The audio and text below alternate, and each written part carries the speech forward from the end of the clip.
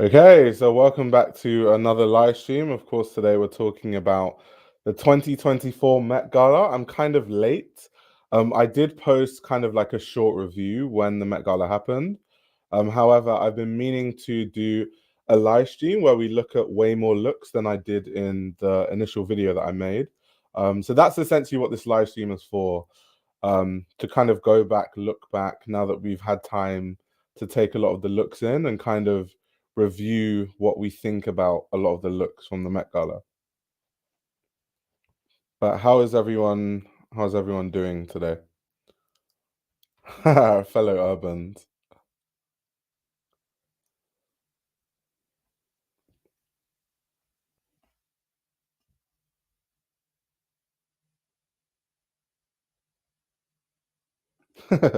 Will we be getting more fin tea today? I don't think so. Unless he has some tea on the Met Gala that no one's heard of. Yeah, Real Madrid did go crazy. I absolutely hate that team.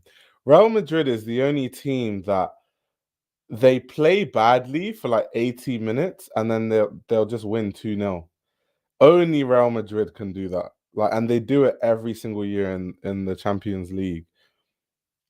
Every single time. And every time they win it, well, not every time, but recently, especially when they've won it, they've just beaten teams by some crazy last minute ditch effort.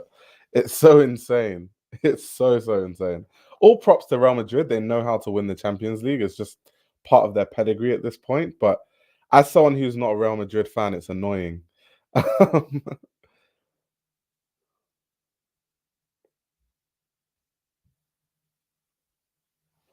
Oh, hi Venus. How you doing?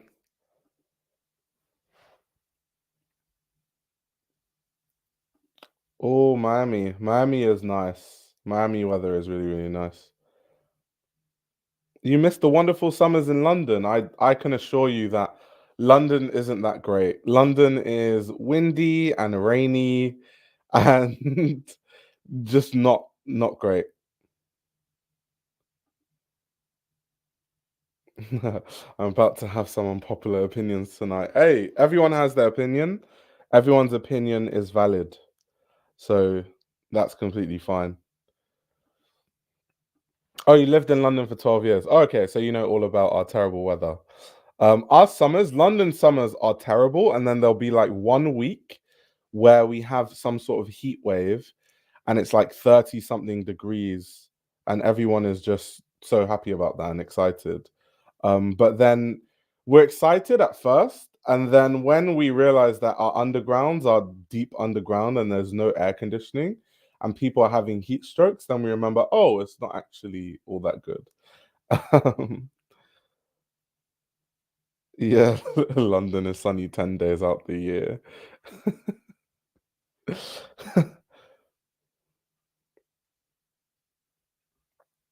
Okay, so anyway, with that being said, I think Miami summers are oppressive heat. That's funny. With that being said, I think we're going to hop straight into the topic for today. So before we go through these Met Gala looks, I have a big disclaimer for all of you. So as some of you might know, I don't actually know a lot of celebrities because I am more concerned with fashion, what's going on with the runways, what's going on with new brands, what's going on with established brands, who are the creative directors at each brand. That's kind of my niche. I don't care or know a lot of celebrities. Um, so if I get anyone's name wrong, just correct me in the comments, because I definitely don't mean to. But yeah, I just don't know that many celebrities. Obviously, there are some I know. I watch a lot of sports, so if anyone is from sports, I know who they are and stuff like that. But I definitely will not know who everyone is. That's just how it's going to go. Um, so yeah. Now, as some of you are aware, for this Met Gala, the theme was the Garden of Time, and the Met exhibit actually was after Sleeping Beauty's Reawakening Fashion.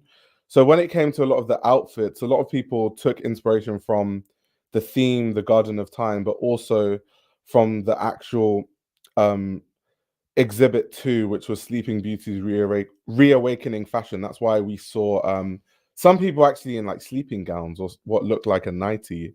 which I wasn't necessarily a fan of. The Garden of Time is actually inspired by a short story written by J.G. Ballard, which obviously bears the same name.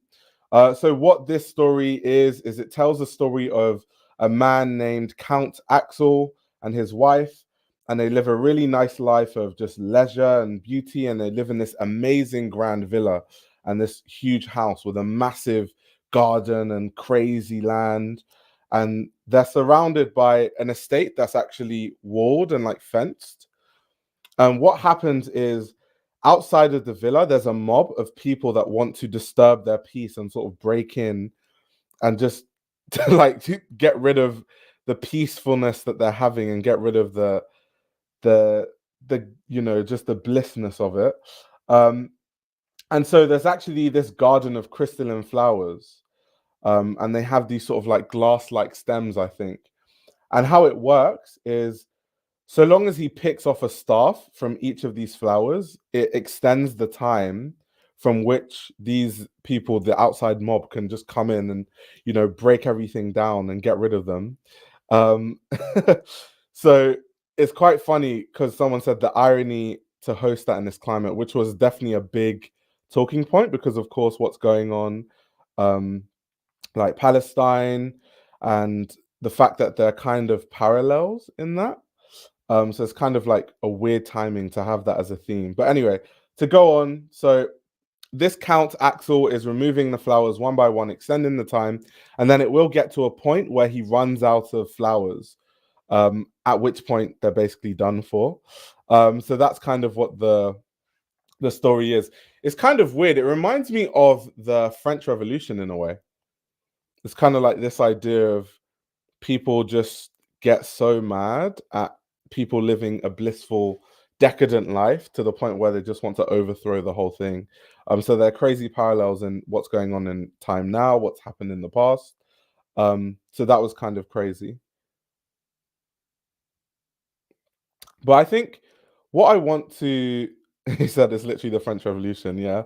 What I want to talk about is actually, shout out to Leo who brought this to my attention at the time when this article came out.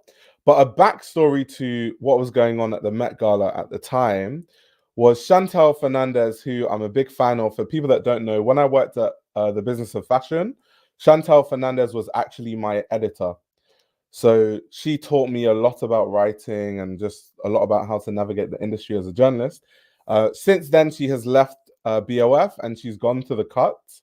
So this is actually an article that she wrote for The Cut, which is talking about how they actually intended for John Galliano to be the theme of the Met Gala, but because of the climate we're in, the fact that a lot of people involved in the Met Gala didn't think it was the right timing. They thought it could potentially be way too controversial.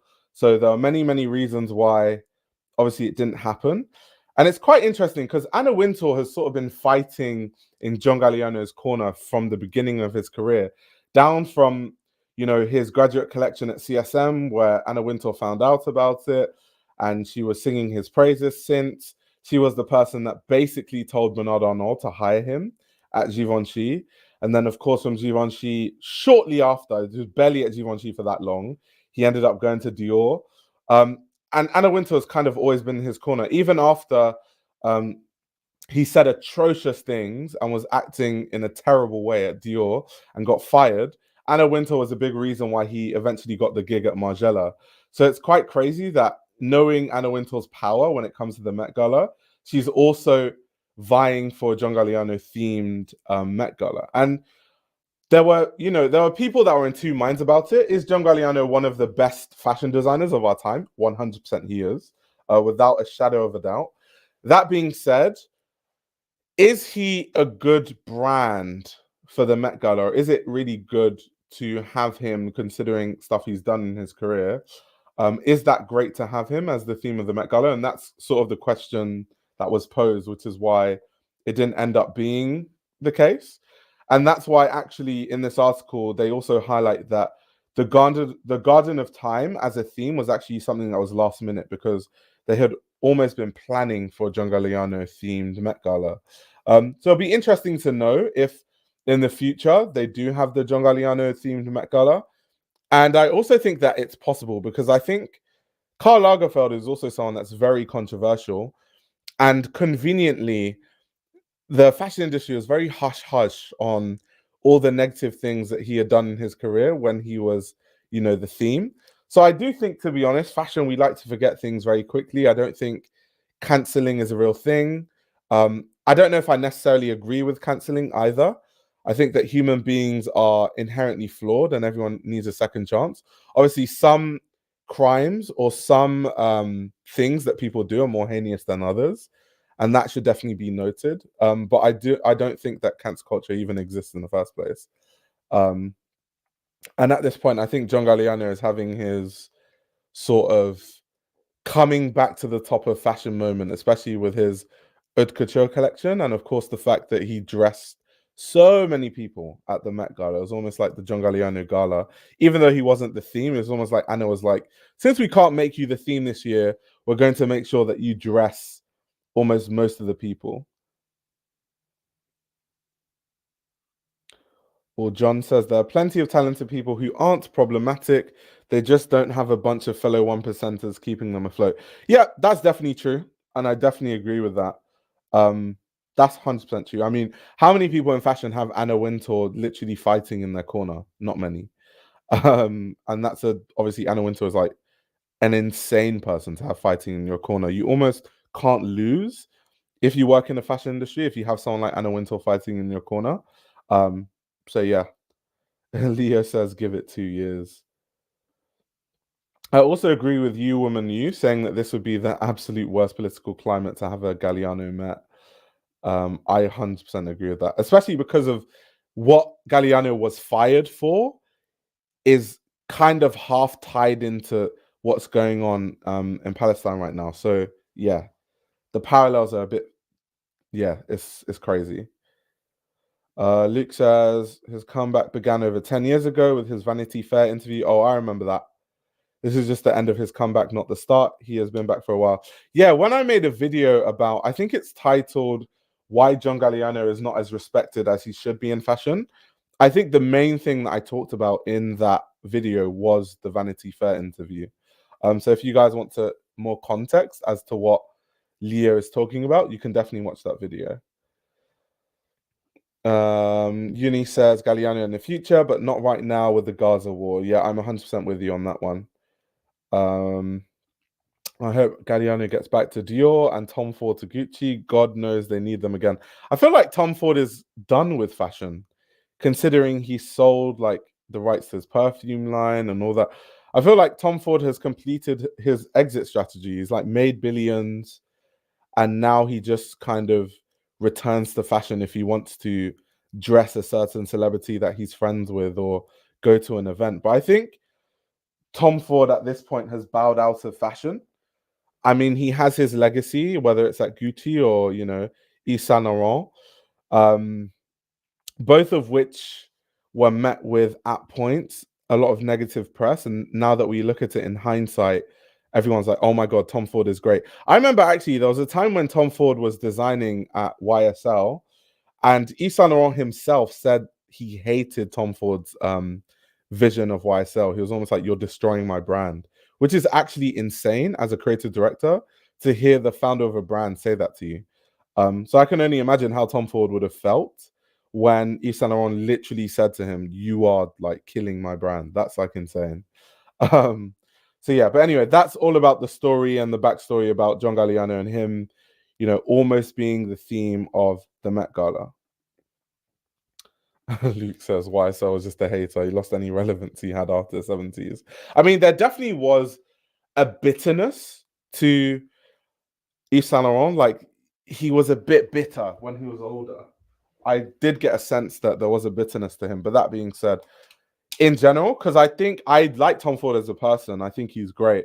I'm a huge fan of Tom Ford, especially I think he's one of the realest designers in fashion. Because he always says things as they are. He'll say, yeah, in luxury, this is what we do because profit margins. He's so open about the way the industry works, and he's not like Demna, who's just like deceiving themselves and like pretending you're something you're not, or pretending that you're doing something that you're not. He's a realist, which I really love about Tom Ford. So yeah, I just can just imagine how he felt. But what Tom Ford did for Gucci was amazing. I was young back in those days. It was everything. Yeah, I mean, he literally revived the brand. Without Tom Ford, Gucci might not even exist right now. That's the insane thing. We might not even be talking about Gucci because it would have just been a thing in the past that we read about in books. So no, Tom Ford did loads for Gucci. Loads. He's saying I'm bullying Demna. Demna can't be bullied. I'm an irrelevant person making a live stream in my living room. Demna is the creative director of Balenciaga making millions. I can't bully him. Trust me. I certainly can't bully Demna. That's definitely not going to happen. He said Tom Ford resuscitated Gucci. It's true though. It's very, very true. You're just mad because Demna is too intelligent and complex for your walnut brain. That's so funny. So anyway, what we're going to do now is we're going to get into the Met Gala looks. There's literally this Vogue page which has every single look, like 138 looks. So I thought it would be good to go through these. I want to see if I can make this page like smaller so you can kind of see the full look in one frame. Okay, cool. Luke says time to wreak havoc. Okay, I'll drop the link because there's a lot of looks to go through. Luke, if you want to join in and kind of say your piece, be my guest.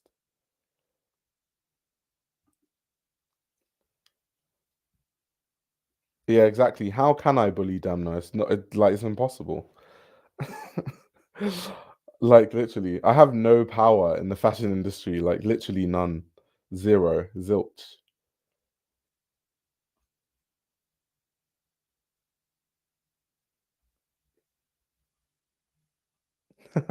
I'm gonna wait for Leo, and then we're gonna jump straight into this Jennifer Lopez look.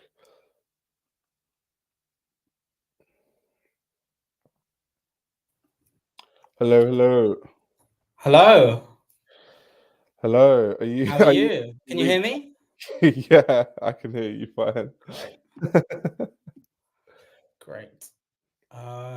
Let's see. How are Okay. you before we get into this? I'm great. How are you? I'm great. In the middle of exams, so very stressed out, but like I'm glad to be spreading some more of my hatred today. Okay, so I guess we can get straight into it because there's so many looks to go through. Yeah. Um, It's like so over for 100, people I that think. don't, yeah, 138. I don't think we'll go through everyone though, because some of them are just men wearing the most boring suits you've ever seen in your life, with a flower embroidered. So that's not really worth talking about. But so this Jennifer Lopez look is by Schiaparelli. It's like a sheer gown encrusted with rhinestones everywhere and silver pearls. Of course, it's designed by Daniel Roseberry, which we all know that Leo hates. Someone that Leo does not like. Honestly, the thing, yeah, sorry, the thing with Daniel is that I don't necessarily hate him. It's just that I take issue with the way that people worship him and praise Right. him for like everything that he does. And I've actually made a couple notes before the stream, and I titled the subheading was Daniel Roseberry / the Schiaparelli question, because there are a lot of things to go through with his Schiaparelli that I have problems with. But yeah, say your Yeah. piece. Yeah, I don't know. I don't. When it's Schiaparelli, I just think that there's more dreaming that should be had. And considering that the theme was the Garden of Time, I think the most obvious brand actually to go into that is Schiaparelli, because you think of like going into like a dream world, kind of like creating your own world of where this count lives and kind of imagining what that looks like and what people in that world would actually wear. So I don't think that this dress really encapsulates that fully. It's almost like this is a bit safe in a way, as far as Schiaparelli goes. It is. And JLo like has shown up a couple times on the red carpet in these sort of nude, heavily embellished crystallized dresses. So it's nothing new at all. It's getting quite boring, quite mundane. Hmm. And also Yancy this is, said Lisa's not fucking flowers. That's funny. and as far as Schiaparelli goes, I mean, this is quite out of Daniel's usual thing for Schiaparelli. I mean, if I was to think about like the archetypal Schiaparelli look, I would think about like a black velvet dress, very, very Right. stiff, cinched waist, lots of like gold anatomical bijou embroidery heaped on top of it, maybe like a ridiculous 1980s hat because that's what he loves to do. Yeah. This is quite out of the ordinary, but it's out of the ordinary in a way that's very basic. It's Yeah. really basic. Yeah. Okay. So the next look is Zendaya, which actually, Leo, I think we've spoken about this at one point. I think you said in the chat Yeah. that Mhm. you feel The like Margiela look. Zendaya is Yeah. a yeah. I know you didn't like this look, right? And then Yeah, also I don't like this look.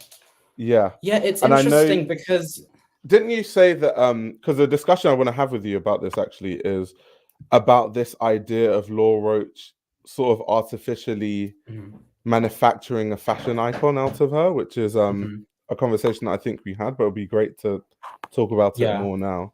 Yeah, so with this Margiela look, I have a real problem with it because, and I think someone on Twitter touched on this, a journalist. They talked about how John has been like increasingly using Margiela as like a vehicle for his comeback. And a lot of these clients have been going to him, asking him to recreate these Dior looks. And I do take issue with that because initially his Margiela, for the last, I would say from the start of his tenure up until maybe 2022, I loved his Margiela. I thought it was brilliant. There are a couple really, really standout couture shows that he did. I'm thinking of Autumn Winter 2018, I think. But with this, it's gotten increasingly costumey, and that is, I think, at the center of my criticism for the recent artisanal show. This look in Yeah, particular was based on a look that he did for Dior for the spring yep, summer 1999 couture show. And that was inspired by surrealism. But if you look at the original Dior reference, the colorways are gorgeous. The colors themselves are yep. so dynamic, but the colorways in this Margiela look really don't complement each other at all. They're way too close and they clash a lot. Also, if you look at like the flounce at the bottom, the train of the dress, it really juts out quite a lot in the Margiela look. But if you look at the original Dior reference, it's a lot softer, it's a lot more languid, it sits really nicely at the bottom, so it's really quite streamlined. But this, it's a bit costumey, and I'm not a fan of it. I'm not a fan. The original fabrics are really, really oily. They look quite mercurial. Hmm. They're very, very luxurious. But I mean, like the organza here looks like really quite flimsy. The grapes look cheap. It's not a great rendition of the original look. It's What did like you think it's a about some shame. of the added bits? Like, I know that Stephen Jones designed like the headpiece. Do you Yeah. feel like it added to the look or it took away from the look? So Stephen Jones, I've always felt that Stephen Jones is really like the unsung hero of John's career. I mean, I people agree. praise Pat McGrath a lot, as they should, because she's incredible. But Stephen Jones, I mean, people underestimate the ability of a hat to really complete an entire look. And when I look at this hat, it is interesting because when I look at the whole look, I think to myself, this is like maybe like someone's idea of what a John Galliano look would be. Like it's very Hmm. stereotypically John, the sort of 1920s Vogue illustration makeup, the hat with the feather. Um, I don't. If you look at the original Dior reference, I think it would have been much better if they recreated the same hair, which was quite frizzy, parted to one side. I think it worked a lot more. But this hat, it just again, it makes it feel quite costumey. Like it does feel more historical and less relevant. And that's how I felt about the Margiela show. It was probably the first time in John's tenure at Margiela where I felt like it had gone overboard. It went far too into the costume territory, and it was just yeah. Yeah. I have complex feelings about it. What about you? When you say costume, though, what do you mean? Because when I think of some of John Galliano's older work, it is Mhm, really about kind of trying to create a world. And I think some people, mhm, especially at Dior, can say that a lot of the clothing looked a bit costumey. Yeah. So when you say it's a bit too costumey now, what do you mean by that? I mean, if you like consider, for example, the merkins, the hats, the makeup, the whole mise en scène, the fact that it took place in a sort of a 1930s cabaret bar in Paris. Yeah, If you look at his old shows, even when a lot of the shows revolved around like a single historical theme, what he was able to do with the clothes is breathe new life into them, give them a second lease of life, whether it was either in the way that he cut a certain dress or a coat, the way that he cut, the way that he would take out the linings or seams and then rearrange it. The things that he's still doing at Margiela, the way he would deconstruct clothes was very, very modern. And if yeah, you look at his first show for Dior, his first couture show, which was based on, it had a couple of themes, but some of the inspirations for that were the Maasai tribes in Africa and yeah, also chinoiserie. But the way that he cut clothes, it was modern. It was right for the 1990s, the bias cuts, everything. But with this, I mean, this feels like it could be taken straight from a kind of historical illustration. It doesn't feel very modern. And that's how I felt about the whole artisanal show. It didn't You know what? I agree with you to an extent. So okay, something that this is a dilemma I always have when I see a show. So when I see a show, because it's in the context of Margiela, like the last couture show that John Galliano did, it's like, okay, Margiela is known for deconstruction, but where is the line between, okay, that is very unfinished, or that's deconstruction a la Margiela? And sometimes I feel like designers get, and this is why I'm like in two minds about it. I feel like designers get away with just not finishing clothes properly because it's like, well, it's Margiela. It should be unfinished, and we're just going to kind of leave it there. Yeah. And in a sense, I did feel like some pieces in the couture collection did look a bit not as precisely cut as something he would do in the past, if that makes sense. Yeah. I Um, agree. but I just know I can't have that conversation because then the rebuttal would be, yeah, but it's Margiela, it's supposed to be unfinished, which Yeah. I see what I you think mean. you can lean into as a designer. Yeah, the thing with the Margiela show is that, I mean, there are some things I took issue with. Like, I thought, like, the excessive hip padding and corsetry I didn't really like. I thought that the casting and the choreography, I think this is one of the things that really ruined the show for me, was the casting and the choreography. If you look at his old shows in the 90s, in the early 2000s, in the mid 2000s, when he was at Givenchy or Dior or at his own label, the models of that generation they were so different. I mean, the way that those girls walked, I mean, they just glided. They walked with such effortlessness, with such grace. They floated in air, and the way that they moved, it never felt too calculated. It never felt too phoned in. It felt naturalistic, and like, they were born to do that. But the way that the models in the artisanal show walked, it felt quite clumsy, Yeah. and it felt too manufactured and phoned in. I think that's why many of the show's detractors feel like his Margiela, at least the way it is now in the sort of the recent show, feels like it's from another time and isn't really speaking to something that is extremely modern. And this is coming from someone who, by the way, is the biggest John Galliano fan in the world. I think Yeah. he's a genius. He's my hero. Is he your favorite designer or is it McQueen? Him and McQueen are really Right. my joint two favorite. I couldn't pick between them because they were both my first real introduction to fashion, and they really defined, sort of set the course for the rest of my fashion career, if you want. Like, they're incredible. But I think you can see why, I can understand why people have rated this show as much as they have. They've really gassed it up because for many people, especially the younger fashion fans, enthusiasts, this is their real sort of in real time introduction to an actual John Galliano show. Like, but if you consider this in the context of his whole career, I mean, this is quite tame. This is quite mild. I mean, some of his shows, if at Dior, at Givenchy, at his own label, yeah, literally, like if they were to happen today and were to be live streamed on the internet, people would actually lose their fucking minds. Like, what's that collection? A collection that comes to mind is John Galliano did this collection that was inspired by, I think, ancient Egypt. Yeah, and kind of like spring summer 2004. Yeah. Was it that? I think it was a bit older for some reason. So I think he it was did. So like he did two. So he did one for his own label that was inspired by Susie Siu and like a Cleopatra mixed with a kind of a preppy schoolgirl look. That was, I Yeah, the think, one I'm thinking about is 1997. for his own label. Yeah, Yeah, 1997. yeah, That's yeah, the one.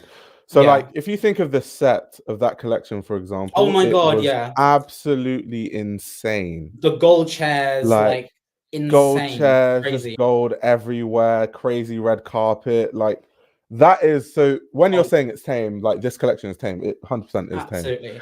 And like even his most provocative shows, like I would say for me, my favorite collection that he did at Dior was his Spring Summer 2000 couture show, and that was called Le Clochard. It was inspired by the homeless people that he'd seen while he was jogging along the Seine Oh, I River in remember that Paris. show. And it was just, I mean, that's also probably his most Margiela collection that he's ever done as well, because the way he was able to cut clothes, deconstruct, take silks and expensive fabrics and make them look like rags and newspapers. I mean, it was just the most incredible thing in the world. But what I'm saying is that like these shows are like those were the crazy shows. And so these shows that like the artisanal show that just happened, it is quite tame. And it's really for me, it doesn't rank in my even in my top 10, top 15 Margiela shows that he's done. I think he's done much better before. Wait, top 15 Margiela shows. Yeah, it's not in my top 15 Margiela. Oh, that's a This hot it, take. I honestly feel like from If you said Galliano shows, I would have been like, oh, I'm 100% with you. But Margiela shows, oh my god. I think he's done a couple Margiela shows that I absolutely love, but this one is not in that Yeah, region for me. I don't know. I have such complex feelings because I was going into it into couture thinking he's gonna save it, and in many ways he did save it because he was once again the topic of discussion, and that's why he is he's the greatest, along with Yoji Ray, the yeah. greatest designer. But it just it didn't hit the same. It didn't hit the G spot. Like it didn't hit the G spot. It really didn't. And a part of me feels really sad that it didn't. But I can't help the way that I feel. It just Yeah. I don't know. Maybe it's the nostalgia. I think it is the nostalgia, probably. Yeah, I think someone said to that, you're romanticizing the past, apparently. Yeah. I mean, I probably am, but also I do think that a lot of what he did in the past was more relevant and more current than this show.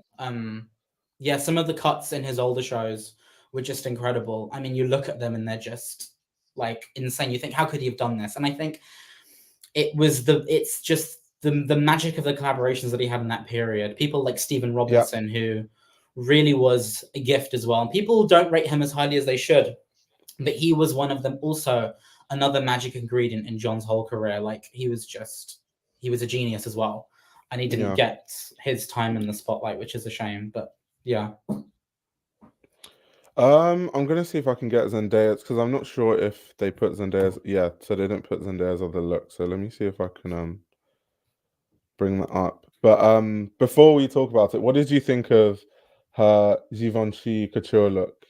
I thought it was really, really cool. Like I was not expecting that at all. Like I was almost a bit thrown. I was like, because that show is such like the spring 1996 debut for his for Givenchy it's such a deep cut. Like you'd have to be really into your fashion history to like know about that. Like, and I've watched the show like countless times, and it's the energy of the show, the soundtrack. It's incredible. Like it's just so good. And so I was really impressed, and especially because I think that this really hits the theme, especially because this was, I believe, found in a vintage shop. This wasn't loaned to Law Roach or Zendaya by I don't actually know the story of how they got it, to be fair. So if you have any info on that, that would be great. I think I'm pretty sure I read that it was sourced in a vintage shop in LA.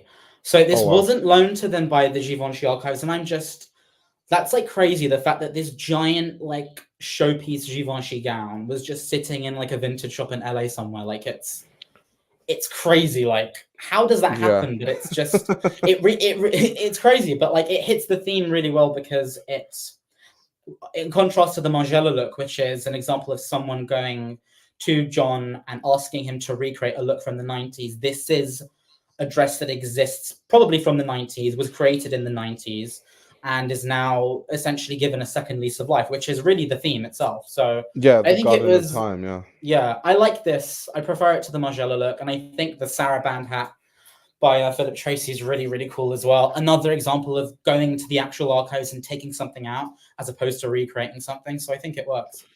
What did you think of John Galliano's kind of like overload of corsetry across looks? Of course, we're going to talk about like this, Bad Bunny, almost like basically almost every Margiela look, I think, had some form of corsetry. Yeah, so this is the interesting thing, because I was thinking about this the other day because I was rewatching one of the show studio panel discussions on Dilara's recent show. Right. And I think one of the panelists on there, she's really, really great, was talking about corsetry and whether or not it's like modern, whether or not it's feminist. And I think that, I don't know. I mean, with the way that Kim did it, it was so extreme. I think Yeah. for the red carpets, it does work a little bit. Like, I mean, he's always done corsetry. Like, corsetry has always been a major part of his work.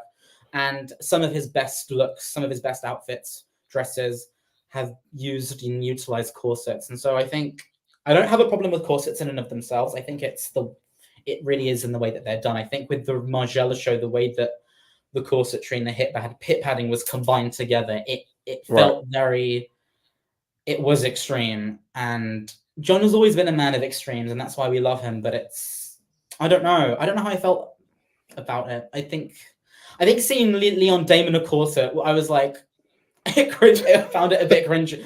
It was a bit cringy. I don't know. There's something about men in corsets that I'm like, I don't know. I just think that I don't know if like throwing men in like women's clothes is particularly revolutionary anymore. I think maybe 30, 40 years ago when David Bowie was doing it, it was revolutionary, but I don't know if it hits the same spot that it did in the past. But I don't know. I think corsets in most circumstances work, but I think in some circumstances it's a bit techy, you know what I mean? Yeah. Yeah. What about you? What do you think? About the look or just the corsetry in general? Yeah, the use of corsetry. I think in a video actually I've covered this whole idea of like, is corsetry like feminist or not? And it's quite deep because some women would say, well, feminism is about women having a choice, right? Yeah. So it's about the freedom to decide if you want to wear something or not, if you want to fit into the male gaze or not. That's actually what feminism is. And then some people will tell you no, because it's sort of going back to a time when men wanted a certain vision of women that existed and nothing else made sense. Of course, I reference like things that happened in the past, like Diana Vreeland shouting and raving about Christian Dior. Oh my God, you brought women's wear back by 5,000 years by bringing back all this corsetry, the new look and stuff. So I think it depends who you ask. Yeah. I almost feel like I have my opinion, but I don't think I can be an authority on that conversation. Yeah, exactly. And I'm not a woman, so I don't know what a corset feels like, or how you inhabit a corset. And there are lots of historical costume YouTubers who really go into a lot of the preconceptions and myths that exist around corsets, and that actually you can wear a corset and be comfortable. I'm just wondering that if I think about sort of the context of fashion right now, the zeitgeist that we're in, are most women in their everyday lives wearing corsets? And they're not. Yeah, exactly. They're not. They're not. Yeah. Like, I mean, yeah, it's just one of those things. But I think I don't have a problem with corsets themselves. I think it really does depend on the whole look. It really does. Yeah. Okay, so we had Sienna Miller in Chloe. Yeah, a lot of people had a lot to say about this actually. But for people that don't, yeah, a lot of people had a lot of stuff to say about it. I personally am not a fan. It makes sense for her because I think Sienna Miller's personal style, like if I think of stuff she's worn in the past, is quite kind of like what they describe as boho chic, which is what the, I don't know, buzz term that they use to talk about Chloe, which kind of makes me cringe in a way. But it's kind of just this kind of weird, odd pieces. That's kind of how she dresses anyway. So in context of who she is as a person, yes. But do I like it as a standalone thing? No. Yeah. So that's kind of my thought on it, to be honest. I agree. It is very bohemian, actually. So it does fit her sort of style, but I mean, it does look a bit like a sleeping gown. Yeah, which I guess going back to what I was saying That fits earlier, it's kind the of like theme. Yeah. Sleeping Beauties, you know, I reawakening fashion. know. Honestly, I swear to God, I was half expecting someone to show up in that famous Victor and Rolf sleeping gown, like with the pillow and Yeah. like the frizzled hair. Like I was genuinely expecting someone to show up in that, and I'm kind of disappointed that nobody did. So yeah, I think for her it makes a lot of sense. And also Sienna Miller, we get it. She's like the Chloe girl. She was I remember that time when Chimena Kamali had her debut at Chloe, and they had all these like celebrities and influencers at the front wearing the same shoes. I think she was one of them actually, if I'm remembering correctly. So I get it, but it's just not for me personally. Yeah. Let's see who's next. Gigi Hadid and Tom Brown. What do you think about that look? I didn't like it. I didn't like it, and I'm probably gonna catch some flack for saying this. I don't like Tom Brown either. I'm not a fan of Tom Brown. I'm not a fan of his. I'm not a fan of his Okay. shows. Let's I'm go. not a fan Let's of go yeah. into that. Why are you not a fan of Tom Brown? I'm just so I think if you look at his most recent shows, I think what he's trying to do is that he's really trying to be like John. He's trying Right. to do the whole maximalist early 2000s sculptural thing, but for me it doesn't work. It feels too calculated, and yeah, I just can't do it. Okay, that's His look does interesting. not speak to me. Yeah. I actually thought you would say, knowing that you love Galliano and McQueen, I actually thought what you would say is that you don't like that Tom Brown is a conductor and not an actual like designer type of person. Where I don't think he's hands-on in any way. Yeah. I think his process is just, he just tells people, oh, this is my idea, and they just kind of have to interpret that however they interpret Because it. doesn't he also the way that he like sketches out his designs, he uses like shapes and stuff as opposed to like Yeah. actual drawings and like Yeah. which is an Yeah. interesting approach, but But I definitely I don't necessarily agree with you. can't. I love his work though. I do love his work. This dress though, no. Yeah, I agree. This I agree. dress, I don't like this dress. Yeah. Nope. yeah, it was just like kind of like, okay, we're gonna make a dress with, like yellow roses, and it's just like it's just such an easy Garden of Time, let's just slap some roses on a dress kind of thing. Yeah. Anytime I saw a look like that, it was just like you could have thought deeper about the theme and how to I interpret agree. that. People really took florals quite literally. Like, I mean, they really just ran with the floral theme and forgot everything else. I mean, the exhibit itself was separated into like I think it was 3 or 4 like sections. Yeah. There was land, sea, air. I mean, I think air and sea were really just ignored and overlooked, which is a shame because there's so much that you can do with water, nautical ideas, dressing. I mean, there's so much that could have been done. There was a lot of potential, but it was just wasn't realized at all. Which is sad. It's just florals. The whole Met Gala was like florals. Yeah. But yeah, let's see what the next look is. Sarah Jessica Parker and Richard Quinn. This is going to be funny because I know your thoughts on Richard Quinn. Sarah Jessica Parker. I mean, this is again, it's not particularly interesting. Like I think the hat is more interesting than the dress. And I'm not a fan of Richard Quinn. I'm not. I would agree with you though. This whole like wireframe like silhouette thing. Mm-hmm. Everyone does it. Everyone has a version of it. It's not necessarily unique in any sort of way. Mm-hmm. And kind of having this like lace appliqued over things is also not that unique. Mm-hmm. It's like, to me, this is just safe. It's like not bad or not good to me, but it's just safe. Yeah, I agree. It's just not very interesting. I think that is going to be my main criticism for a lot of these looks, especially for the people who aren't maybe particularly prominent or like super big celebs. That a lot of the looks are just a bit easy and interesting. But what I found really, I was going to say, what I found really interesting about this look is I know that Sarah Jessica Parker actually really wanted Richard Quinn to dress her. I think I was reading when the Met Gala happened that I think she reached out to Molly Rogers, who, for people that don't know, is like a big costume designer in fashion. She was like worked on Sex and the City, The Devil Wears Prada, all that stuff anyway. But beside the point. So I think Molly Rogers kind of introduced her to Richard Quinn. And like, Yeah. considering you would go out of your way to want to be dressed by a designer than to go in a safe look, normally you're looking for something really specific when you want a certain designer to dress you. Yeah. This is, So yeah, I I don't found know. that really strange. Yeah, and also it doesn't really, I mean, I'm not seeing anything that immediately calls out to me as being observing the theme itself. And listen, I'm not going to be one of those people who rag on all the celebrities for not observing the dress code, because I think like the importance of the dress code itself a lot of the times is overstated. Like, it's not Yeah, a costume party, yeah, it is a fundraising gala.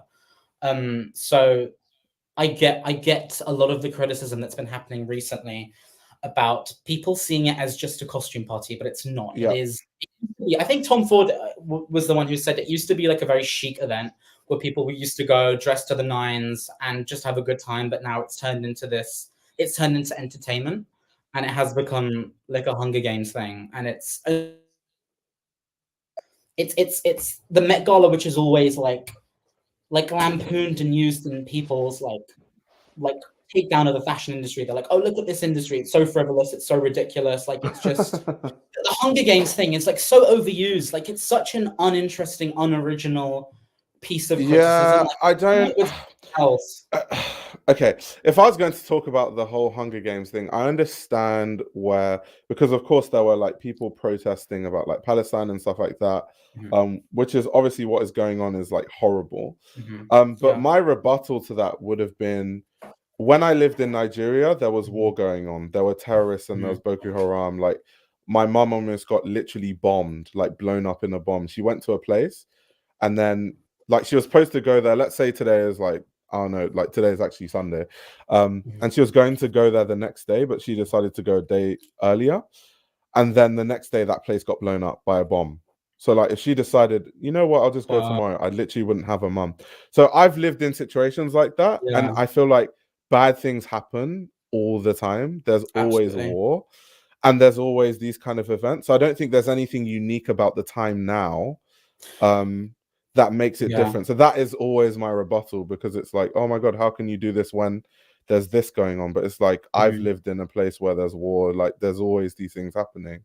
I think um it's also the impact that social media has had, and I think like advancements in technology have meant that we are constantly seeing the lives of celebrities every single day, and so we right, are seeing the excess, we are seeing everything, and so it is naturally going to foster a lot of resentment. But I do think the irony of the event itself is quite incredible. Like, it really is the JG Ballard story. Like, this group of like elites having like their own gathering, and there is like the masses outside of protesting. Like, hmm, it's quite wild. Like, it's the story itself, and it's just it is a sign of the times. But also, like you say, there is nothing particularly unorthodox or new about injustice coexisting right alongside excess. It's something that's always happened. And if you think about, when I think about fashion and war, a lot of the times they have had a bit of a symbiotic relationship. Like, if you think about the New Look,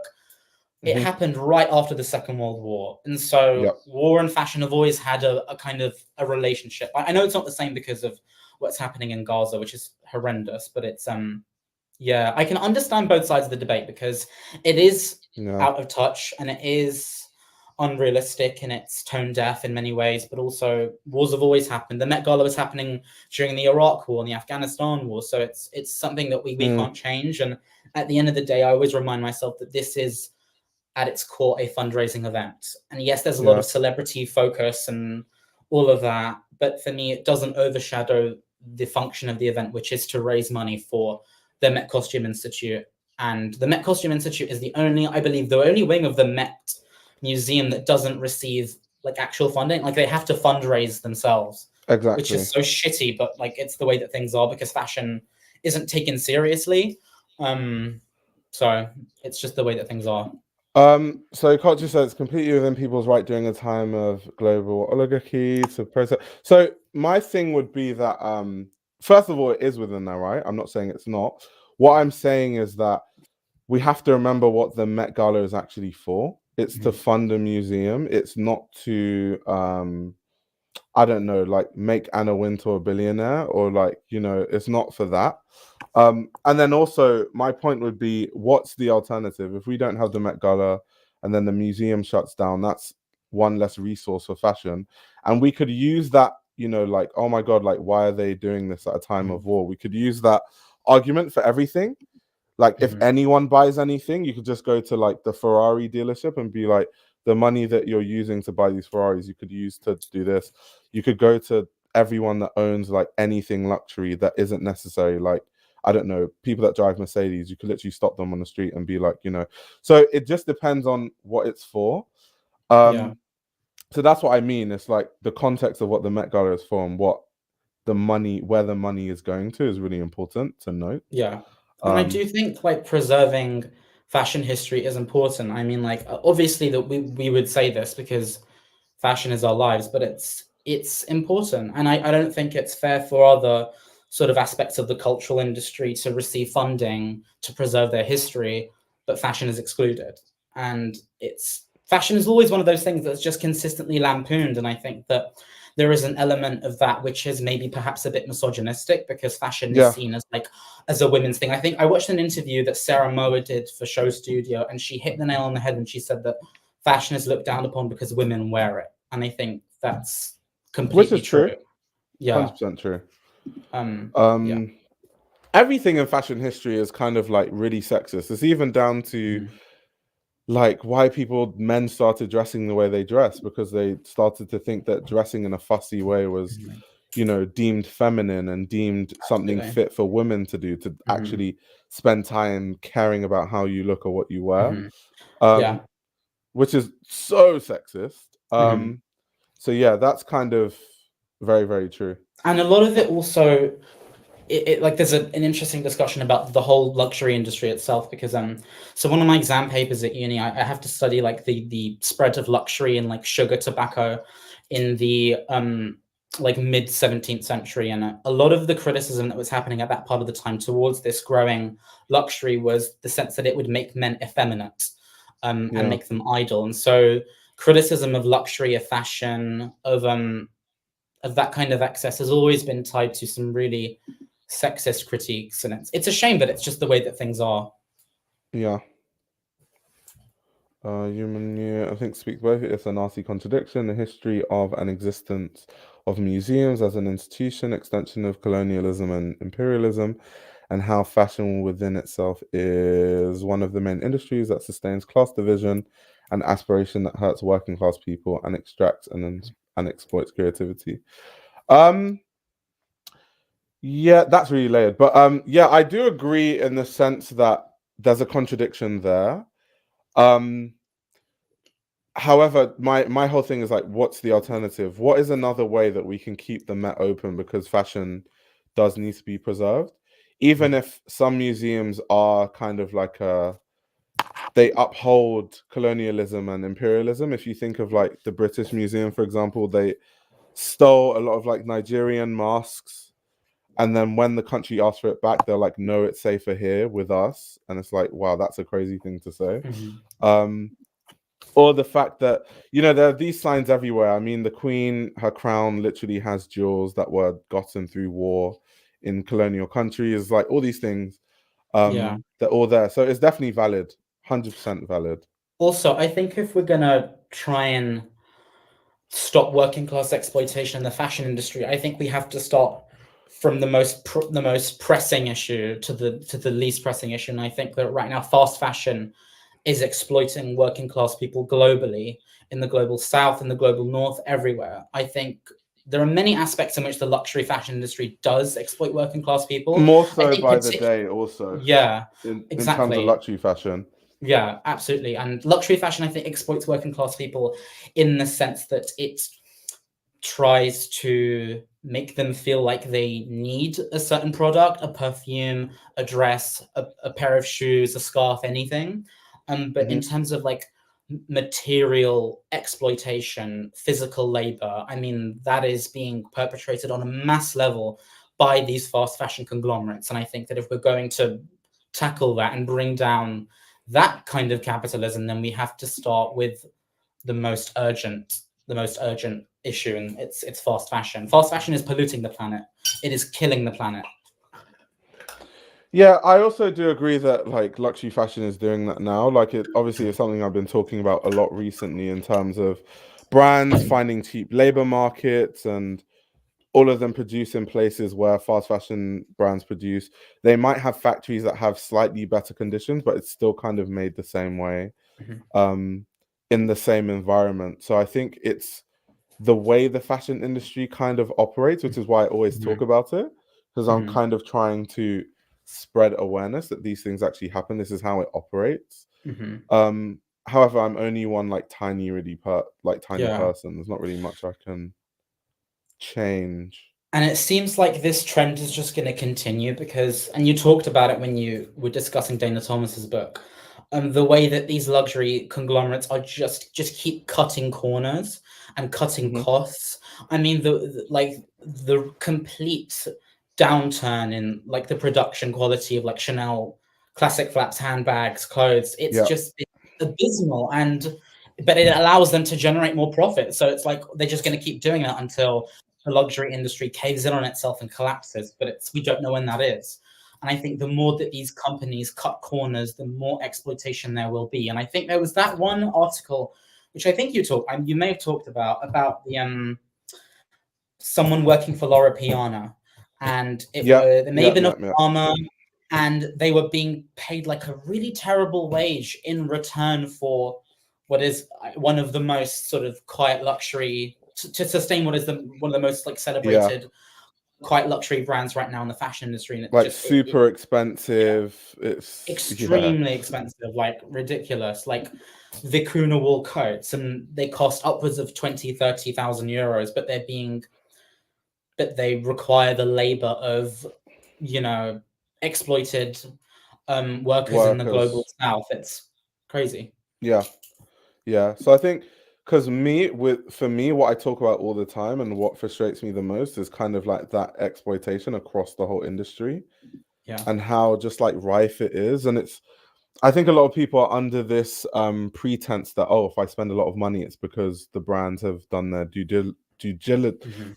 diligence, and they've actually gone, dotted their I's, crossed their T's, and actually paid people properly. But that's just not the industry we're in right now. It's just the markup. You don't make 20 billion euros in a year if you're not exploiting people. The markup is just insane. And they know that they can charge that much because of the cultural cachet that these brands have. I mean, the Hermes Birkin doesn't cost anywhere near the amount that it does cost to produce, to manufacture, but because it has the kind of symbolic importance, it has that cultural position in the luxury fashion industry, in pop culture, they can charge upwards of $20,000 for an Hermes Birkin, but it's just,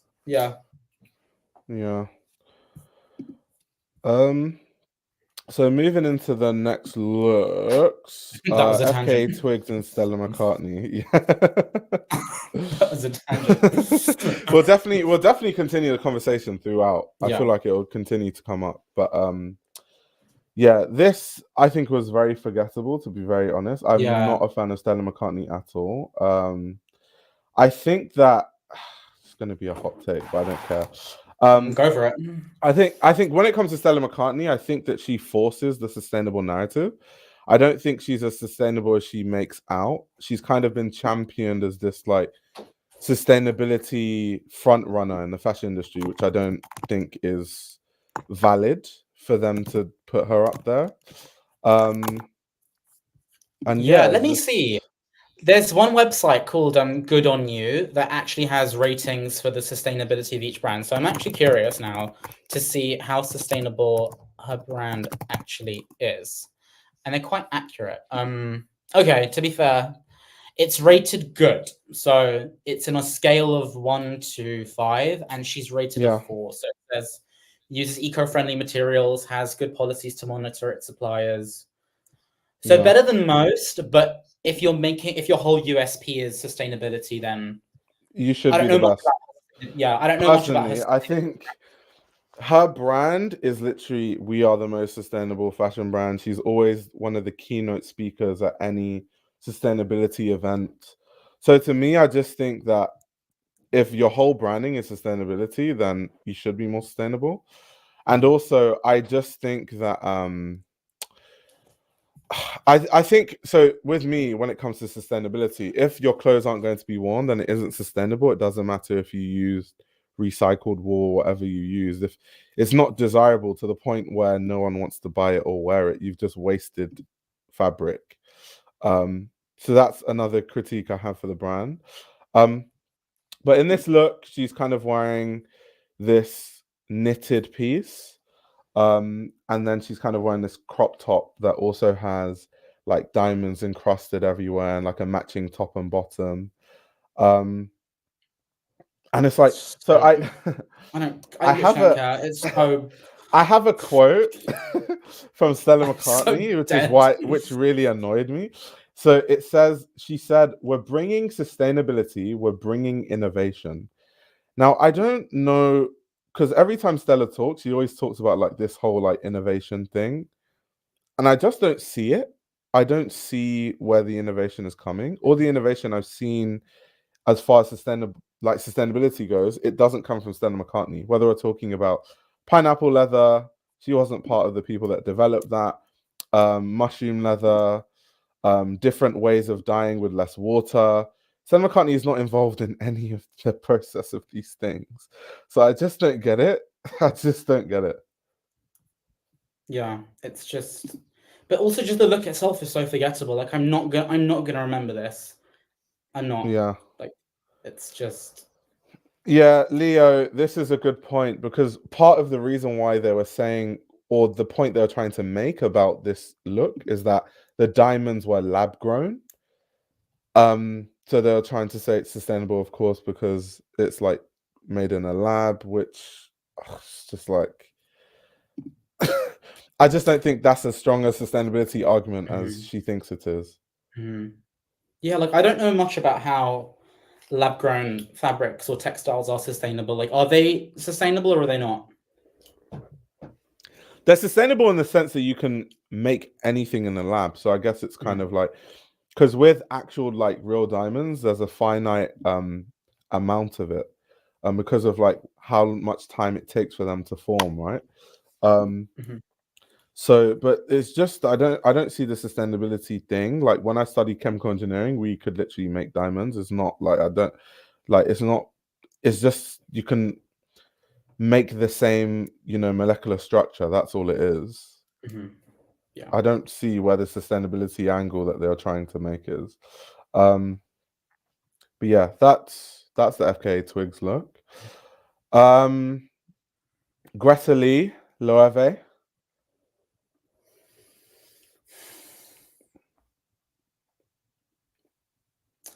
More floral. Just Yeah, yeah. It's sheer it, and it floral. it gets like really exhausting after a while. It's just it's so boring. Like I'm not. Yeah, I mean, if I looked at this for the first time, I wouldn't immediately scream out to me as Jonathan Anderson, but it is. So yeah. yeah, it's just Yeah, not. so lab grown diamonds are definitely better than blood diamonds. I 100% agree with that. However, maybe there's something else you can use just apart from diamonds in general if you're really trying to make a statement or a conversation around sustainability. But yeah, as far as this look, I like the way it looks. Mhm. I just don't find it necessarily interesting, especially because everyone was doing the Yeah, whole floral thing. Um, yeah, like so many looks look similar, like sheer with florals. yeah. Lots Um, of sheer. but I do think Greta looked great though in it. Yeah, like I mean, a lot of these celebrities look great, like thanks to amazing hairstylists, makeup stylists, everything. But the looks themselves, they don't interest me. I do one thing I'm interested in is like the timeline for the Met Gala. It's like how far in advance are these brands Hmm. approached to create these looks? Like I'm wondering, like, do they have 1 month? Do they have 2 months? Do they have a whole year? Probably not because I don't think the themes are announced a year in advance. Um, But yeah, I'm just They curious. can't be because look, once Yeah, again, the whole conversation about John Galliano being the theme and then them switching it very quickly. So they definitely didn't have loads of time yeah. to think about the looks. I'm wondering if his documentary was commissioned like to support that. Like that's one of the things that I've been Yeah, really questioning is whether it was if it is really as orchestrated as like Dana Thomas says, because she's been like right. really on like LVMH's neck and like Anna Wintour's She neck, like has. basically, yeah. Although Like, her and Bernard Arnault have a terrible relationship. You know, he tried to shut down her book. did he? Yeah, which is hilarious because How? he That's kind of, when crazy. you read the book, he literally gave interviews, but I think by the time he saw the full narrative that she was going with in terms of, you know, luxury is dying, luxury is dead, Bernard Arnault basically like changed the whole thing and fucked it up. Then he was like, no, we don't want this book coming out. And like they there's like a whole battle behind the scenes that Crazy. happened. So she's not the biggest fan of LVMH, to be fair. So that Yeah. definitely needs to be said. I'm not surprised. I'm not surprised. I do, but I'm just, yeah, I'm very curious because if this is like just a very well orchestrated ploy, like the documentary, the original Met Gala theme, the documentary itself feels less authentic. I'm still in Yes. two minds about how I feel because I don't know. We can say that Yeah, I discussion for still later, but it's, haven't yeah, watched it. I still haven't watched it. What I will say though is that the marketing and the promo for the documentary has been atrocious. It's been horrible. You can yeah. There's barely not even much. buy it anywhere. The rollout is terrible. Yeah, I don't know what the plan was with that because like Galliano is a huge designer. There's no reason why that documentary shouldn't be like mhm, bigger. yeah. Um Like the McQueen documentary rollout was a lot better, I'd have to yeah, say. I Yeah. 100% agree. But yeah, Wait, this someone's look saying is fashion just. died with Carl and Vivian. I don't agree with that. There's, I there's think loads of Spring Love amazing is. designers. I think Spring Love is just saying whatever. Like I'm reading the chat and it's just the diary entry. Like I mean, yeah, I mean like um, Carl and Vivian, someone yeah, says, incredible. why is it so structured and then not? That was actually, from what I understand, part of what they were going for. They kind of wanted this contrast between hard and soft, um, which I don't know. That's what they're going for. So good spot. That's kind of actually that was deliberate. Yeah, there is something about I don't know fashion in 2024 that just it's getting more and more sculptural and more architectural, and it's just I'm not a fan. I'm not a fan. Yeah. Yeah, this was a look that we kind of touched on earlier with, you know, like Kim Kardashian wearing this Yeah. sort of armor like corset, um, and kind of like all these like more florals, but kind of in silver, um, on the chainmail dress. It's kind of nice. I kind of did like it. That The sweater, I know that John Galliano has been going for this thing where like every look you kind of just like throw on like a bolero. Um, I don't know if it's necessary. This is what happens when you take a look out of the show because it loses its original context. And when it loses the original context, it generates the kind of confusion that this look generated. Because yeah, if you're not familiar with John's work, if you're not familiar with the Margiela show, you're gonna see this for the first time and be like, why the fuck is she wearing like a piling sweater? Like what is going on? It's for me, I don't understand the level of outrage that was expressed over this look. I think Yeah, there was a lot of it's outrage, to be it's fair. fine, and I think that the way that this look is being co-opted by people who just hate on Kim K for no reason to be like, look at her, she's like promoting terrible body standards for women, but it's like it's just a red carpet look. Like I promise it's not that deep. Like Yeah. it's for me it's not that deep. Like I think if she wants to wear a corset, she can wear a corset. And like I said, there is a discussion that can happen place alongside that, in terms of whether corsets are relevant. But Yeah.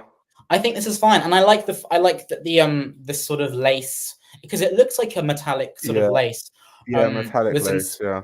Was inspired by I'm pretty sure it was lifted from John's second couture show for Dior. I think it was autumn winter '97. There's one look which was originally a mini dress, it was inspired by like the Maharajas of India and Edwardian princesses. So lots of callbacks and references to his Dior tenure. But yeah, like it's fine. I think it's probably the most boring thing about this is the hair. Yeah. Yeah. Which is funny because a lot of looks kind of like they talked about how deep they went into with like the hair and stuff. And then with her it was kind of like almost a non-factor. But no, I did like the look. The sweater, I know John does it. I know he does, but I'd just rather he didn't with this look. And like the chain lace, like the chainmail dress sort of thing going on, I really like that, to be fair. But yeah, there is like a lot of Kim hate. I get it. I kind of get it. It's when Kim is like, "Oh my god, like people just don't want to work right now." Like I get it. I get it. But oh my god. It's just people don't want to work. She is the queen of self-sabotage because she does put her foot in her mouth all the fucking time. And like sometimes I think that if she just maybe just didn't speak as much, she wouldn't get the level of hate that she does now. But like did you see like the clip of her when she was at Tom Brady's roast and she got booed? I think this was like I just don't after think the I've Met seen Gala.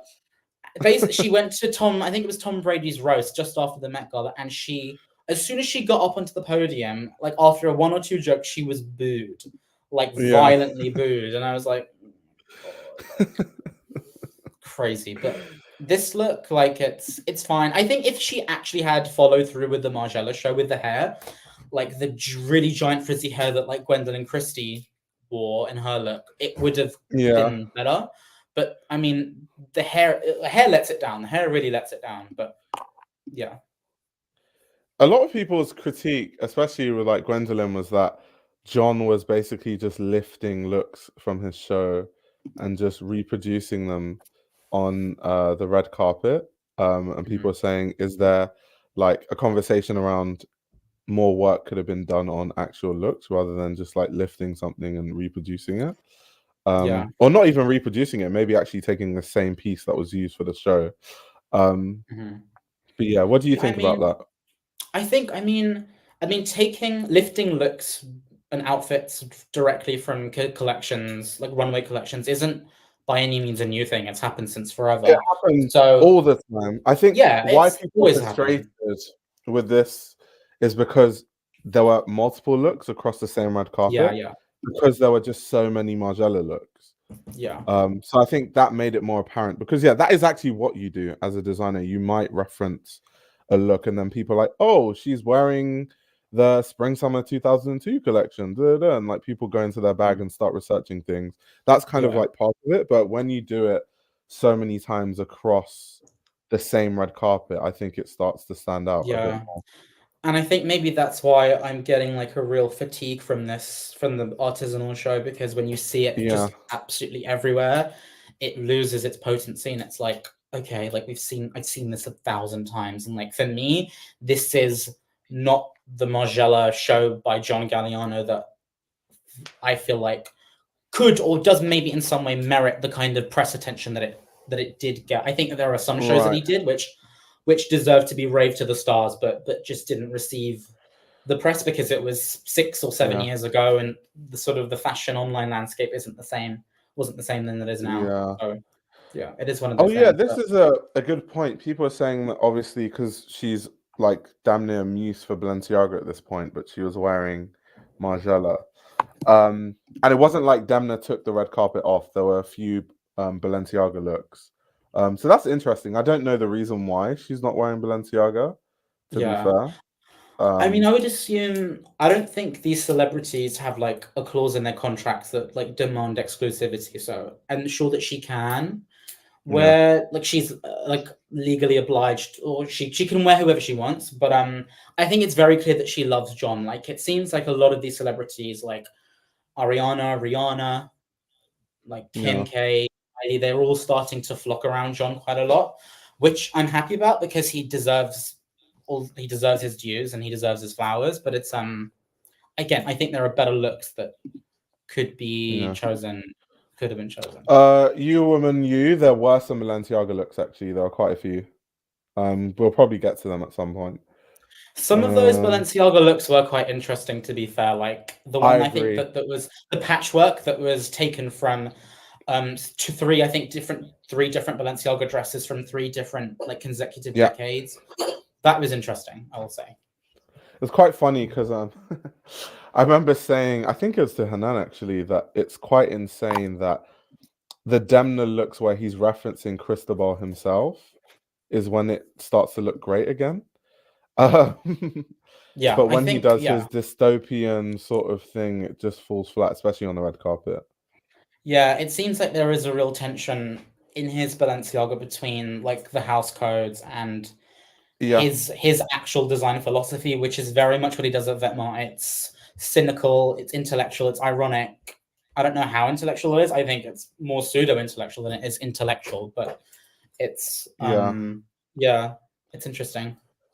Yeah, so Taylor Russell, Loewe in sort of like this wooden effect bodice. Taylor is kind of like a muse for JW Anderson at this point. I think she opened the Spring Summer 23 show for Loewe actually. And Loewe always do this thing, this like optical illusion sort of. It looks like wood, but it's actually kind of like plastic or it's leather. It's kind of like what he's been doing for a while now. Same thing at Bottega, they do that a lot. So yeah, for people that don't know, it's not actually wood. It's an optical illusion, but it's actually really cool. Let me see if I can find the page, because there's a page where they kind of show the process of making it, which I thought was quite interesting. But what did you think about the look?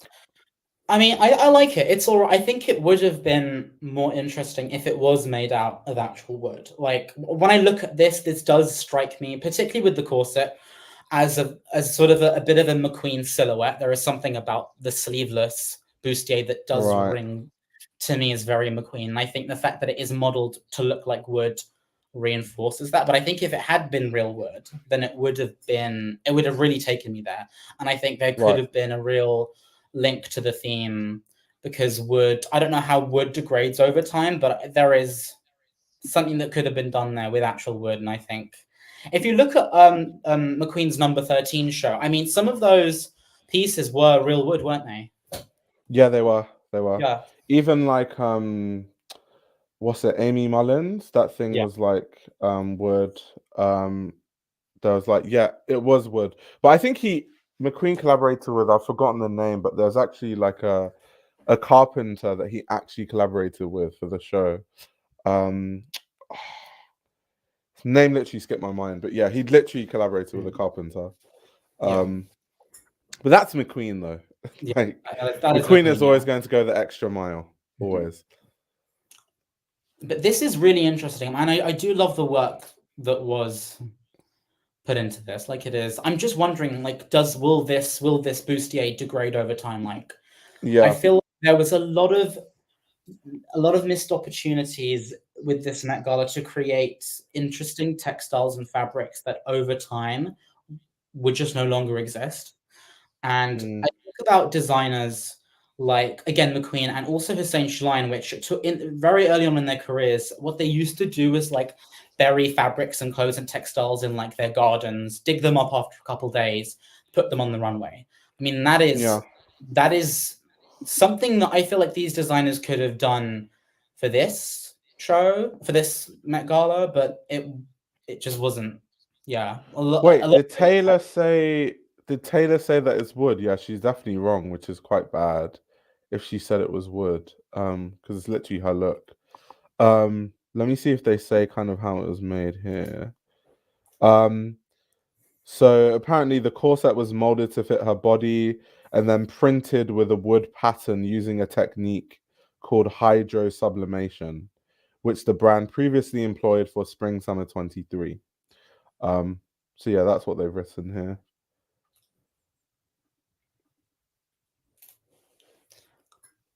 I mean, I do get what Jonathan Anderson is like getting at with the illusion aspect of it and like whether it's real or not real. But I think that when when the theme is about is essentially about nature and Yeah, you would go the and extra mile and actually time. do the wood. Exactly, and actually create something out Yeah, of wood, and wood itself is something that would take on the qualities of whatever environment it's in. Whereas something like yeah, this, which is a bit more manufactured, I would assume it can adapt to a number of different conditions, climates. So it's yeah, it's but like on surface level, it looks good. It does look good, and the draping is nice. Dua Lipa in Marc Jacobs. Yeah, I didn't care for this. I didn't. I really didn't care for Yeah, this. it's kind of like this, like Marc Jacobs, like grunge thing, and then he's kind of gone all like 100% Marc Jacobs grunge, and then just added like a couple flowers to it. So yeah, it's just a bit Yeah, it's like a not few that butterflies and interesting. stuff. Yeah, it's just, and again, sheer, more sheer, lots and lots of sheer. Yeah. It's yeah, I don't care for it. And like Marc Jacobs has done some really interesting work in like the last maybe 2 or 3 years.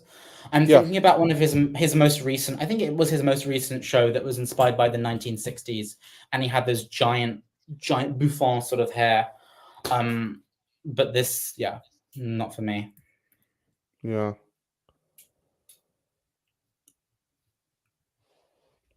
What did culture say? It's the bits left from wood mixed with resin. Oh, are you talking about Taylor's bodice? Interesting.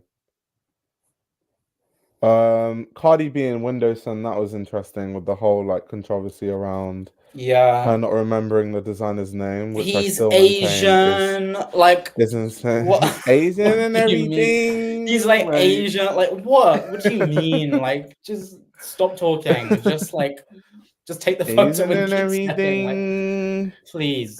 Like, and like, um oh my god.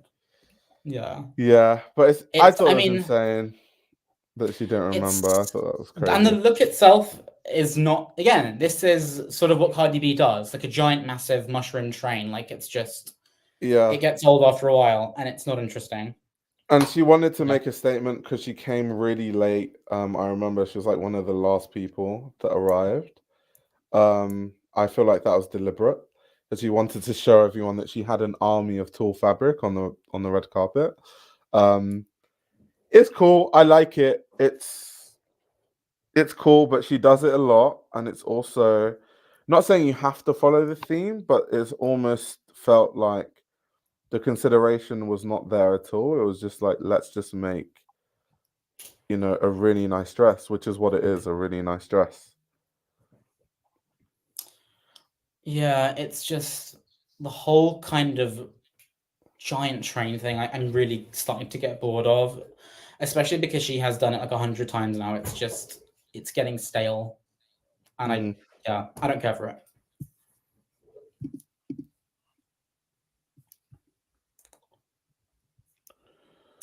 Yeah. See, this is one of the Balenciaga looks, Nicole Kidman. Which I did like. Obviously, it's a very, very direct reference to old Balenciaga. And this goes back to like me obviously just being shady, saying that when Demna references Cristobal's actual work, you get this, and then when he does his gothic thing, you get Kanye West in a mask, and Mm, it's just weird.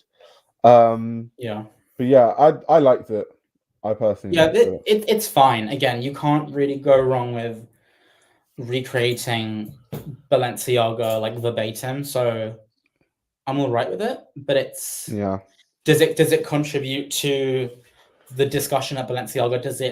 Is it anything new? Does it move fashion forward? No. yeah, But yeah, it's just one of those things. But yeah, it's fine. It's fine. I think that there were more interesting Balenciaga looks this evening than this one. I'm thinking of Isabelle Huppert's one, which is like yeah. a recreation of a Calitza look. And then also the And patchwork even dress, which was really interesting. I think this dress was inspired by like a lot of Balenciaga's like flamenco dresses that he used to make, which is like quite an obvious thing that he used to do because obviously Spanish heritage and like just how people dress when they dance. And Balenciaga has so many examples of like flamenco dresses from like ones with like polka dots. I remember like 19, what was it, 65. There's like one with like polka dots and stuff, or there's like ones that are a bit less obvious. So that's kind of like a very obvious thing to reference when it comes to Balenciaga. Something I've also seen him do, not just on the red carpet, but I even think in the last Balenciaga show, one of the last looks had foil. And Demna has been really focusing and honing in on this like foil idea. And I remember seeing a lot of people saying, "Oh, why is he like designing all this foil stuff? It's like really gimmicky," which I don't agree with because Cristobal Balenciaga used to use a lot of foil in his work. So it's just a reference to Cristobal, but I think he's making it more obvious with the colors he's using.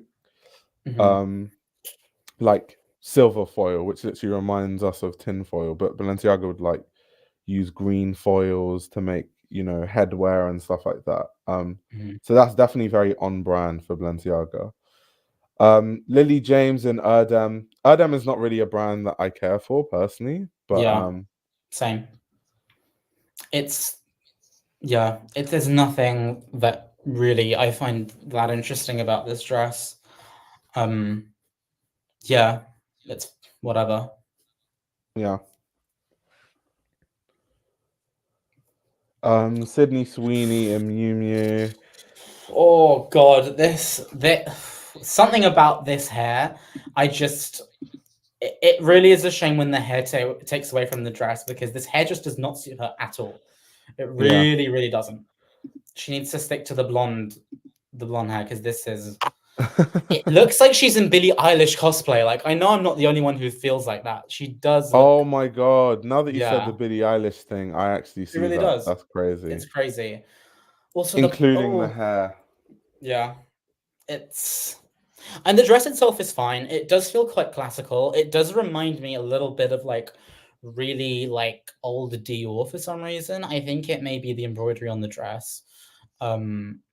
But it's fine. I don't think it needed the black gloves, and it really didn't need the black hair either. Yeah. I really want Sydney Sweeney to win, but this was a mess. Oh my god, everyone's just saying they thought it was Billie Eilish. Yeah, because she looks just like her. Like it's crazy. Uma Thurman and Tory Burch. How do you feel about this?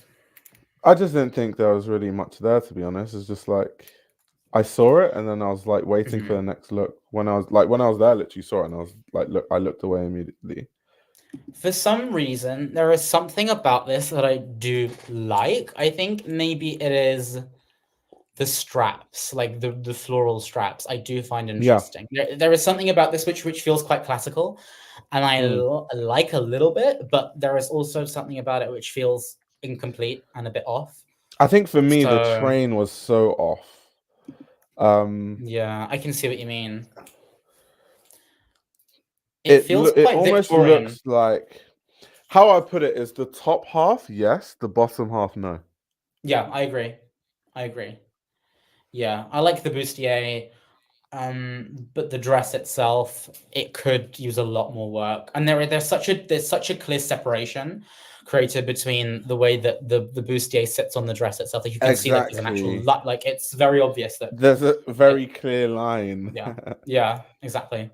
But the color itself is nice, but there is something about the dress itself that makes it feel a bit antique-y. It looks like a Victorian silhouette. Like I can imagine this having a bustle at the back, even though it probably doesn't. But there is something about the way that the train sits that feels old-timey. But yeah, I agree with what you're saying. The bustier is better than the dress, which is kind of weird because it almost seems like, with how intricate the bustier is, it looks like there was a lot of consideration in designing that, and then the bottom genuinely just looks like too much fabric.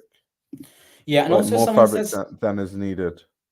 Yeah, and someone said in the chat, wrong fabric for a train. I think I agree. It is. I don't think that this looks like taffeta, I think, to me. And so that is not like the fabric that you want for a train. It just makes it look like like a bunch of pillows, or like a duvet, like Yeah. right at the bottom. Like it's just, yeah, it doesn't work.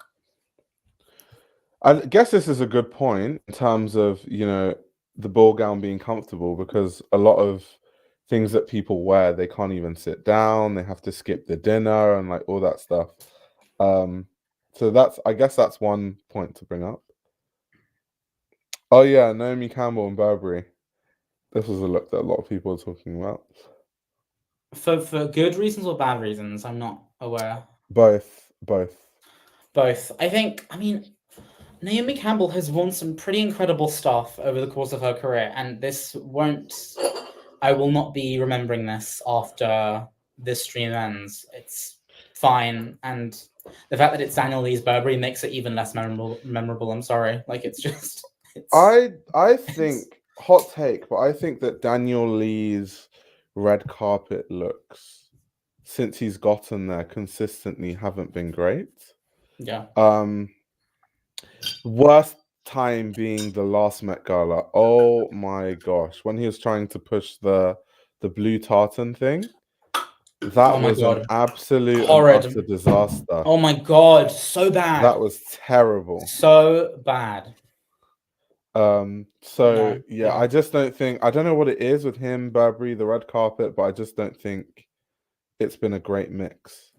I agree. Yeah. And this also doesn't strike me as particularly Burberry in its spirit. Like it's yeah, just like a lots of fringe and lots of sequins, and but this has been sort of what Naomi's wearing on the red carpets anyway. Like she does a Yeah. lot of these long fringe sequin dresses, and it's, again, I don't think she has there are no real stakes for Naomi going to this Met Gala, so I don't think she is obliged to turn it out. Yeah, But yeah, of course. It's forgettable.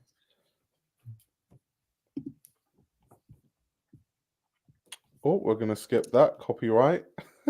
Sorry, Emily. Let's just shut down my live stream. A bit of titties. Kylie Jenner in Oscar de la Renta. This is fine. Like, it's elegant, but it's also quite boring. Yeah. It's very Dior as well. The way that the sort of the neckline is cut, and the boning as well. The train feels a bit like, I mean, it feels huge, and I'm not sure it needed Yeah. to be that huge, but it's essentially quite a boring look. Like, there's nothing much to discuss here, and it's initially, I thought for some reason I don't know why I thought this was Givenchy. Like, I must have accidentally I read mean, somewhere that it might have been, but it's Oscar de la it Renta. does kind of remind me of Givenchy. And Yeah. even they said it was inspired by, I think, the garden statues from J.G. Ballard's story, which was kind of their way of like referencing the theme. I thought that's a bit of a stretch, but Yeah, that is a reach. yeah, Like, I thought that was a bit of a stretch. I'm I think they just designed a really beautiful gown yeah. and then found the narrative after. Yeah, I agree. I think if anything, she could have just lost the train, slapped on like a sheer or like a kind of a really, really small jacket, like a Spencer jacket. They're like these really small Regency jackets which finish just below like the armpit. I think it would have worked, and made it look a bit more historical and interesting. But I think that the way that this is now, it's just a bit, it's uninteresting. Yeah.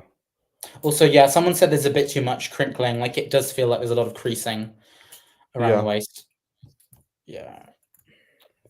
Kaya Gerber in her Prada column dress that was all the rage on social media. Was just like, oh my god, she's like an actual bird. That's what people said on social media. That's what people said. No, because do you know what that reminds me of? And we'll get to it. I hope it's close. Rosalia showing up in Dior in a black dress and Yeah. actually having the gall to say the dress is black because when you close your eyes, all you see is black.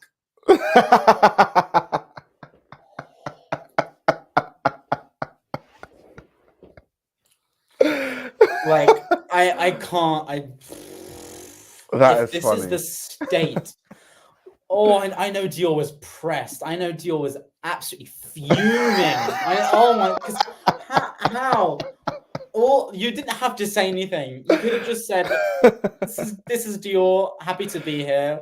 I'm an Yeah. ambassador." But to say that the dress is black because when you close your eyes, all you see is black. I genuinely want to kill myself. Like that is absolutely the most deranged, unhinged thing I've heard any celebrity say, like ever. Absolutely crazy. No, Oh my wow. god, someone said that's deep to like a 10-year-old. Yeah, like I can't believe those words actually came out of her mouth. Like that's just Yeah. What I wow. will say that was interesting about this dress is that depending on how light touches the dress, it would look blue or green or like pink, which Yeah. definitely is a reference to like, green earth, blue water. So that I guess was very, very interesting. I see what they're like doing with that one. Yeah. Um, I do like the paillettes. Like, I mean, I do like the way that they reflect the light. Like, it is interesting. I think maybe just the cut of the dress isn't like it doesn't inspire the imagination. I think yeah, yeah. like it just looks like a sheet.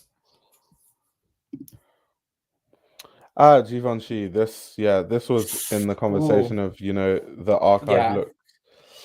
This Um, was I racked my brain trying to actually figure out whether this was a recreation, a modern recreation, a recreation from the 90s, the original look, Winona Ryder's look. I was like, it made it yeah. my mission to find out, and I still don't know. Like, there's just not enough information that exists. But I do think that the dress is beautiful. I do love the I dress. feel like it might be an original. Um, Um, the reason could why I'm be. saying that is because in articles they kept honing in on this like never worn before, never worn before. And why would they say that if it's a recreation? Because obviously Yeah. it's never worn before because it's been recreated. Yeah. Um, Yeah, so that's that true. made Yeah. me kind of think it's an original, but I could be wrong. I But don't know that to be yeah. true. But it did make me happy to see this look because this is the autumn winter 99 Yeah, couture show, I'm pretty sure. couture. And Yeah, this is Givenchy. one of my favorite shows that he did at Givenchy. It was absolutely gorgeous. Really amazing. I mean, just the fact that he just thought to just put the clothes on mannequins instead. But the clothes themselves were amazing, and I've rewatched this show so many times. So to have seen this like on the red carpet, I was like, this is actually really cool. And this is if this is the original, then this Yeah, is hitting the theme pretty well. Where I think maybe the look is let down is in the styling. I think that she could have made the hair. I think if she had shorter hair and yeah, had some interesting accessories, like maybe a crown of thorns, I think this would have looked really, really sick. Um, but I think as it is now, the hair, the styling maybe lets it down a little bit. I think it needed a bit more jewelry. I think around the arms, like a bracelet, like a really chunky long bracelet would have helped. But I think, but the dress itself is amazing, and I love that they had the kind of the idea to pull this from the archives. And even if it isn't the original, I still think it's sick. And listen, I'm wait. a Did she defender. say it was an original? She might have because all those interviews I haven't actually watched many of them because there's so many and like I just don't have the time. But if she said so, then it's obviously must be an original. Yeah. Um, And I'm a defender of McQueen's Givenchy. Like a lot of people like will argue that it was just McQueen doing McQueen at another house. But I think that he did some of his best work at Givenchy, particularly towards the end of his time there. And this yeah, collection is like proof of that. yeah. I don't think his Givenchy was him doing McQueen because I think him at Givenchy was more polished. I will say before I say that actually, because that might sound a bit crazy. The reason why I say it's more polished is if you look at McQueen's earlier work, it was raw in the sense of like it was almost like he was trying to like form certain silhouettes that he hadn't mastered. And later on in his brand, you can see that he like got those down. And by the time he went to Givenchy, because it's like, well, I'm not going to do my whole like angry London boy thing here. Um, it was kind of more refined. It's like McQueen, but more refined and more classical. Mhm. Whereas at McQueen, his own brand himself, that's where the rawness was. Mhm. And you can tell right after he left Givenchy that there was such a change in his work. Like he really learned a lot from being there. I Yeah. mean, if you look at his later collections, I'm thinking of like The Widows of Culloden, The Girl Who Lived in the Tree, even shows like Irea. I mean, there is a real sense that he took on that sort of lightness and the delicacy and the softness that he learned at Givenchy and really took it. Because a lot of his, like you say, his early work was really confrontational, really aggressive, really sharp in the way that it was cut, really angular. But his work, sort of after he left Givenchy and post Gucci Group, it was very soft, and it was lots of flou. It was delicate and light and less confrontational than his early work. No, definitely. Oh my god. You know what? I'll let you go with this one because in the last live stream I already tore into it. So I feel like I don't need to do that twice. In the last live I already did all of my talking with this look. I mean, it's just. I think that this is like really worse than the Titanic. Like, this is just a disaster of like truly epic proportions. Like, it's just. I can't believe this even exists. Like, it's one of the worst things I have ever laid my eyes on. Like, it's so bad. It's so bad. And like, it's not just the horrid mosquito net which is like letting this look down. It's it also literally looks like it was just thrown onto her head. the tacked on branches, the cut of the dress, the stupid fucking rose in her hand. Like, it's just, I genuinely cannot believe this exists. Like, it's, I do, and I said this on one of the last slides. I question like what actually attracted Sean McGeer to this job. Was it just the money, or does he actually feel some kind of connection to Lee McQueen, to his work, to his career? Because if I was to look at this look, and from just a first impression, and also his debut, and like actually determine whether or not he's a fan of Lee McQueen, I would say no, he's not. Because how do you justify this? Like, it's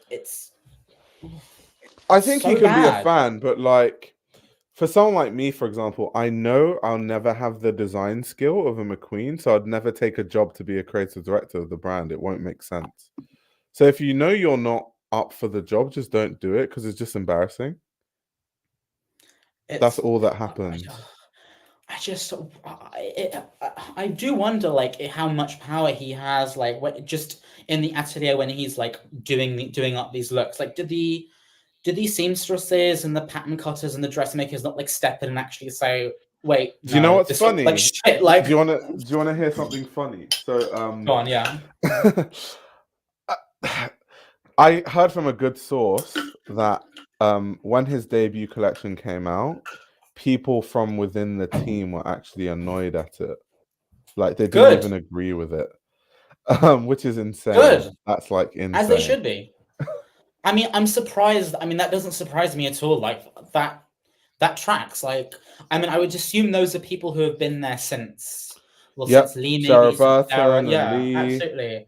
How could you not? Like, I can't imagine Judy Halil looking at this and actually thinking like, it's job well done. Like, it's a disaster. Like, I do feel so sad for those seamstresses, like the entire atelier. Like, how could they?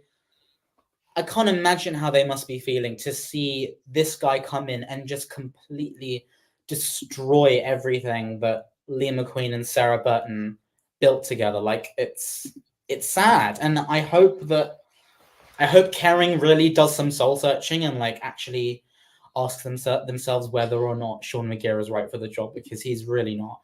And I think I'm one of the people who think that the first impression is the most important, because you get to see what someone's design vision is like without the sort of corporate pressure, without the commercial coercion, without any outside external influence. You see them at their most sort of concentrated form. And if that's what his pure idea of Lee McQueen is, then I don't want it. And the rest of the world doesn't want it. So I think even if you say that, okay, first collection, or they're just finding their feet, blah, blah, blah. Even if we were to give him the benefit of the doubt, I still think that everything he's done since hasn't been great. Like this look, for Yeah. example. So it goes from like bad to worse to worse to worse to worse to worse. It's just like horrid. I feel like Yeah, even people who don't have a particularly great drawing ability or design ability could create something better than this. Like it's just, I'm shocked at how amateurish it is. It looks like a Halloween costume. it does. It Yeah. does. It's, But yeah, it was. Oh, not like double. Oh yeah, Gwendoline Christie. This is obviously, I think we touched on it earlier in terms of yeah. John and bringing back the looks, and it's kind of like this overload of the show. Yeah. Um, It's just getting a bit I like the exhausting look having though. I do like the the look, but it's just this collection. Like John is just rinsing the collection. everywhere. The hair Everything like, brought it, but it's just the and every like single this aspect to does, it. yeah, and this does feel like it is out of a completely different time, but part of me thinks that maybe that's not in like a positive way. Like it just feels a bit, yeah, Yeah, I don't know. It's just, and for some, like she like Gwendolyn is obsessed with this collection. Like she is absolutely, and she's not. John is not the only one rinsing this show. I actually think that John is probably just. I think he's actually probably just like in his little Parisian like countryside home with his dogs, just like chilling. I think it's everyone else that is rinsing this show for what it's worth. Because I don't know if you know, but after his shows, John like escapes and runs and just needs to get out of this straight away because I don't know, yeah. he can't handle the pressure after the show. So I think he's chilling. I think it's everyone else that is just absolutely rinsing the Requesting for collection, like it. 100%. And it's just like it doesn't need to be. Don't flog a dead horse. And I feel like if you want to keep the collection potent, then maybe not like overusing it this much is a good idea. Yeah. Like it's just. But like, the dress itself is great. The dress itself is great, but it's all in the presentation. The styling does make it look very, yeah, it's like ripped straight from the show. Yeah. Yeah. But I like the hair. I mean, the hair was one of my favorite things about the show. Like I did love the hair. Yeah.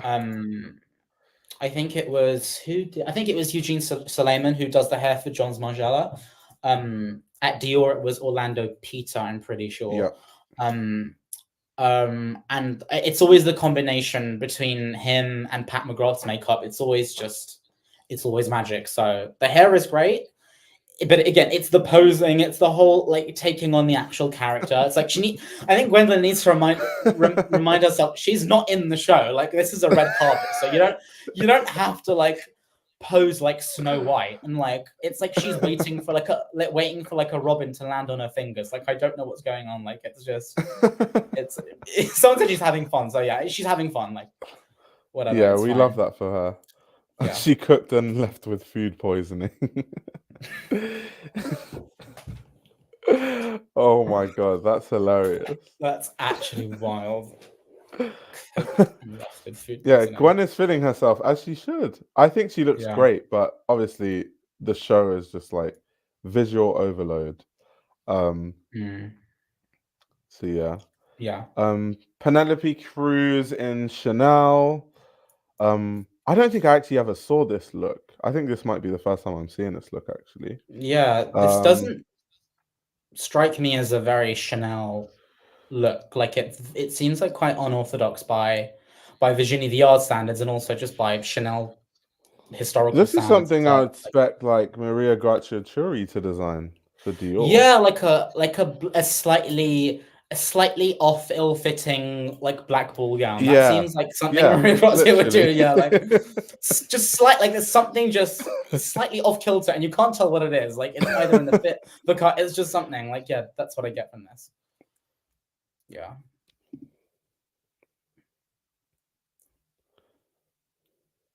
Yeah, Jenny Kim and Alaya. A lot of people are talking about this. Me, it's just like fine. Yeah. it's cool. It's nice. She looks great. But it's just how I put it is some people, especially because I know they're like obviously faces of brands and ambassadors of brands, it almost seemed like certain looks were just marketing for the brand and that's it, and on to the next. I agree. And I think that there are, I mean, if we're talking about Peter Millier Alaya, I think there are better outfits that could have been chosen for this. This feels just like an afterthought, I think, yeah. Yeah. And even like some of the stuff he's made recently, like with all the techniques of like that collection that was all, what was it, wool? And like seeing how many different ways they can transform one fabric to look different ways and to have different effects and stuff. Yeah. So he's doing interesting things. It's just it's not reflected this is not interesting. Yeah, this is not the one. And like he has been doing interesting things like textile wise, and I think if there was any event to maybe have like spark a commentary on fabric treatment, textile treatment, then this would have been it. But yeah, this is just like a blue sheet wrapped around her body. It's like whatever. Yeah. Zach Posen, Davine Joy Randolph. I think I saw this look briefly when it happened, like during the Met Gala. So I can't remember what the temperature was around what people said about this look. Oh yeah, this is Gap by Zach Posen. That's still kind of wild. Like, yeah. Gap by Zach Posen, Canada Goose by Hader. Like everyone is just Do you reckon that will ever make it to the red carpet? Canada Goose by Hader? I think it will. I think he will do a couple of like I do actually think he will do a couple of like editorial looks. Like I don't. Yeah. I can't see like the suits at Canada Goose like hiring this huge designer just to create like jackets that are going to be sold in like Bicester Village for like 40% off. Like I don't think that's. I think it'll be like the Moncler and Richard Quinn collab. Like there will be like red carpet dresses and stuff like that. But yeah. But this is just like, again, does the train need to be this big? Like I don't get it. The dress is not for me. Yeah, it just feels a bit overdone. Yeah. I love how we're discussing everything but the dress. Yeah. I mean, is that the denim? dress is, it doesn't look like denim, but I assume it is. Yeah. I can't really tell. The way the fabric is moving or the way it's like bending, it doesn't really look like denim, and if it is, it's kind of like very thin. It must be really thin. But it could also be, it must be a very thin denim, or it may be the fact that it's just so long gives the impression that if it were denim, it would have to be like thicker than that. But I think maybe it's just it would be so heavy. If it was denim, it would be like a workout wearing that. But there are some really thin denims. Like I have a pair of Calvins, and the denim is really, really quite thin. So it could be, but when I see denim, especially of this color, it's almost always quite thick. So it could be an illusion. Like Khalif says it's dead stock denim. Yeah. Okay. I saw it in the interview. It's denim, lightweight though. Davine +1 was Zach. Okay. Interesting. Shakira and Carolina Herrera. I don't actually think I saw this look either. This is a very Carolina Herrera look though. It's kind of like train, kind big of like sleeves. They always do something. Big puff sleeves. They always do something with the sleeves. It's like very much just the formula of the brand. Yeah, it's also just very Giambattista Valli as well. Like it's just the big hoop sleeves, the train, monochromatic. Like this is like red carpet dressing 101. Like, and for that reason, like it doesn't interest me. I think it always depends on like what the event is. I think the Met Gala, it requires a bit more thought and creativity. I think this kind of thing would work at, I don't know, the Cannes Film Festival or like Really? Yeah. Or This like look. Yeah. I'm trying to think what's more, because even can you kind of still dress up, and this isn't like enough of that. Yeah. Um, Yeah, like there's but also yeah, it's also the fact that there are panels right below the bust which are exposed, like completely nude. yeah, Which Grammys exactly. Grammys is like more appropriate. I agree. I agree. yeah, it doesn't feel yeah, I see what you mean. It doesn't feel like it's appropriate for the actual event. Yeah. Yeah, don't like it. Serena Williams and Balenciaga. This is kind of like part of the foil craze that Demna is having right now. Which is a reference to old Balenciaga. Foil grace. Just it is. It's just what it is. Yeah. He just woke up one day and I don't know. He looked through Balenciaga's archive and saw the foil pieces, and he's like, "We're gonna put foil on everything." But yeah, Is this actual foil, or is this a fabric that is made to look like foil? I'm Because not this sure if can't be it's actual actual. Yeah. foil. I Because if think this I is think it's just actual made. foil, Yeah, it's just made to I'd look be like foil. Yeah. yeah. If I mean, it's pretty. I mean, if it is a fabric that is made to look like foil, it's pretty incredible. Like just the Yeah. treatment of the fabric itself. But yeah, I don't like. I mean, his foil dresses are old. Like this has been like going on for like what 2 years now. Like Yeah. it's Literally. yeah. Yeah, it's whatever. Even as recent as the latest resort collection, he had like a foil dress at the end. Yeah. So And also like the black opera gloves. I think if you wanted this look to work, she should have lost the opera gloves, I think. For me, it's really a lot of these dresses would be elevated through better styling, and I think that they need better stylists. I mean, I didn't know how these things work because I just thought that like the stylist styles and then it's like that's how it goes. But I recently met a stylist. Like I'm friends now with someone who styles like a few A-list celebrities. Obviously, I can't mention who because people put two and two together. But he literally told me that like sometimes if he's not around, these clients will just decide on the fly what they want to wear. So like there was a time when he was like dressing like an A-list celebrity and he had a look set out. He told her, "This is what you're going to wear it like this, wear this with this." And like someone managed to convince her that something else would look better, and then she wore like this crazy jewelry piece that made no sense with the look, and then it was like on all the like worst dress lists, and he was so mad because it was like, I literally told you what to wear, and you've just decided to go on a limb and wear something else, That's and now I look crazy. bad. So sometimes That with the is, yeah, styling, it's not that's just the sucky. stylist. Yeah, Yeah, but also I recognize that it's probably not Serena Williams. It's not really her stylist's fault that she's wearing the opera gloves because the opera gloves were part of the original show yeah, that yeah. Nicole Kidman was in when she modeled the silver foil look 2 years ago. So I don't fault her stylist, but her stylist could have taken them off. So, but yeah, overall, it's like it's it's whatever.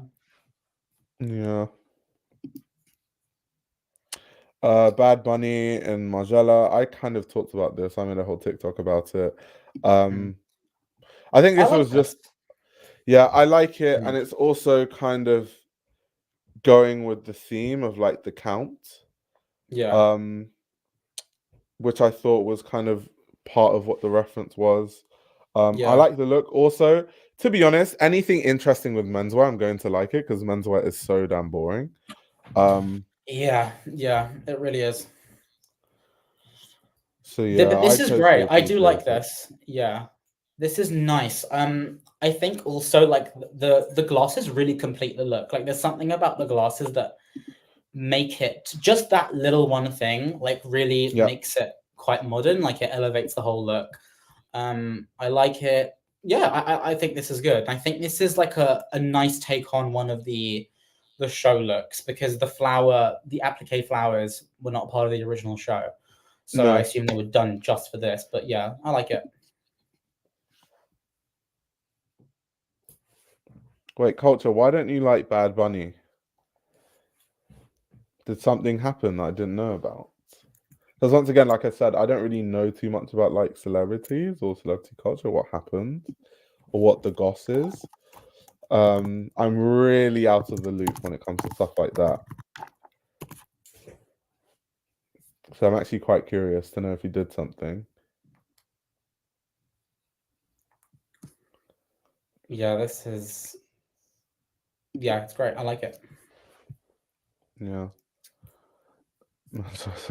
Oh yeah, Spring Love has been spamming, like he said. Yeah, I can't. Throwing stuff to the wind. Oh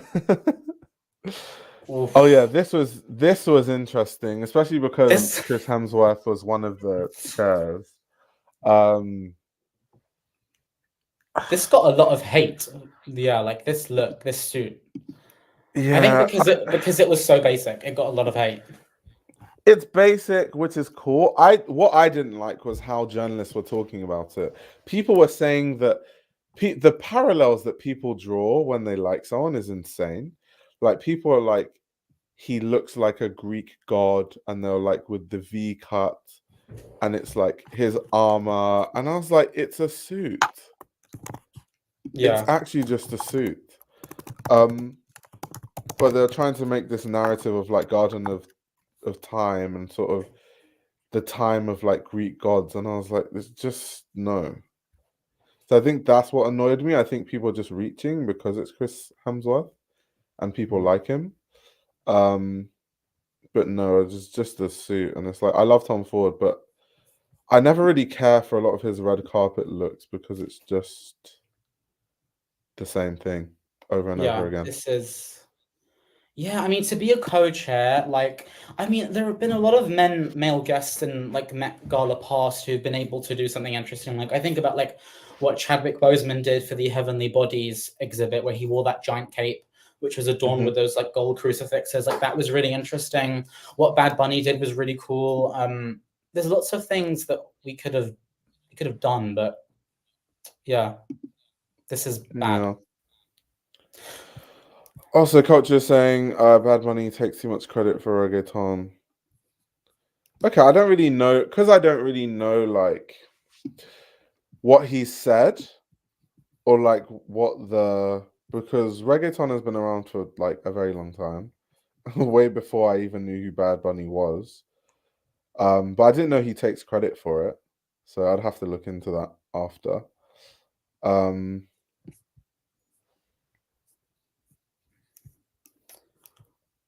Spring Love just said my comments are very interesting and informative. The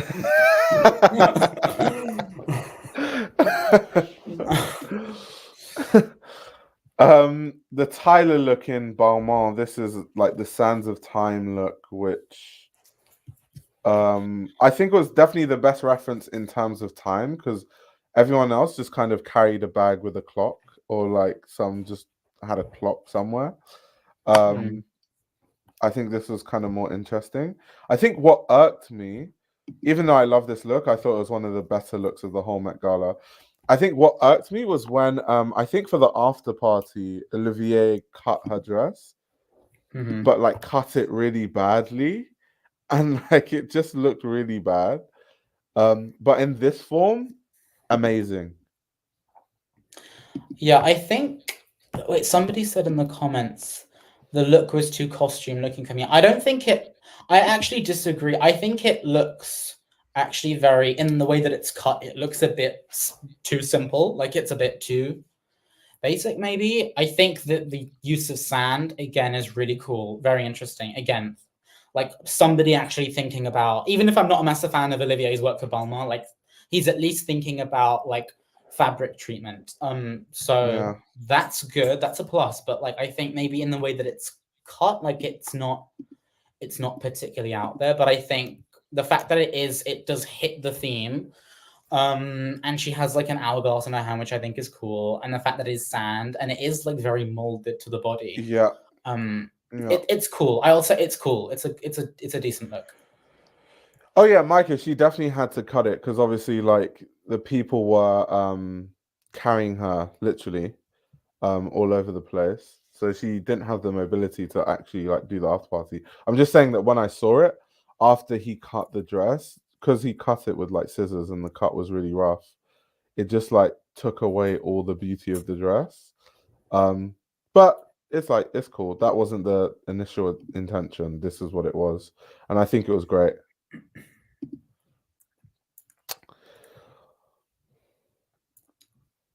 This is quite interesting because we were having a conversation earlier about Delara. I don't know what I think about this actually. Yeah, I mean, it just feels like, again, this is sort of what she's just been doing for her whole career, which is just ripping off Westwood and Galliano. So it doesn't surprise me. Like yeah, I have nothing to say about this. Nothing positive to say.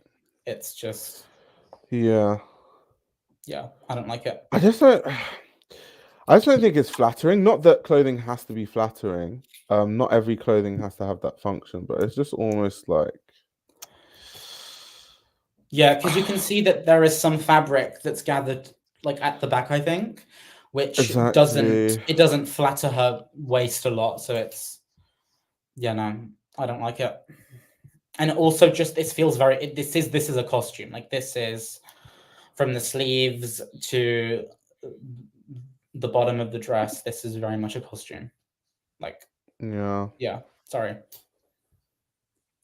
And Delara, I've made my feelings on Delara. To be fair, Leah, he doesn't like Delara, to be fair. No. Really don't. I think if we're just all out here copying designers, like what, you know. I was gonna say that it's funny because Delara is like somewhat of like a legend at CSM. It's kind of strange because obviously really a legend. Yeah, because obviously you have to be chosen onto the BA show. That's crazy. Not everyone gets the show. And so she wasn't picked, and so she started like this guerrilla show on the side that became like really huge, and like big magazines ended up covering it and stuff. And then since then, when students don't get on the main show, they kind of do their own side show because of Delara. So people always talk about that at CSM. But is she like revered as like a super great designer there? No. Good. Okay, great. If it's in terms of do people like her, no. Okay. Oh, I see. Oh, yeah. Well, I mean, do people credit her with being like a good fashion designer? Like, is that something that not necessarily? No, people just talk about the gorilla show. Okay, I have faith then. Okay, fair enough. Yeah. Yeah, that's no, because that tracks. Because I mean, like, she's just, I can't understand how she's been able to create an entire career for herself, ripping off other designers' work. Like at some point, it does actually feel quite unethical. Like if you watch her shows, her entire design identity is lifted straight from the greats, like Westwood, Galliano, McQueen. It's funny you say McQueen and Galliano. I see Westwood so heavy in her work, more so than anything else. Extremely. But if you look at her most recent show, which was called, oh god, I think it was Femme Vortex. If you look at the clothes themselves, I mean, it's almost like she watched the Margiela show, like the artisanal show, and was like, okay, I'm gonna rip this entire thing off, and did that for some of the daywear looks. The showpieces at the end, there was like a Rococo looking gown towards the end. And it was that could be taken straight from any Galliano or Westwood show. Her show notes, like I lost brain cells reading them. Like I genuinely couldn't believe how poorly they were written, and just like there's no insight, there's nothing interesting about her work, there's nothing new. I would say Delara is one of the ones who I have the most problems with. Like really. Like someone said, a rip-off artist. Yeah. What could he say? Designers have been ripping each other's for decades. Nothing new. I think there's like levels to it though. So, and also ripping off, what does that mean? So like, for example, let's say Rick Owens is inspired by Madeleine Vionnet, but I wouldn't say he rips her off. Absolutely, yeah.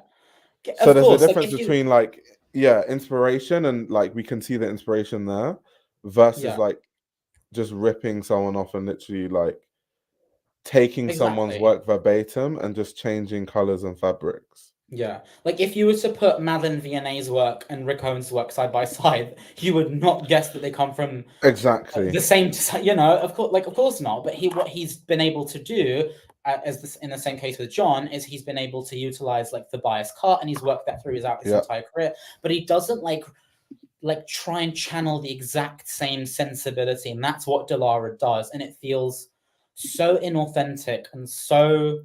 She doesn't have her own voice, and one of the panelists, the same one that I referenced earlier in the show studio discussion, said the same thing. Is that it's I struggle to see how she's found her own voice. Towards like the beginning of her career, she was doing these like really ugly sort of like pagan like Halloween costumes, and now it's like ripping off Westwood and McQueen and Galliano, and it's like at some point, like what is this in service of? Like You Woman You I is can't. harsh. She was like, that's why she wasn't chosen. Damn. Yeah, no, I'm not so like honest to God, like if I was like one of the CSN shooters, if like and I was like looking at her graduate collection, I was like, okay, does this warrant a show? No, it doesn't. Yeah. It doesn't. It really doesn't. And I think it also it does speak to how I think like the fashion audience of today, like the fact that they are like lapping up the kind of stuff that she does make me feel very, very sad. But a part of me thinks it's because they didn't get to experience the works of Westwood, Galliano, and McQueen like in Do real you time. genuinely think this is such a hot take, but I don't care. Do you genuinely think that people are that critical about like fashion now? I don't think so. No, they're not. Absolutely not. No, when Iris Van Herpen and like Delara can put out these shows and they're like lionized and worshipped and like adored by like the high fashion Twitter people, like it's no, there's like real fashion criticism is very, very far and few between. There are very few people that are actually putting out really, really critical work that has something to say, that is meaningfully engaging with the work of designers that are coming out today. It's really, really sad, and like that's why Right. I feel like we should treasure certain critics like Kathy Horan, because she does tend Yeah. to be much more critical in her approach. That's why I Minus feel like you Balenciaga, which I've no, critiqued her yeah. for. I think her walking in Demna's shows really like something changed for me that day. I was like, nah, you can't do that. Like, as a journalist, Because I on don't think you can do Patreon, that. I literally have, for people that don't know, on Patreon, I have this video where I just react to her interview with Demna, and I was going mad with like how he was just getting away with saying a whole bunch of nothing. And I know Kathy, like you would call him out on this stuff if it wasn't him and it wasn't Yeah. Balenciaga. But because it's him and because it's Balenciaga, she was like, oh yes, it's so true, you know, just like the new wave of how modern fashion is going. And I was just watching it like, this cannot be true. This can't be Yeah. real. But I would say, not like forgetting what she did, like walking in a show, which I still can't believe that she did that. Like I've never heard of a fashion critic, a journalist walking in a show. Like it is crazy. But I would say, notwithstanding that, she is a brilliant journalist, and she's always been quite critical, and that's why I think she's great. That's why I think you're a brilliant fashion journalist, because you don't haplessly fawn over anything a designer that you may like does. Like you don't do that. And I think, but a lot of critics now, especially the younger ones, are really gassing these designers up. And I feel like if we keep gassing them up, they're not going to be able to develop. They'll just keep doing the same things that they're doing. And in the case of Delara, Obviously, there are reasons why they gas them up, though. It's like, it's also, people want to work with the brands. They want to be invited to the shows. I think now people's concern is more about being seen and going to the shows rather than like having any sort of critical opinion on things. Which is fine, by the way. It's kind of like, that's not what I want to do, and it's not how I built my audience, but so that's just a me thing. But if like all you want to do is like go to the shows and like be friends with the designers, I understand it. Like be invited to the dinners and all that sort of stuff. That's fine. I'm kind of like the opposite, where I don't even want to be around these people because I think a lot of them are really horrible people. So if you invite me to the dinner, I'll tell you I'm not coming anyway. Which is why I feel the freedom to just say what I want to. Yeah, and So also, yeah, and we've heard the stories about Delara not being a great person either. So not only is she a shit designer, she's also a shit person. So it's just, I can't defend. And also, I mean, Delara's brand it's not like these fashion critics are like beholden to saying something nice. They're not contractually obliged, or they don't have commercial financial incentive to say nice things about her work, because she's not backed by a giant conglomerate like LVMH or Kering. So I feel like, the space for emerging designers is a space where we can actually give out legitimate, critical, perspective criticism, but it doesn't happen, and it's just anymore, and it's a shame, I think. Yeah, I also think it's really hard to actually critique something properly because you have to have loads and loads of context. Yeah. And if you don't have the context, then it's just either going to be, oh my god, it's giving, or oh my god, that's trash. Yeah, absolutely. And like I do, which is what fashion Twitter tends to yeah. be. No, that's 100% what they tend to do. And I think maybe I will just attribute it to the fact that a lot of these people are either very young and they haven't done like a lot of the self-education that is necessary. Like it's just like if this is someone's exposure, a person's like first exposure to the fashion industry in like a meaningful way, then I kind of understand. But yeah, for me, Delara, I can't in good faith sign off on her work, because I think it is unethical in the way that she is parroting other people's work. Yeah, I've said all I need to say. Oh wow. Rip Delara a new one. Ashley Graham in Ludovic de Saint-Saëns. I actually talked about this. So this is kind of like a recreation of one of his recent, I think, spring summer collections. I think it was like spring summer 22. I could be wrong on that. Kind of just like refitted for a different kind of body. Yeah. The way and that then with flowers embroidered on. I was going to say, it looks like something about this does remind me of like what Donatella's doing at Versace right now. I think it is maybe like the bustier itself, but this is again fine. It doesn't really interest me. It's a black corseted dress, sequin, like it's which is from like basically from one of his shows, and it's kind of like what Ludovic does, this whole like ultra sexy sort of thing. So it's cool. I mean, I like Ludovic, to be fair. Like people think I don't like Ludovic because of like the Andy stuff, but it's like for his brand, he does what he does. And within that realm is like the sexy, cool kind of like wear a towel kind of thing is like I get it. So yeah, it's at the end of the day, I don't think anyone can rival what Anne did at her label. So it's just one of those things. Like his I didn't like his collections for Andy. So, but I did feel bad for him because to go out that quickly, I mean, it does suck. Like it really. Yeah. I do feel for him, but yeah, that's the way the cookie crumbles, I guess. Mahi, are we supposed to sit in silence? There wouldn't be a live stream to watch if we weren't talking. Moving.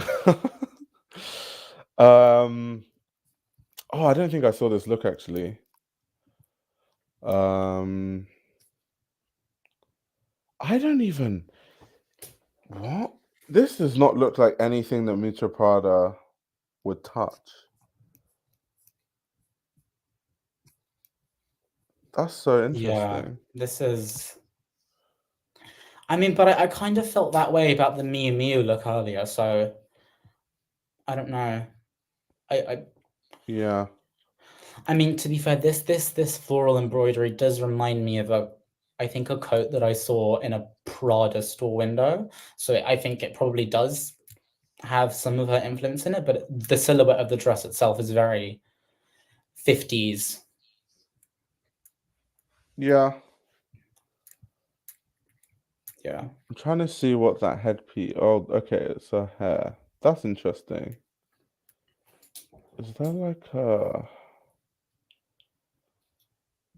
I need to figure that out later, what they've done with her hair. But it looks like it'll be something really interesting. Okay, moving swiftly on. Yeah. Rebecca Ferguson and Tom Brown. I think this was one of the Tom Brown looks that I liked the least on the red carpet, actually, from what Yeah, I I think remember. there's a lot going on here. It's really I can't see a kind of logic in this. I don't know what's going on. Yeah. Yeah. Culture, yeah, I have no idea. But it'll be good. I'd actually like find out at some point. Just need to fly through because we've got so many more looks to go through. Boring. Yeah, literally. In Dior. Oh Forgetful. fuck! I didn't realize. Yeah, it's Dior, but it's Oh understandable. my god. Yeah. Very Yeah. understandable. Stephen Yeun and Boring. Tom Brown. This is just kind of like, yeah, Boring. skip. Oh, so I want to talk about this. So the conversation around like Ayo Debris is quite interesting because I think that they're trying to make her into a fashion icon. Like I've seen her do shoots Couldn't for a tell lot from of this look. magazines and stuff and all that stuff.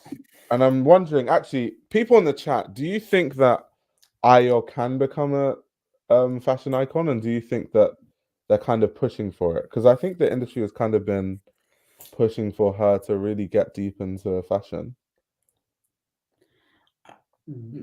Honestly, like you couldn't tell from this look that they kind of gearing her up to be a fashion girly because this is not great.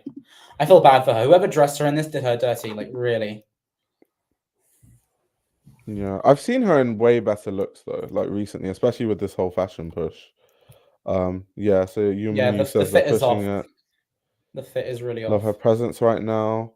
Yeah, I was like, she's sweet. She's really cute, like really nice energy. She's great I in the love bear. her. Have you seen the bear? Yeah. It's She's great. really, really great. She's great in it. But yeah, no, the fit is really off. Yeah. And again, I mean, the way that the florals look and are arranged, it does look very juvenile. Like, don't you think the colors, everything about it, like it looks really off? If they want her to be a fashion icon, this isn't the way to do it. I believe it's possible though. Oh, Khalif says she doesn't have the posture to be a I see what you mean. She kind of has this awkwardness to the way she just walks and stands and moves and stuff. I guess you can lean into this kind of you can lean into it in a way, but there's no middle ground. It's either she leans into it or like she changes up her whole vibe. She's like, "Hey y'all, I'm here." Yeah, I know exactly what you mean. I feel like she can lean into being kind of goofy. I feel like that can kind of be her brand. But it I think depends that's if she part wants of to do that. yeah, that's part of her appeal is that she's a bit more relatable. I hope the public doesn't turn on her in the same way that they like turned on like Jennifer Lawrence and like Anne Hathaway for just being like down to earth and relatable because they turned on those girls so quick.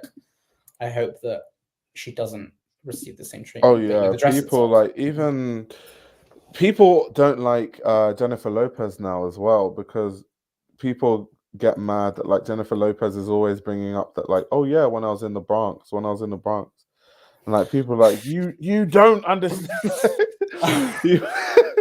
People are going crazy about that. You have no relational connection to the yeah, because she's but trying to honestly, be more Fairs. relatable.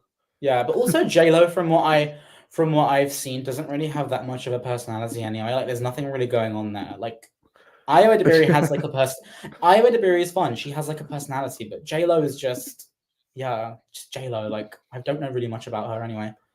Yeah. Yeah. Yeah, JLo versus the Bronx. That's like the new thing now. It's like she's trying to be relatable, but by trying to be relatable, she's just more unrelatable. The whole of the Bronx Um, just turning on her. That's crazy. yeah, this was another archive piece, Emma Chamberlain Yeah, this in is Jean Paul okay. Gaultier. It's fine. It's okay. Like, it's not, of all the Gaultier looks, like, this is probably not the one I would have picked, but Yeah. it's fine. What was it? Autumn Winter 2003 Couture? I think so. Let me check. Have a quick look. Let's see. From 2003, so you may be right. There we go. Yeah. Yeah, it's cool. I think she looks good though. Yeah, no, she looks good. She looks great, and she has been making like more appearances at the Met, which is nice because I do like her. The dress itself is fine. Yeah, it's whatever. And I think Emma is she the only, or she might be one of the few people to cross over from YouTube to like fashion? Yeah, because this year there was like a purge of like influencers on like TikTok. Yeah. But she's one of like the very few who are like actually like decent. Like, I do like her. I like her interactions with Jack Harlow. Like, she's great. Like, yeah. I do hope that she's able to pull like some really cool stuff, because I think she might have been in Louis Vuitton. I think it was in the second America exhibition, and I was probably one of the few people who actually liked her look, because it did feel very Gilded Age. So I think she has a good eye, and I hope to see more of her. Yeah. Marcus says she's actually a celebrity. Yeah, but partially is because of like Derek Blasberg and like all the people that helped like kind of push her into fashion and kind of build her brand outside of just like being a YouTuber, like a really big YouTuber. So I think she's like crossed over completely to that world, to where now she's like a proper celebrity. But I don't know any other YouTuber who's like done that. Yeah, she might actually be the only think one. of any. I mean, somebody mentioned Liza Koshy, but not really. Doesn't really feature anymore. Yeah. I can't think of any.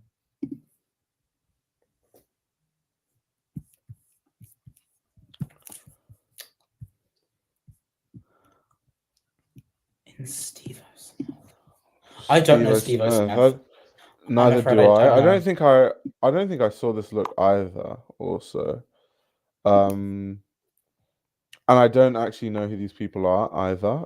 Chat. You don't know any Redmayne? Me in. No. I don't. Really? He was the guy who played Stephen Hawking. Oh, I haven't watched that. That's why. Yeah. He's kind of fallen off. He's kind of fallen off. So what other things has he been in? Let me Google it 1 second. Oh, recently he hasn't been in much. Like, I haven't really seen much of him like recently. Yeah, he fell off hard. Yeah. He was in Harry Potter, was he? Was he in Harry Potter? I don't remember him in Harry Potter. Like, yeah, I need to I need to cross check that one. No, he wasn't. He was not. Oh no, he was in Fantastic Beasts. Fantastic Beasts. Sorry. Yeah. That's what he was in. Yeah. Yeah. Yeah. There we go. Interesting. Yeah, but it kind of looks interesting though. Like the blaze is cool. There is something about it that I think is interesting. Maybe it's the cutouts. But overall it does look a bit incomplete. Yeah. Interesting. But I don't know Steve Smith. I don't know who that is. Another Balenciaga look, some more foil. More foil. Okay, so that's why I literally said it's just foil on foil. This is what damn knows. This is worse. This is worse than the other one, because this looks like scrunched, like crumpled foil. Yeah, it literally looks Actual like foil. Like this looks like real foil, and it's just bad. Absolutely not. How did they let her walk out like this? Like, it's just, at some point you need to put the pins down and stop, and just like, this is not. No, this is not Wait, great. this is a good point. Is she wearing her Apple Watch? Yeah, I think she is actually. Wait, what kind of watch is that? Maybe it isn't an Apple Watch. I don't know. I can't really see, but yeah. Yeah, no, I don't like it. Why is she wearing that watch? Oh my god, I can't unsee that now. That is so strange. Yeah, that's a bit. Perhaps she doesn't have a phone on her. Maybe she doesn't have a phone on her. Just answering calls on her watch. Yeah. Honestly, though, I kind of like that. I like the fact that she's got her watch strapped on her. Like, is that an Apple Watch or what is that? It looks like an Apple Watch. Yeah. It looks like an Apple Watch. Yeah. She gotta get her steps in. Good for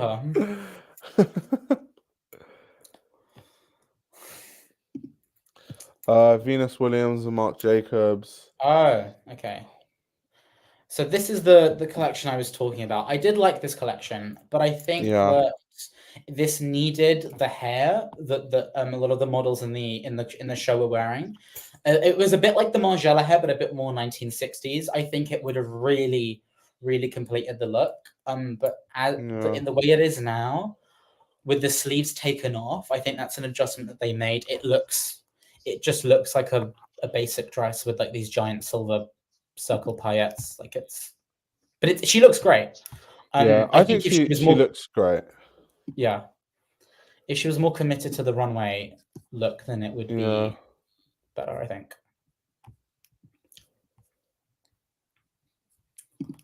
Uni says the hair is cut off. Yeah, sorry, I scrolled up. I realized that. No, I think she looks great. But the mirror thing on dresses, like so many people do it, and not just on dresses. Like Walter Van Beirendonck does that on jackets all the time, and like, so it's something that a lot of designers do.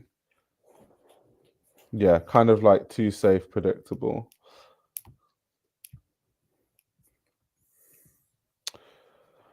Yeah, Sarah Paulson and Prada. This got a lot of flack online. There's something about this that I like. I don't know what it is. But it doesn't work as a whole. The ribbons are cool. I think for me, the issue is like the train. The pink train or the black train? I think the combination of both. Yeah, I see what you mean. I think if it was just the pink sheer train cape thing, then it would have been better. But with the black, it throws it off. Yeah, I agree. But I like the ribbons. I do like the ribbons. And this does remind me, I mean, the sheer cape, I don't know if that's part of the same collection that Mucha did that was like all those diaphanous dresses.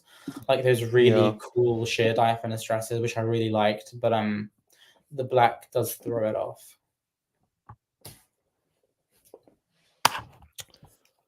Yeah, ribbons are cool.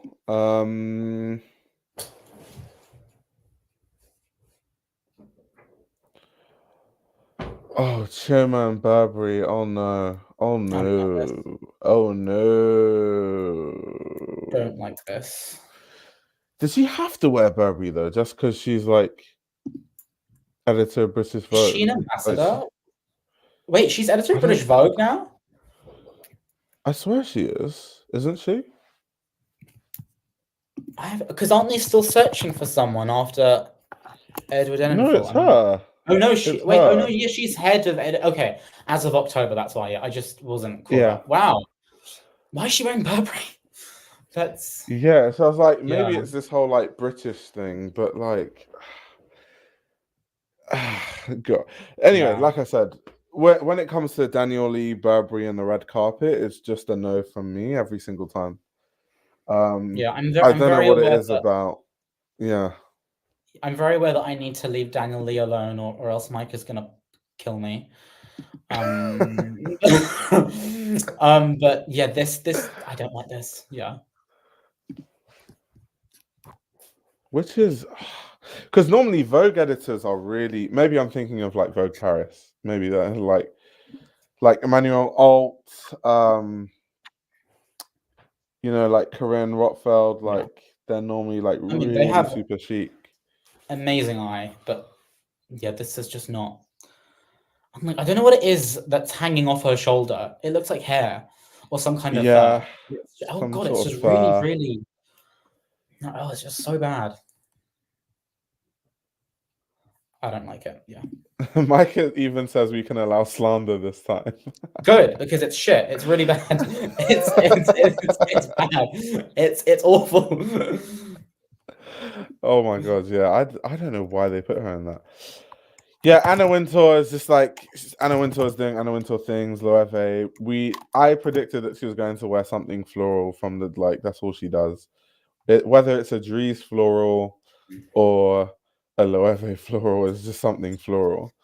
Yeah. Um, I'm surprised she didn't go with Chanel, but I assume it's because Loewe is in some form of sponsoring this year's exhibit yeah, or Met Gala, I think. Yeah. But listen, I think people rag on Anna way too much. I think she gets a lot of hate, and she I don't does. understand. I don't understand why, because she has done. I understand that she's like people think she's a bit of a, like an authoritarian, but like I think that even though I don't agree with the creative direction that her Vogue has been going into in the last couple of years, or even in the last decade, I think that she has done so much for fashion as an industry, Yeah, with encouraging people to take it more seriously. With the Met Costume Institute, I mean, she's single-handedly been able to multiply the amount, the donations, the amount of money that they raise like tenfold every year. So I do, you know, yeah. I think I for me, I've definitely like hated on her, and I definitely think it was valid because a lot of my vitriol, I'm joking, it wasn't that bad. A lot of like the stuff I said about her was along the lines of when COVID happened and they were talking about how few like black photographers and all that yeah, stuff have worked on like Vogue covers, and she had the worst, like most useless response, I think, to the whole situation, which was like, you know, some of these things are out of my hands and like it's hard to keep on top of these things. And it's like, yeah, Anna, you run yeah, the whole thing. You run the whole show. Stop it. You yeah, didn't want to use them. It's fine, but own up to it. Don't fucking say, "Oh, it's out of my hands." When you're not even the creative director and the global director of Vogue. You're the global director of fucking Condé Nast. Like, yeah. fucking stop it. The whole like the entire company, like not just Vogue, it's everything, which is crazy. And I think the one thing that does really annoy me about her when I do read about her is her relationship with Andre Leontali and how that ended, because they used to be Yeah. really, really good friends, but it soured towards the end. And I'm sure she played a massive role in that, which is sad.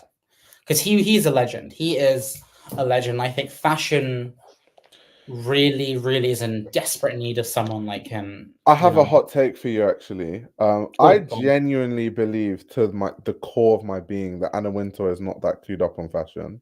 Like the way I people agree. think in terms of like if we're like, okay, Anna, let's talk about fashion history, I feel like she'd be a bit lost. I Yeah, definitely think absolutely. that Angelina Talley was like her fashion historian person who would like keep her up to date with things and kind of Yeah. teach her about fashion. I genuinely believe that to my core. And you can watch, there are old videos of Andre, like either at like union talks or like public appearances. There was one where he was interviewed by, I think it was Valerie Steele, Yeah, after Robert Farrar's book on John Galliano for Dior came out, and like they went through like his entire history at Dior, and like Andre was able to like pinpoint every year the season for all the shows, right. all the clothes, and like give a brief synopsis for every single one. He was just really, really amazing, and like had a good eye for everything. And if he didn't exist, then John wouldn't have had his career. Right. It's just It's a Yeah, shame. I Fashion, genuinely fashion. think Andre was like, yeah, all that she knew about fashion, I genuinely think that like Yeah, she kind of taught him a lot of it. spoon Because fed by him. to be Yeah, honest, I've never heard Anna Wintour say something really insightful about fashion. Like she always has something to say about, oh, I love JW Anderson because of just what he does. It's so amazing. Like there's never any insight. I've never Mhm. heard her say anything that's like, oh, I actually learned something about fashion today. I've never heard her say Yeah, anything along those I lines. agree. I appreciate the work that she does for emerging designers, but in terms of fashion history and like fashion knowledge, I wouldn't trust her to be the most knowledgeable person. Like, and yeah, I think she's way too busy for that. I do think that like Yeah, she's not because a she scholar or a wears so student. many Yeah, hats. Yeah. yeah, I agree. So it's like I get it. But that's where some of my hate comes to. Like I think people treat her like a fashion god, and I just don't like the idea of like treating other humans like absolute gods, which is why it annoys me when, even though I love Rick Owens as a designer and I own a lot of his stuff, when people treat him like an absolute god, it just irks me the wrong way. It's like he's a human, he's a designer. Mhm. So I think that's also, that's not even like directed at Anna. It's more about the way people talk about Anna, like she's literally Zeus or some shit. Yeah. Um, Someone said Nepo baby, and yeah, she is a Nepo baby. oh yeah, 100%. Her dad was like big in the Guardian or something, right? Like really high up in the He Guardian. was like a big journalist, like a really big Yeah, journalist. I'm pretty sure. Yeah. huge journalist.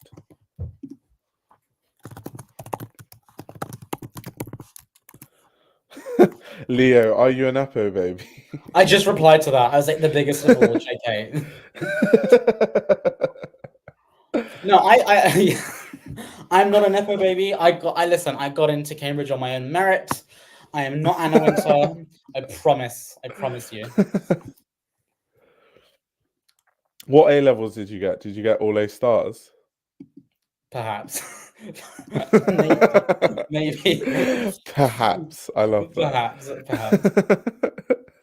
But listen, um, this was during COVID year, so a lot of them were basically made up by the government. So oh, the predicted yeah, grades, yeah, yeah. oh, Oh, I terrible. Yeah, remember that. really bad.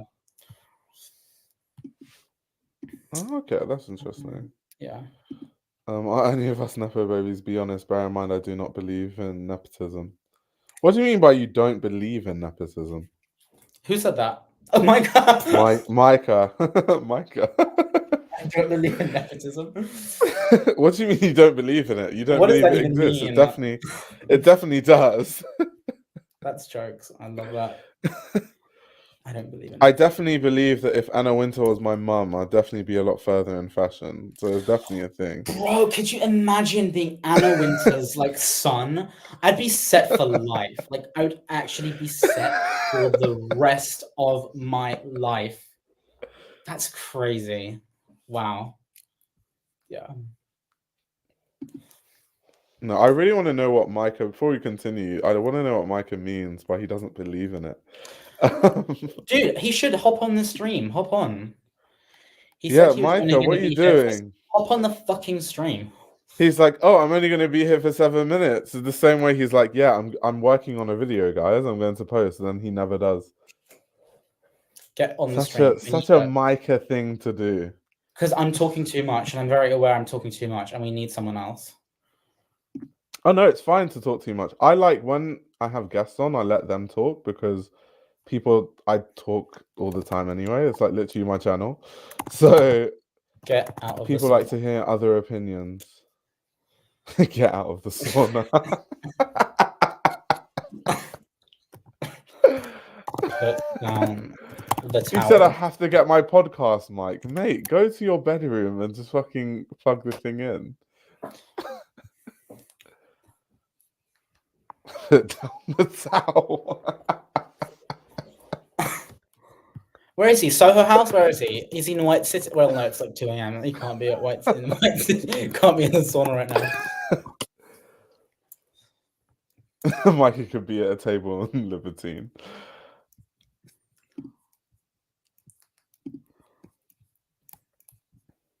No, Micah is hilarious. Yeah. So fucking funny. Hop on. I just want to know what he means by he doesn't believe in nepotism. I really want to know what he means by that. I think perhaps he means like he doesn't believe that opportunities via nepotism are a bad thing. I'm guessing that's what he means, maybe. I don't know. Yeah. This is why he needs to hop on. Micah. Hey, He's in the famous bathrobe. I'm only here to talk about nepotism and then I'm leaving. Okay, go for it. What was the question? You said you don't believe in nepotism, so I was like, Yeah, can no. you like Oh, yeah. expand on No, that? I just don't believe in nepotism. Did you just do a Pharrell Williams? You just answer the question with the question. God, I believe in people, the universe. That God is the interview is one of the most sunshine. iconic interviews ever. No, you know what it is, yeah. I just think that obviously nepotism exists, but I don't believe in the critique of nepotism the way people try to critique it. I think that if you had a child who wanted to pursue an industry that you could set them up in, I think most people would do it in a heartbeat. And I don't believe in nepotism in the sense of like, I only believe it's nepotism if the person who's been given the job can't do the job well. But if you're giving a job to someone and they can do the job as good as anyone else, I don't even believe it's nepotism personally, because I'm like, who else am I going to give the job to? Not my own seed. No, I agree with you. I think that where it gets annoying is when Nepo babies act like, because they always like to do the, oh, I built myself from the ground up. Oh, I worked really hard to get here. And it's like, okay, let's pull the brakes. Let's pull the handbrake up. No, you didn't. Your mother is the head of IMG. Your father is the owns so and so magazine. Like, but then again, it's like, okay, well, for example, like people like Bella Hadid. I think Bella Hadid is extremely good at her job, but true. I also believe, but like, she wouldn't be Bella Hadid without nepotism. You see what I'm saying? I think Bella is an amazing model. Like, I think out of all the Nepo babies, actually, I think she's the best model. However, you know who's the underrated Nepo baby? The most underrated Nepo baby in the whole game? Tracy Ellis Ross. Diana Ross's kid. Why does no one talk about that? That's like, anyway, sorry. Continue. I think people talk about it sometimes. Nah, bro. She doesn't get the Nepo baby allegation because she's just good at her job.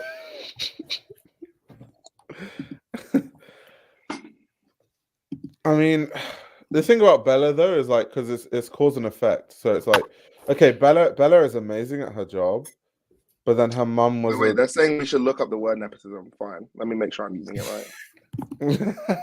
He said, "Get a dictionary, bro." Define nepotism. The practice among those with power of influence of favoring relatives, friends, families, or associates, especially by giving them jobs. Is that not how we've been using it? Yeah.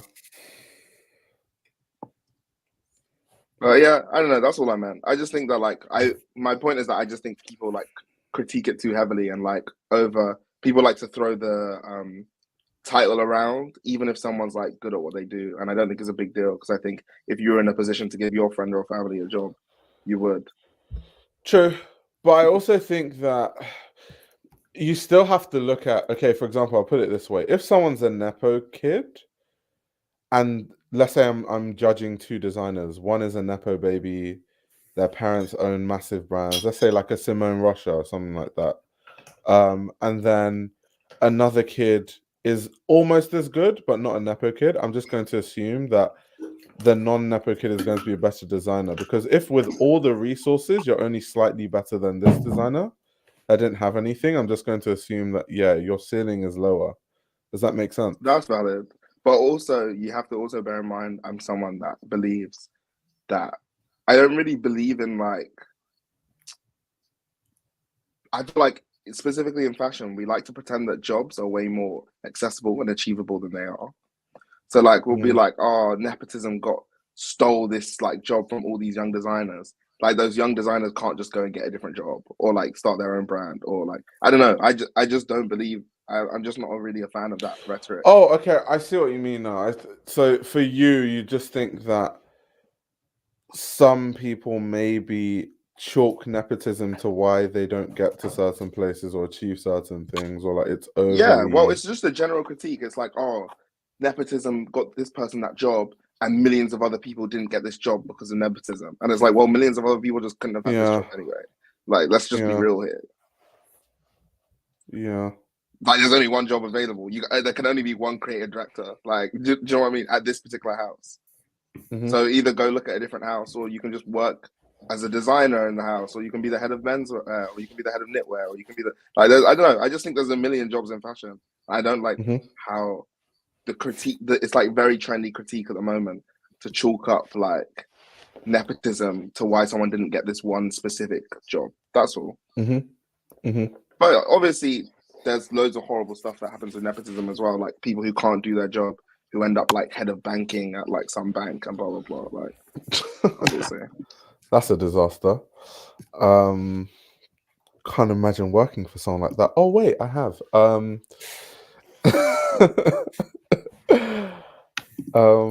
volume is low, fashion. guys. My bad. I'll fix that right now.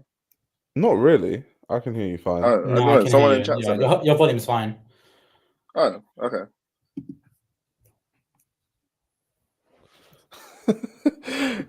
Yancey's confused. No, basically, yes. Nepotism is real. I just don't believe it's as bad as people make out. That's all. That's my major point. And I like to use a buzzword. What I said, don't believe in nepotism. Understood.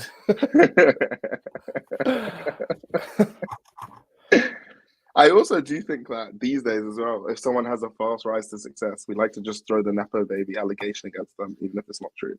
Like, there's a lot of people in London right now who get accused of being a Nepo baby when they're just... Okay, I know exactly what you mean when you say that. Yeah, because we've had that conversation before. Yeah. Bro, I mean, it's not the same, but people say I'm a Nepo baby. I'm like, what do you mean? Wait, who said you're a Nepo baby? Bro, people will just see you hanging out with certain people. They'll be like, oh, you must have like grown up with them or something. I'm like, no, you can just meet people and become friends, you know? Like, that's real life. Maybe it's because of all the LV bags, Micah. People starting to think you're a Nepo kid. Guys. I'll take it, bro. I'll take it. I'm a Nepo kid. It's the Goyards and the LV. I'll be honest, guys.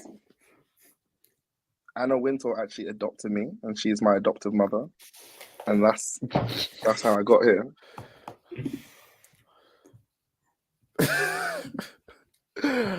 Oh my god. Yeah, Mike is related to Pharrell, definitely. He answers questions with the same question. To me, nepotism is about being given an unfair advantage by a powerful family member undeservedly. The key is the fact of having the talent, not just the connections that put you into the job. Yeah, essentially. I feel the same way, essentially. Anna Wintour has a daughter, but I'm not sure what she does. B. Schaefer. I don't know what she does. Like, I think that's her only child, I think. I'm pretty sure. No, she has a son. She has a son, actually, who went to Oxford and Columbia. Nepotism. Never. There baby. are so many, like, no offense, unintelligent people that go to Oxford just because of their family and shit. That's the thing too. I don't know how true that is, guys. I don't know. Very true. To be how true that is. As someone who knows a lot of people at Oxford and Cambridge, I don't know how. People that went to Oxford and Cambridge from my school got all A stars, but that's exactly from my that's what I'm school, saying. though. Everyone I know who went to Oxford and Cambridge got all A stars. It's just obviously to be in a position to have a good education, you often come from a rich background, so people confuse that with nepotism. I'm aware of people that got they still work hard. C's. I'm aware of people that got B's and C's and went to Oxford, and they're from like aristocratic families. What I will say is that, like, with American unis, there is like a very long history of like making donations, and like nepotism absolutely plays a part in like places like Harvard, Yale, Columbia. But when it comes to Oxbridge, like it's nepotism really doesn't get you in anymore. Like you can't really make donations in the same way as in like bribery. And there's also is it like Sophia Richie? Is it her? Who is it? Her kid that like that YouTuber who bought her way into one of these schools and it like that came was out. what was it again? I can't remember her name. You know what I'm talking I think about? it was a school in New York. I think it was NYU. No, it was it was a bait uni. It was a bait uni. What and school? They said she was on the rowing team. Oh wait, I'll find it really quickly. I do know what you're talking about anyway. Buys her way into college. And her parents are like rich and famous. Yeah. Olivia Jade. What school was it? Let's see. Oh, USC. There we go. USC. Yeah, the UK is definitely not that bad, but I do know people who come from certain families who didn't get grades that you should get to get into. I've never heard of it for Cambridge. I think you actually know them personally. Yeah, I've only heard of it for Oxford though. I've never heard of it for Cambridge. So I think it might be yeah. What kind of grades are we talking? 2 B's, 1 C. What course? A level. No. What should I say? Course? Would that bait it out? I'm just trying to, because obviously if you say maths, then I'm gonna be like, oh yeah, that's like no, it's not maths. It's not maths. But if it's like okay, I'll just say it's PPE, which is obviously the main course that people go for. That's crazy. That's what I didn't want to say. PPE. But, yeah, so which is obviously what you go there for. PPE is. That's insane. It is so competitive. I'll just put it this way. They have a. Will this bait it out? Okay, their parents are like deep in politics, basically. That's crazy. PPE is insane. Yeah, so that's why I've always seen Oxford since I learnt about that as like, but Cambridge I think is still more different. Like, no, it is different, and there have been a lot of initiatives recently to like actively take in lots of kids from like low income, working class backgrounds, comp state schools. Like it's a real thing that's being done here. And also we have a foundation year now. I think Oxford have always had a foundation year, or they have done for quite some time, but Cambridge does have a foundation year now. So you get a year where you stay at Cambridge, and you have to like pass a certain grade towards the end, but essentially it lowers the entry requirements for your A levels. And then after the first year, you then start your 3-year degree. So you apply while you're at Cambridge. So you're staying here, but you need to pass like a course or something. How do you get into the foundation? I think you just apply as you normally do, like through. I think it's through UCAS, but the entry requirements are lowered. Like they're like B's or something. Like, let me see, Cambridge Foundation. Yeah, it's like this whole thing. I think it's only a pre-degree course, so it's. Oh yeah, sorry, you context. So PPE is like the major course at Oxford, and if you study PPE, essentially most people that study it become like the prime ministers and like the MPs in the UK. So most of the big people in politics in the UK, they all went to Oxford and studied PPE, essentially. So there's like a pedigree of going to Oxford and studying PPE. Yeah. But like at Cambridge, it's like there's like we actually get. So I was helping out at for the last 2 years, I was helping out at my college's open days, and like there were a lot of like a surprising amount of parents who came to me and asked, like, is my child going to be at a disadvantage now because they go to private school? Because I heard that Cambridge is actively choosing to not take in private school students anymore, and I have to say that it's a myth.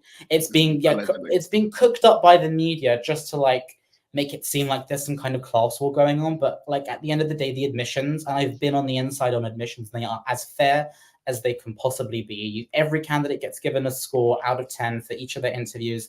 Some of them do admissions assessments. It's actually fair. Like nepotism, it's not a thing in the admissions here. Yeah, people just get confused because I think people misunderstand that being from a wealthy background gives you so many other advantages that a lot of the time you don't even need like traditional nepotism. So it's like if you have a better education and your parents have more funds to help you get internships because you can afford to work for no money and get experience, and you can afford to like travel the world and do all these unique experiences, then you just have a better application than someone else. And people will be like, oh, they got in because of nepotism. But it's like, no, they were a better candidate. The only reason they were a better candidate is because they come from money, but they were objectively a better candidate. Like, that's the truth of the matter. It's sad that, you know, like classism has such like generational effects like that, but it's the truth. The real class divide like actually begins once you start uni, because you get lots of people who are able to afford like £300 tickets to like some of our Mabels, and then you have people who can't afford that much, and so they need to apply for access tickets, or they get bursaries. I mean, the real class divide starts once the degree itself starts. Like, it's admissions isn't it's like everything that's after that, like your college, for example, it defines your entire experience. And so if you are at a really poor college, like, so for example, we have a college here called Lucy Cavendish, and it's only just started accepting men. So it used to be a female only college, but now it's coeducational. And they have like, I think an endowment about like £30 million, which for a Cambridge college is really, really small. So accommodation, like there's been like massive issues when it comes to whereas you have Trinity College, for example, which is like right next door to me. They have, I think, almost £2 billion in endowment now, which is my college has like 300 million in endowment. And I think my college is the third richest in endowment. Like it's quite crazy. Yeah, St. John's College has about, I think, 800 million now. It's like Trinity owns the O2 Arena, which is crazy. Like there's a lot of wealth here. Like it's crazy. What the hell? Yeah. Yeah, it's a lot. It's crazy. Yeah, that's crazy. That being said, also, segue back into the Met you guys Gala. are gonna have to make this a 2-part stream, because you guys are 45 looks in. And you're 3 hours into the stream. Just skip the ones that are not worth but we're gonna skip quite a few. Okay. Dior, Kris Jenner, Corey Gamble, no. Elle Fanning, kind of cool. Do you want to talk about go this? back to the chat, guys. Please. It's all right. Like, it's okay. I do like the birds. I like the top. Like, the top is really interesting. Yeah. Yeah. She looks great, but she always looks great. So, yeah. Jodie Turner-Smith and Burberry. Lots of Burberry looks. Like, a lot of Burberry looks. I mean, this is definitely better than a lot of the other Burberry looks. Oh yeah, carpet. I agree. Yeah, this is better. And I just like Jodie Turner. I just think she always looks good, to be fair. Yeah. It's very hard to make her look bad. So yeah, I think that's like the case with a lot of these celebs, is that some of them are just, they look so good naturally that like you can put a sack on them, but they can find a way to make it work.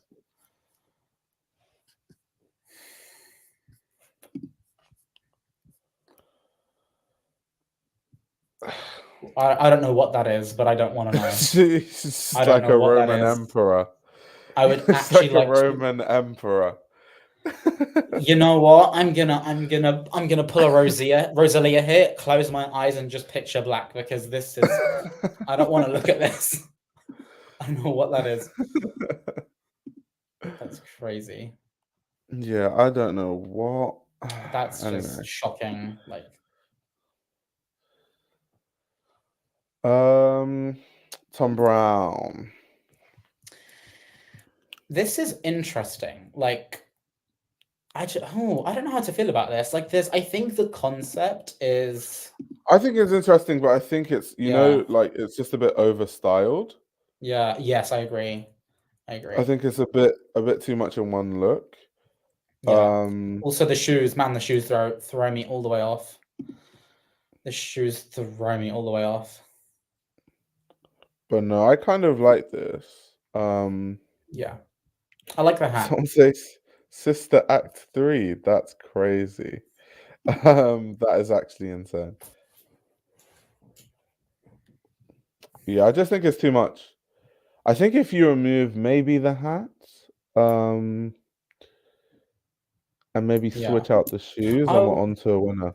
I actually like the hat. I think maybe if something was done about the dress, I feel like from the blazer up, it looks good. Even with like the little doggy bag, like it looks fine. But the shoes, if you actually like look at it from like the hemline down, it looks like something like a granny would wear. Like I could picture like, even if you really visualize it, like it looks really bad. But from like the blazer up, the white blazer up, it looks decent.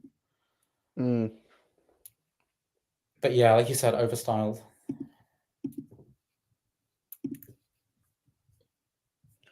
Oh yeah, there were so many. I think this Met Gala was either like Margiela, Tom Brown, a lot of like Loewe looks, Burberry, a lot of yeah. Burberry, and then certain Yeah. brands didn't even show at all, like Gucci and stuff. It was kind of Yeah, strange. Gucci. Did Louis Vuitton show up? I don't think so. No. I don't think so. No. Yeah. Yeah. No. I think this is. I don't know. This is very. Again, this is very costumey. Yeah. And this is also taking a page out of Daniel's book with some of the. You know what's funny? Stuff. I thought this was actually Schiaparelli before I like looked. No, because you could easily mistake this for Schiaparelli. Like, I think actually, if the dress was in black, in like a black velvet, then a million %, this could pass for Schiaparelli, definitely. Yeah. But like, yeah, no. I do like the coat though more than. But I think it's all one piece. Wait, let me see. I can't really see. No, I think the coat is separate. Actually, it does look separate. I'm looking at her where her elbows are. Yeah, I do like the coat. The shoes, I'm trying to like. Is that a starfish? And a seashell? Yeah, a starfish and yeah, you're right. That's a bit odd.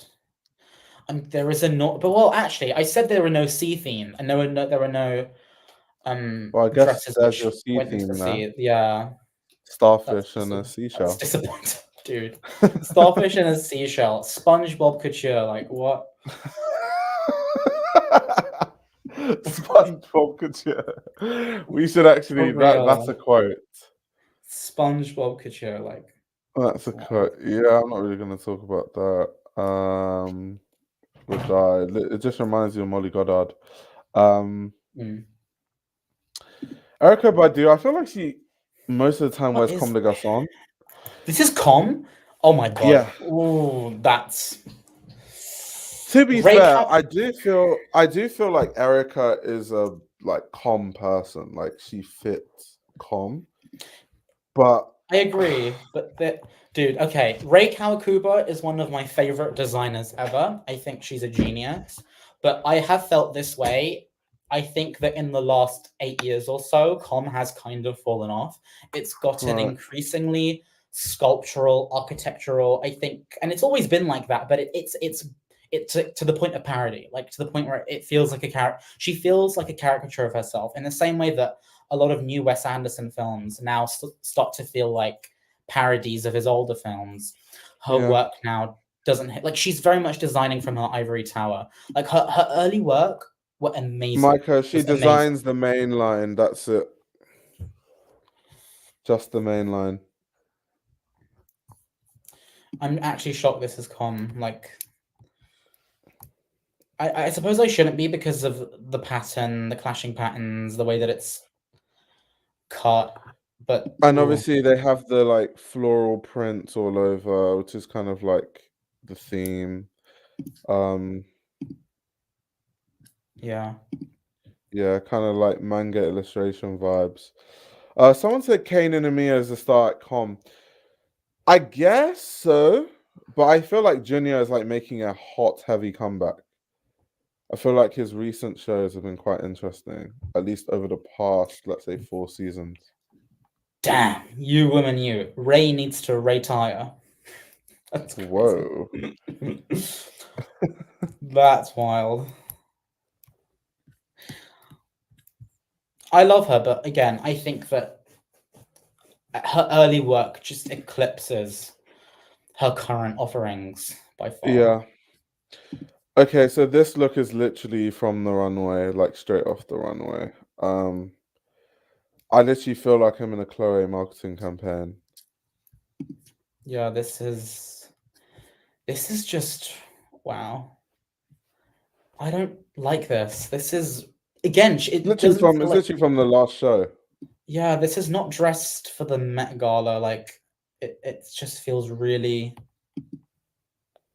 like inappropriate. Like for the theme, like it's just too casual. I could walk. You could walk down the street wearing this, and like it would be fine. But like to wear this to the Met Gala, Yeah. it feels no, it's bad, pretty bad. Yeah, I just don't know why.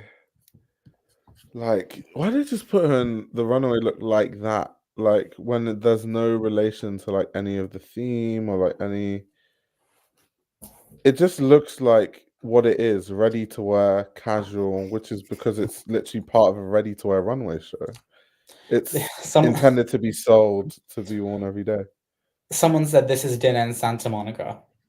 Oh my god. For real. Yeah, no. Like yeah, you could wear this to dinner. Like it's so casual. Like she probably went to sleep in this. Like it's just take the boots off and just go to sleep. Like it's just it's really casual.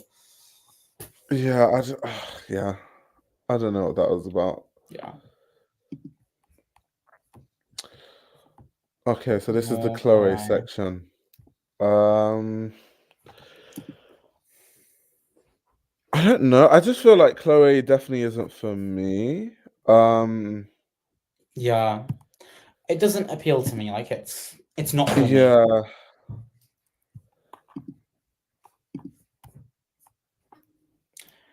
Willie Chavaria. That name rings a bell. It rings a bell. I feel like I know who that Willie is. Chavaria is kind of like semi-big, I guess. That name stands out in my head for some reason. No, he's like been around for a really long time. Oh yeah, I see what you mean. Yeah. Really long time. Yeah, this is all right. He's like Willie's huge in the US. Like the US, especially like people from New York rant and rave about like Willie Chavaria. I think the brand is even based in New York, actually. Someone in the chat said that this was a homage to Andre Leon Talley, in which case I like it more because love Andre. Yeah, I can see how it is. I think maybe the pants are just. I think if we had some nice, slim, tailored ivory pants, it would have fit this look a bit better. But as it stands now, like it's just, I don't know. He's a hometown hero in NYC. Okay, yeah, so the brand is big in like New York. Because it's people I know from New York that talk about Willie a lot. In the UK, people don't really talk about Willie Chavaria. So yeah, I'm a product of the 80s and NYC, so I'm used to the creativity of people making their own clothes to reflect who they are. Today it's much of the same. Okay, that's something that Micah said, I guess. Moving 50 on. Oh my god, what's that? Oh my god. What did they do to it? Is that a painting? Wow. You see, no. Do you like it? No. There is something about this that I feel like if taken out of context, I could get behind. I don't know what it is, but as it stands right now, I don't think this is great. I don't know. It's interesting. Like there's something about this that reminds me of a certain Givenchy look that John did in the 90s, but like it's just such a far-flung reference. It's not. I think the body art reminds me of, when you're a kid and you go to a fun fair and then someone like paints on your arm and stuff. Yeah, it does it like that. But well, some of it is on a glove, and then some of it is on her body. Yeah. Which is weird because why not just have one or the other? Why not just have a really long sleeve, or just cover the arm in body paint. Like, why is it half? Like, I don't get it. Again, lots of It's fun though, like floral. it's Yeah, playful. I think that's what is like I kind of like about it. It's it like kind is. of playful. And I also think maybe it's the fact that the way that the colors of the florals look on the dress itself that I like. Like, there's something about this very, very faint blue, this little silver that is nice, but it doesn't work together.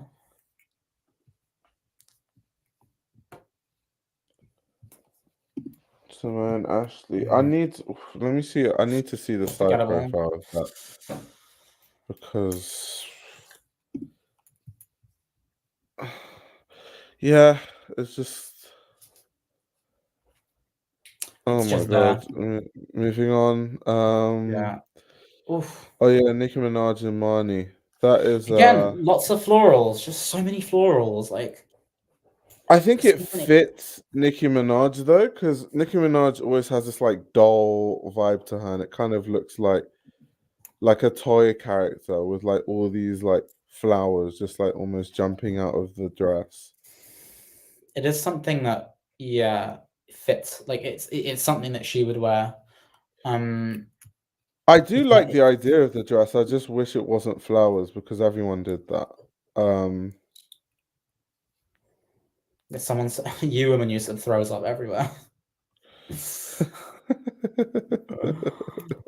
Can't.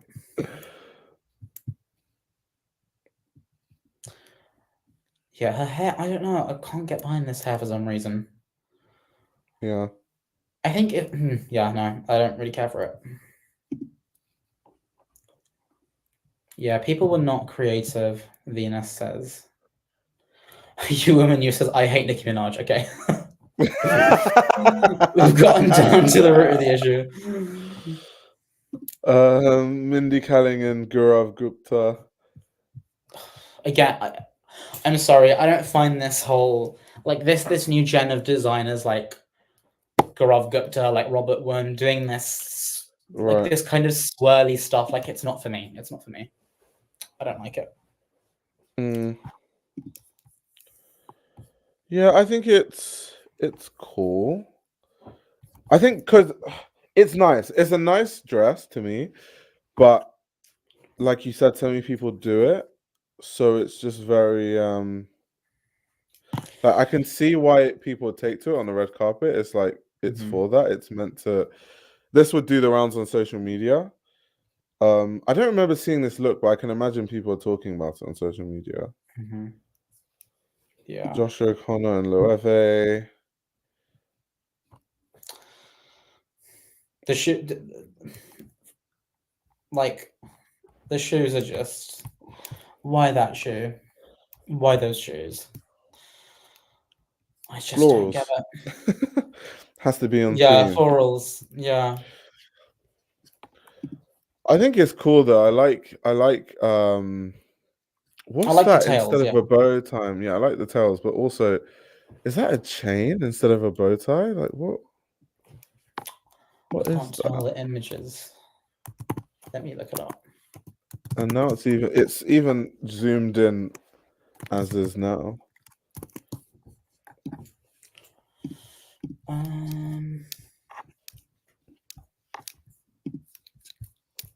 I think it's a chain or something.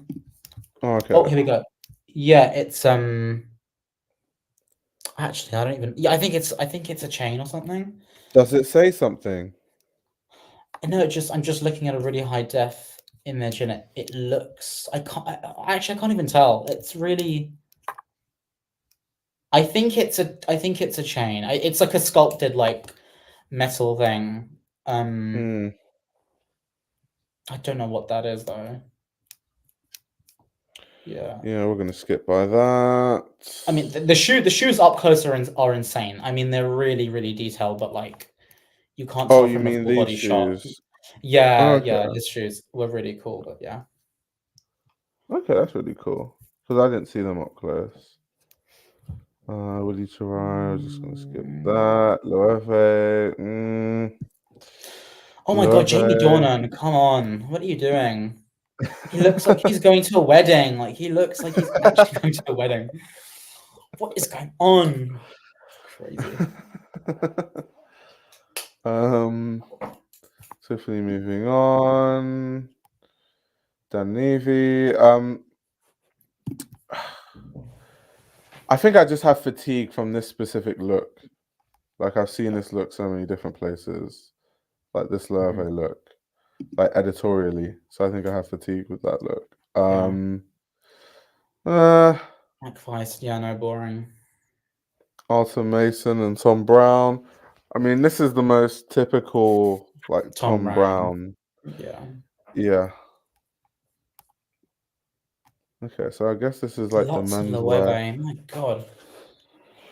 I guess they've done some. It's cool what they've done with the lapels. It's better than most of the blazers.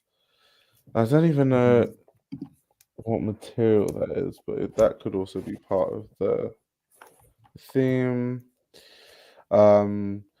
This salon thing for like Donald Glover, the fit. He just looks so odd. I don't know what it is with the fit. Yeah, I don't know about all of that. Yeah. Strange. He looks, he looks The odd in college's way to outfits if they're celebrating New Year's at New York City.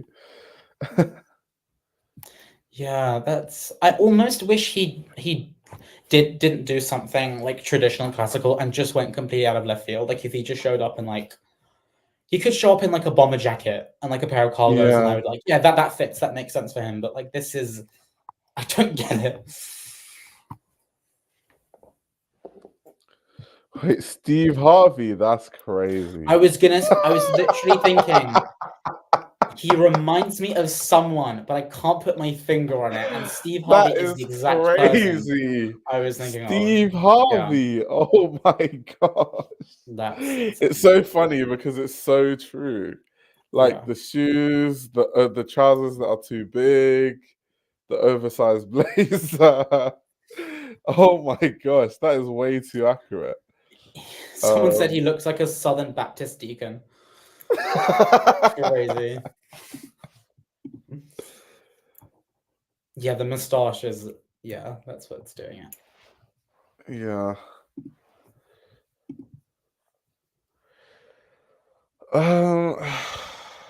Is this Tommy? Hilfiger? Yeah. The shoes look like they could be interesting though. The shoes that are peaking. The dress though, I don't know. Like, yeah, boring. Yeah. Doesn't inspire.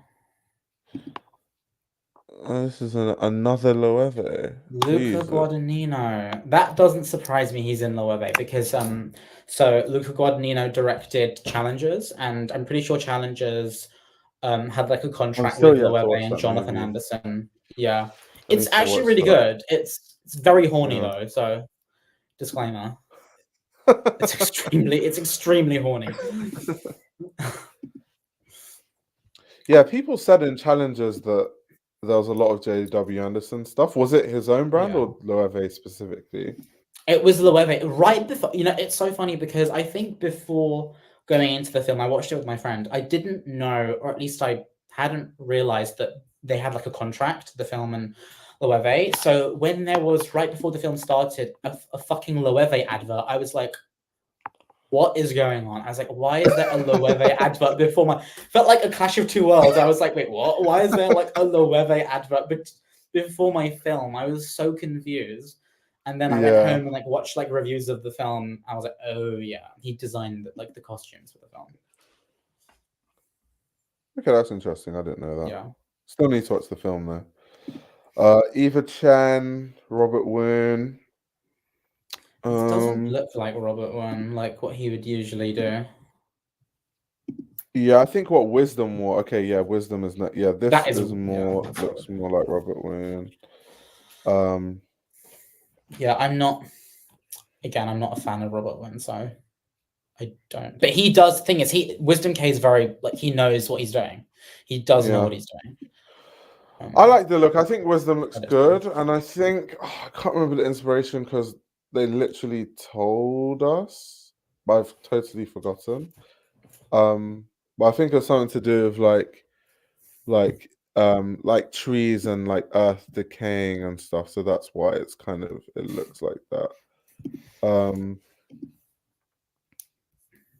But no, I think Wisdom always looks good. Like Wisdom has like Yeah. really good style. Tiana The Taylor. blondes. Oh, the blondes.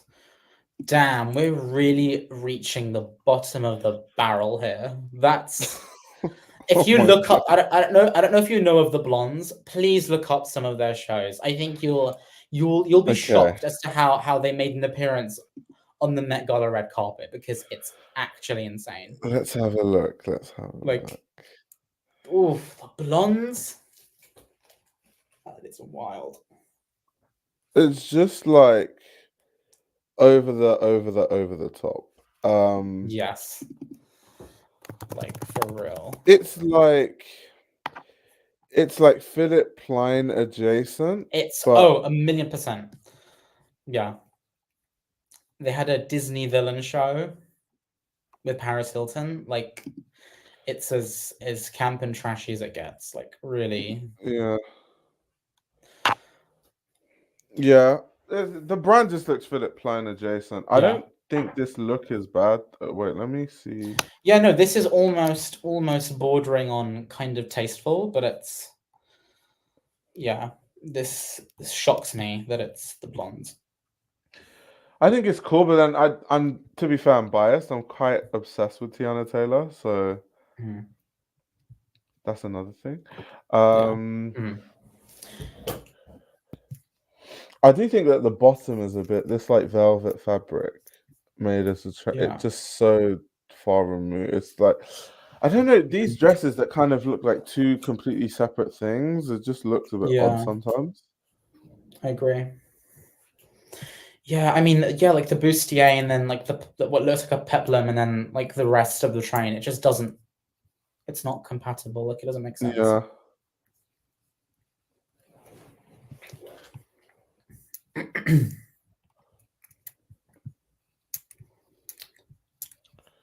Oh, is that Jonathan himself? Oh, Jonathan. Crazy. The man of the hour. Honestly, it feels like he is the man of the hour right now. Probably had the most looks. Yeah. Yeah, definitely, I think. Nina Waith and Etro. It's way too much. Yeah. Don't like it. Big fan of Lena though. Alex Edelman, and it's good that SS Daily had an appearance. Didn't they win the LVMH prize? Yeah, and they were at. I saw SS Daily show in Pity. So they've been doing pretty well. Yeah, it was good. It was good.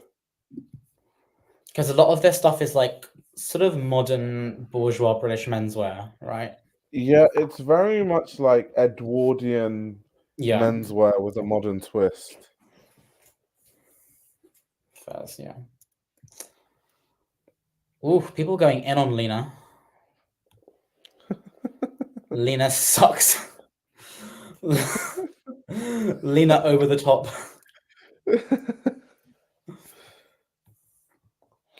Yeah, SSA is Harry Styles. Yeah, Harry Styles. I think he's like, I can't remember how much he invested, but yeah, he did invest in SS Daily because he wears it all the time. Like he was being dressed in SS Daily all the time. And SS Daily, I think, because he started as like, what was it? Harry Styles stylist works a lot with SS Daily, basically. Okay. This is I don't really care for this either. Amy Griffin and Daniel Roseberry. Scaparelli. Where that doesn't look like Scaparelli at all, to be fair. Yeah, I think that's because it actually looks good. Like it looks a bit more. My god! It looks a bit more tasteful. Like this is probably one one of the most tasteful dresses that I mean, it's boring and simple, but it is like quite tasteful. So like it's okay. Like I'm not mad at it. Yeah, Charles, I agree. I find Schiaparelli so over, dude. I'm right there with you, bro. I'm right there. It is over. Oh, someone said non-binary couture, bro. Jeez. Sam Smith. Oh, People have not been happy with Sam Smith recently. I people feel like hate this guy. People yeah, really especially like hate. did you Yeah. see the look that Sam Smith wore in the Vivienne Westwood show? People were Oof, don't remind me. absolutely like Okay, to be fair, I can understand the because I can understand the outrage because that was a bit grotesque. Like that's no, I don't want to see that ever again. Like people were going you know, mad But- about that look. that was wild. I do think if Vivian was alive, she would be actually I don't know how she'd react to that. I think she would have a meltdown like dude, no. Crazy. Yeah. But this is tasteful for his standards, yeah. This is true. Everything he does seems Yeah. so forced. That's why. Yeah. I do kind of get that's that true. sense. He's a bit I like do he get reminds me of a Lil Nas X in that way. Like he does the whole like shtick. Yeah. Ooh, Tamara Ralph. Oof, let's not support that brand and that designer. That's absolutely not. That's nope. Is this Hamish Bowles? What? Honestly, What nice is to it see him. deal? Nice to see him up and about because he had a stroke, I think. Wait, did he? Oh my god. Yeah, he had a really bad stroke in October 2022, and like I think it took him like quite a couple of months to recover. So it's nice to see him. Like his whole world just came to like a crashing halt because of it, and so I it took had him a no long time idea. to rebuild. Yeah, he Does wrote he an article about it on Vogue. does he normally use a walking stick, or is that kind of like I think that's because of the stroke. Yeah, that's because of the stroke. yeah. I really love the shoes, by the way. Those he loves shoes. lavender. He loves Yeah. lavender. Always dressed in lavender. But yeah, Oh it's my nice god, to shout see out to him. Hamish for Yeah. beating that. Yeah, and like he has incredible taste. Like he's a great eye for interiors. Like I know he's like the editor of 100%. I think he's the editor for World of Interiors. But like if you've seen his London homes and his New York apartment, like immaculately decorated, like really cool. Yeah, I've just read so many of his books. Like he has a really good book on Balenciaga, that I really like. Shout out he to also Hamish. went to CSM, I think. Did he? I'm not sure. Yeah, I'm I pretty need to sure. cross-check I think that. he was a contemporary of John. I think I'm pretty sure. Check.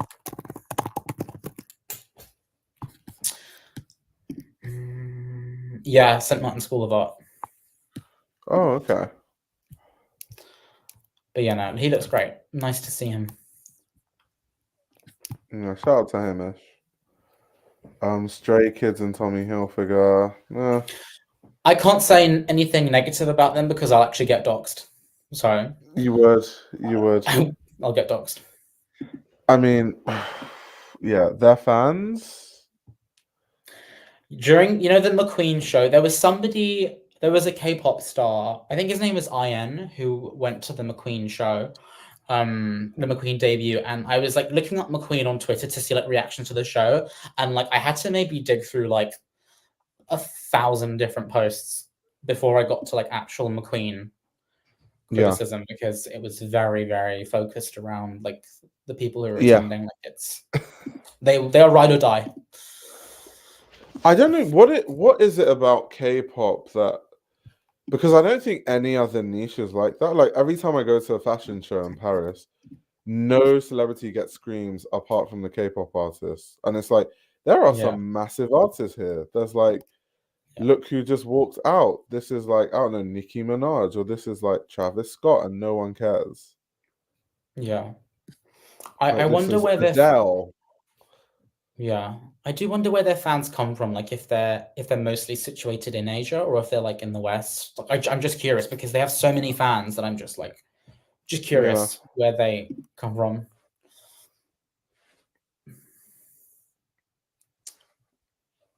Someone Like said K-pop K-pop companies want companies. Yeah. to act like that, so they encourage it. Okay. Yeah. Because like even like you go to Celine, like when like Lisa was like just going to shows, and I think she was the ambassador for Celine, and like just absolute frenzy. Yeah. But it's what makes it interesting is the fact that it's only for K-pop artists, but there are other artists just as like famous, but no one acts Yeah. like that way. Yeah. I think that's because of the demographic. Like, yeah, K-pop fans must be like Yeah. really young. But yeah, I'm not gonna get doxxed tonight, so.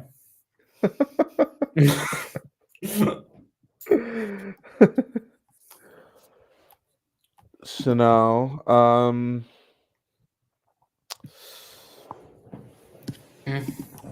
Yeah. Yeah.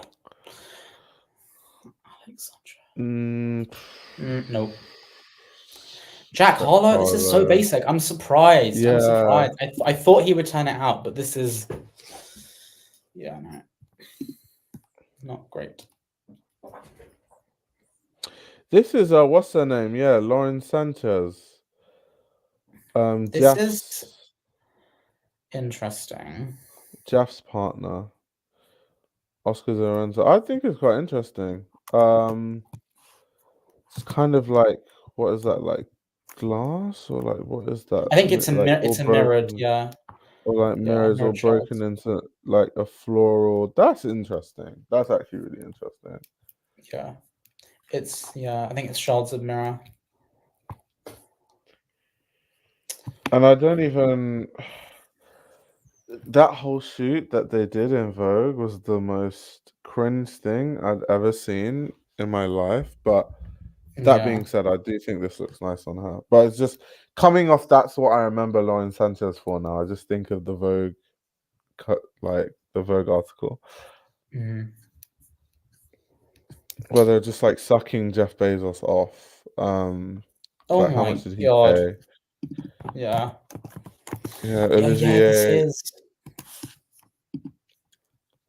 This is interesting. I mean, the sand thing is interesting. It almost reminds me of like there's like a certain like Egyptian statue. I think it's of a certain pharaoh. It may be Ramses or someone, but this reminds me of that. Like it looks quite regal. Like the sand thing is interesting, but I feel like there must be more interesting ways that we can utilize sand as a fabric other than just like creating a sheet of sand. Yeah, and I think because Olivier is always like making commentaries on like his lips. He's like, oh yeah, people think my lips are like hilarious, so like I'm gonna make a sculpture of myself with the lips and stuff. But like he's done that over and over again. Really? Yeah, he said that in interviews. That's interesting. I think it's cool though. The sand self sculpture thing using a similar technique to the Tyler dress. It's cool. Yeah, I mean there is something interesting. I suppose if you really wanted to reach, there is like an interesting bridge created between the past, which is the sand thing with his eyes closed, which almost looks like a statue, and then like his face right at the top. Like there is, I mean, if you wanted to reach, you could say something like that. But yeah, it's definitely more interesting than the work he does at Ballard. So yeah. Oh yeah, a lot of people are talking about the Rita Ora and Marnie look.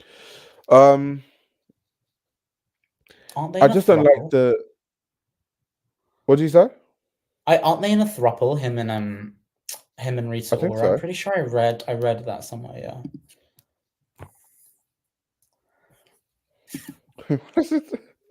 I like his lips, but I'm black, so no lips, no kiss.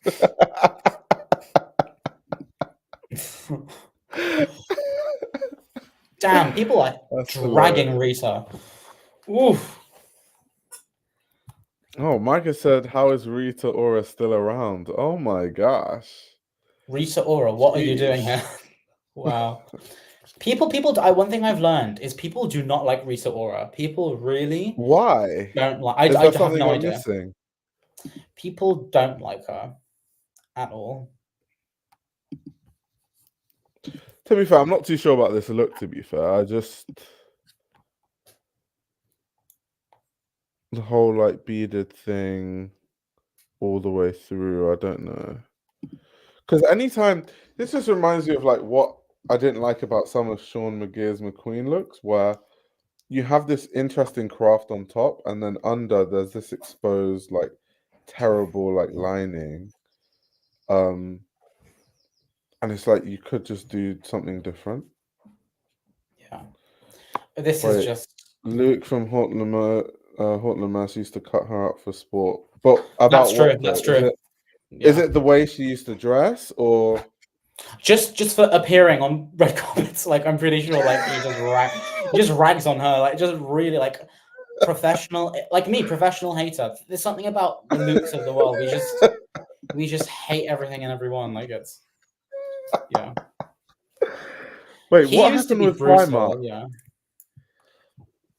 Yeah, Luke, I think, is probably less brutal because Luke is now becoming deeper and deeper into the industry, and these people might be people he sees very frequently, so it could be a bit Yeah. awkward. So I get it. Have to get my hate out before I enter the industry. Yeah, this video is going to be unlisted in a couple of years' time, by the way. I'm going to have to call you on a favor and unlist this video. Like, It's all good. But yeah, Rita, man, people don't like her. People really do not like this girl. Yeah. I didn't know that the Rita thing was that deep. Oh, we have a Laura Piana moment. Look, now this is and you know, very fitting that it's Jeremy Strong, because he wore a lot of Laura Piana on Succession. So, and I feel like, honestly, I don't know if you've seen Succession, but I haven't. It's one of you get on it, because I feel like you'll enjoy it, because it's lots of like class commentary. There's a bit of fashion in there as well. But it's Yeah.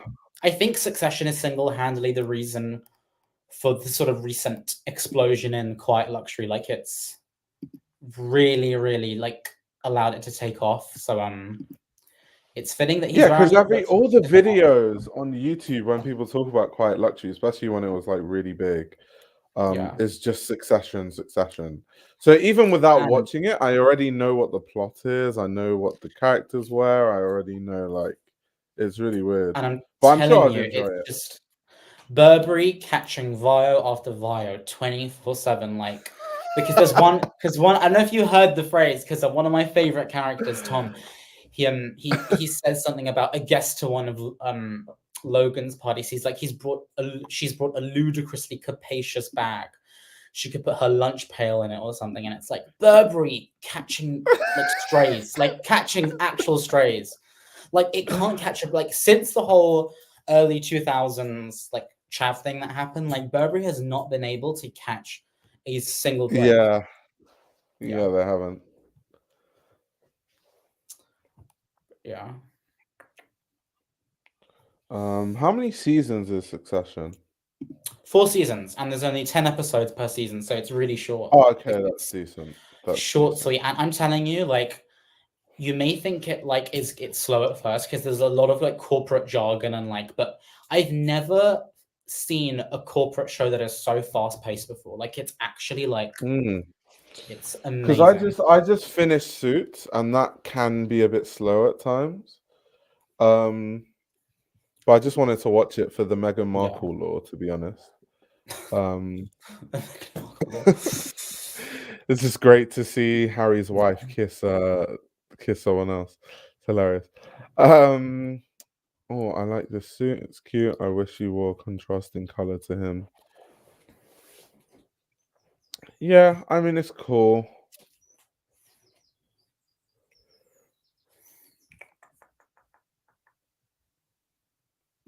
Demi Moore and Harris Reed. You're going to love this, Leo. You're going to absolutely eat this up. You are going to. And literally Harris Reed. You know what? And on that note, I actually have to take like a 2-minute break. So on that note, I'm muting myself. And you can guess how I feel about that. I'll be back in like 2 minutes. Harris Reed made him go on the toilet break. That's so insane. Suits is not even close. It's D tier compared to Succession. Okay, great. So I'll watch Succession then, because I'm looking for another show since I finished Suits. But yeah, Leah just doesn't like Harris Reed at all. I think Harris Reed actually, where Harris Reed shines, is the red carpet and the red carpet only, and nowhere else. Yeah, Harris Reed trying to do ready to wear is like me trying to be a professional bowler. It just doesn't work. This dress, I don't know. It's kind of like she looks like she has wings. Is that a reference to being a butterfly in terms of the Garden of Time? You've seen a lot of other people do the whole butterfly thing. I don't, and that's obviously a very Harris Reed thing to do too, but not really my cup of tea. Khalif, I think, likes it. The message for creativity. This is creative. It is creative, but I think as far as Harris Reed goes, that's what he always does, like with the arrows and stuff. But it's cool though. What's someone saying? There's another show called Industry from HBO. It's about high finance in London. Let me write all this stuff down. Some really good shows to watch. Succession and Industry.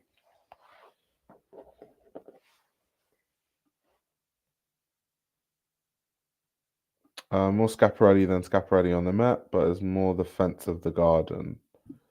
Okay. I was gonna say, somebody mentioned Industry. I will say Industry is like kind of a B-Tech Succession, by the way. So watch Succession first and then watch Industry. Okay, that's cool. But this look, I mean, yeah, for me, it's just Harris Reed makes costumes. He makes like Halloween costumes, and I've always said that he is like he's like the fashion. He's like the fashion equivalent of like a 4-year-old child that thinks they can recreate like a Picasso and gets told that he's like doing something amazing for it. That's how I feel about his work. For real.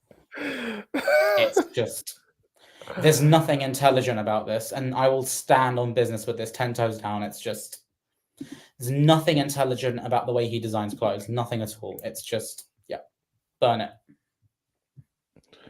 I just think he's very my opinion on him is definitely not that extreme, but I think he's very the costume thing is definitely true. It's almost like he doesn't know how to design desirable clothes in a way. What I will say is that his time at Nina Ricci literally gave me an eyesore. Abysmal, and he's still there. He's still, again, you know what? I'm going to apologize to Daniel Lee or Kim Jones. I mean, I don't like Kim Jones anyway, but I keep calling him fashion terrorist. But genuinely, Harris Reed is the definition of a fashion terrorist. Like, I genuinely will not let up. Just really putting bad show after bad show, bad collection after bad collection. Like, it's just. Someone said drag race arse look, and I agree. That's what this is giving me. Yeah, high school creativity. And Harris can do Moschino. No. The thing about Moschino is I almost think that sometimes people think Moschino is like trashy, campy, campy, and that's not. It's supposed to be funny and witty. It's just that. What's his face? American guy. Jeremy Scott. Yeah, Jeremy Scott went too far with it. He overdid it. Yeah. So now people associate Moschino with like really trashy, kitschy sort of thing, but that's not really what Moschino is. Like the original Franco Moschino, he was very political. And at one point, his Moschino was selling better than a lot of luxury brands at the time. Like a lot. But yeah, no. Jeremy Scott has, I think, cheapened its reputation a little bit.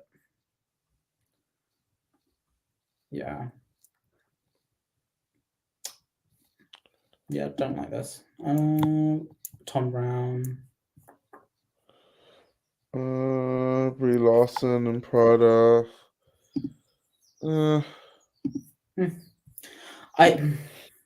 It's cool. I see what they're doing. Yeah, like the I like reverse the. thing. There is something about the colors that I like, and the way that this sheer like net. It almost looks like a very, like a simple crinoline is like layered over what looks like just like this sequin dress. I like, but there's something about it that's off. I don't know what it is.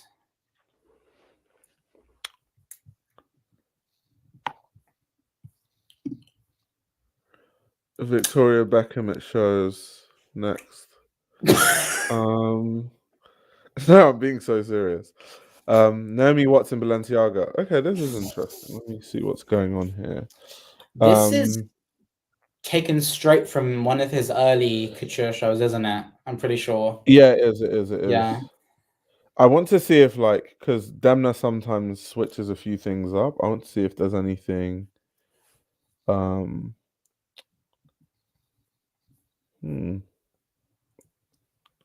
It's interesting. Like I said, it's people were all just saying it's telling that when he references old Cristobal Balenciaga, it actually looks really good.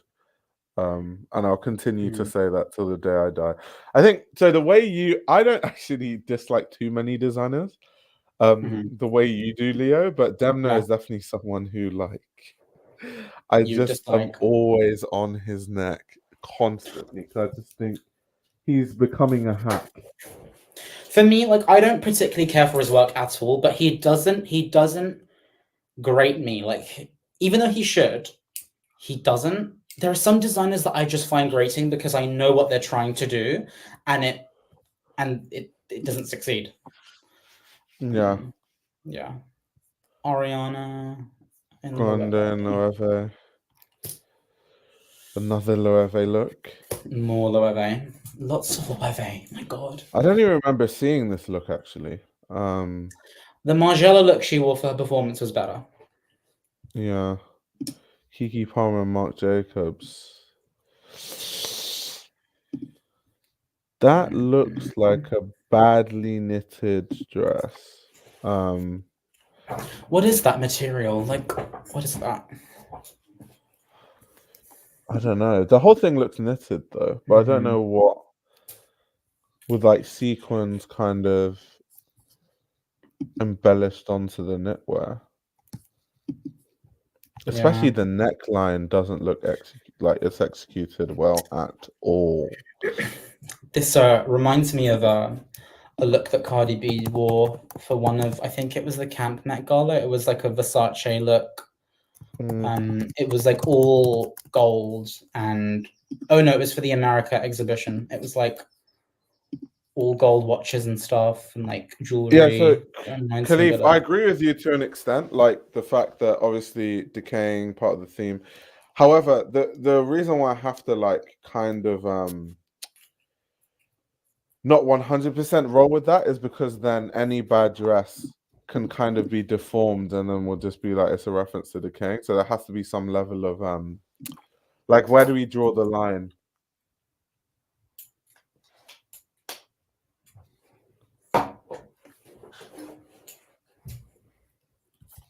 Oh, Donatella. She wearing herself? Yeah. Yeah. In Versace. Honestly, though, a bit of a flex to be wearing your own label. True. I think. I actually really like Donatella. Like ever since I met her, I'd like really because I worked on that Versace book that Tim Blanks did. That's so cool. Was she nice? Very nice. I couldn't really understand her a lot of the time. Like Tim Blanks is damn near her translator at this point. Does Tim Blanks speak Italian? Her accent. No, he just understands. They're just such good friends that like he understands her accent. Whereas for me, I was just like, it's so Italian, like. Yeah. And then she has this like raspy deepness to her voice, so it makes it when someone is that Italian with that kind of voice, it's just like, yeah, I'm so Donatella, I love you, but I'm gonna need Tim Blanks here.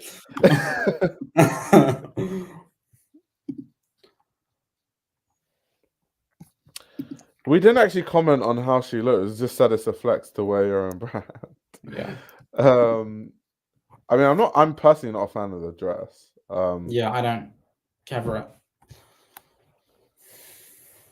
Someone's asked me how is Donatella. She's really nice, like really, really nice. I was surprised because so many people in fashion have an ego, and I've met loads of them.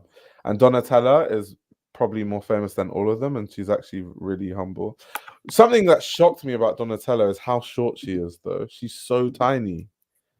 A lot of was these so celebrities are shocked. tiny. No, but A lot Donatella is of like them. really, really tiny. Like, no, like Really? tiny, tiny. Like, I don't Look know. at I'd have to Google how tall she is, but if I was to her. guess, I'd say she's like 5 feet tall or something. Oh, 5'2". Wow, yeah. Oh, wait, what? Yeah, 5'2". Yeah, Yeah, that's what it says there we online. go. Fair She enough. was really small. I was like, so maybe because I was so used to seeing her on like screens and TV, so you just assume that she's taller, but she's like Yeah. really tiny. Fair enough. Yeah, I mean, for some reason, these press photos always make them look taller than they are.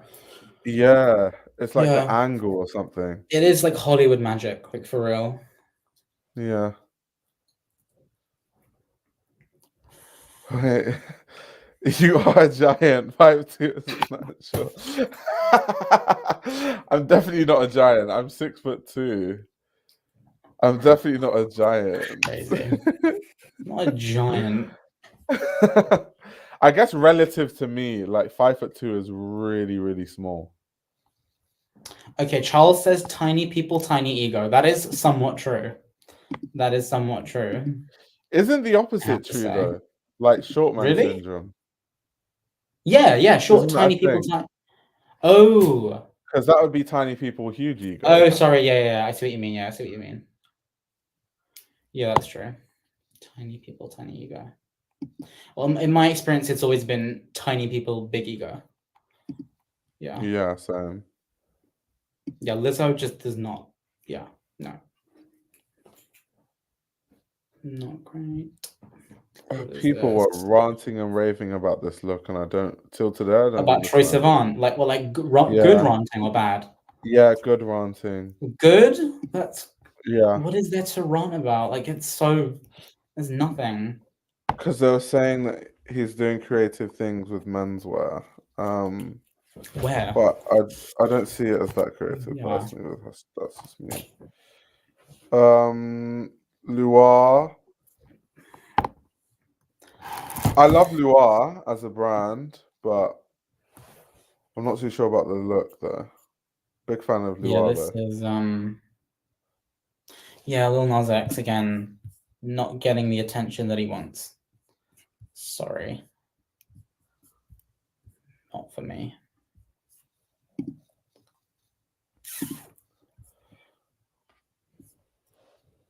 Gabriella Okay. Hearst. See, this is simple, but I kind of like it. I don't know. There's something about the cape and the dress Yeah. which feels very simple and very chic. Like it's boring, but it's chic. It's just good to see something from Gabriella Hearst, to be fair. Yeah. Schiaparelli. This is a really old. I like this though. I like This it is though. like this is autumn winter 2021. This is quite an old. Yeah. By like yeah, quite old. No, I like this though. This is one of the very few collections that he did where I was like, okay, I'm not like extremely mad. So wasn't this worn before, or am I tripping? Like I can't remember if it was on before. To be fair. No, I think Bella Hadid wore a different look, a chain, like a tree chain around the neck. Yeah. No, I Yeah, really like Gian, it was the Matador couture, yeah. Gabrielle Union, Michael Kors. So basically, she's a mermaid. Yeah. Okay. Moving on. I'm surprised you haven't seen any of like the Swarovski stuff. Undercover. This is like that recent collection, right? With the Yeah. the like butterflies and all that stuff trapped in the. Not my favorite guess undercover collection, but yeah. Me neither, but I guess it was it's definitely on theme though, very, very on theme. Yeah. To be fair, the fact that Gabrielle Union, to bring that up, is over 50 is insane. Like, that woman doesn't age. That's actually insane. Like, she's looked the same since I've like that's insane. But Yeah, anyway, that's crazy. I'm gonna need her, like, the people doing, like, her dermatologist. I'm gonna need her doctor. Okay, Meg Ryan and Michael Kors. Nothing worth. I think critiquing it's here. kind of cool, but it's just, yeah, it's really basic. Yeah. Meg Ryan. I know that name. She was in Tom Hanks I don't know film, I who she think. is, to be fair. I When can do Harry a Met quick Sally, I Google. think. I think it's When Harry Met Sally. Meg Ryan. Oh, that's a lot of films. Oh yeah, Okay. she's famous, yeah.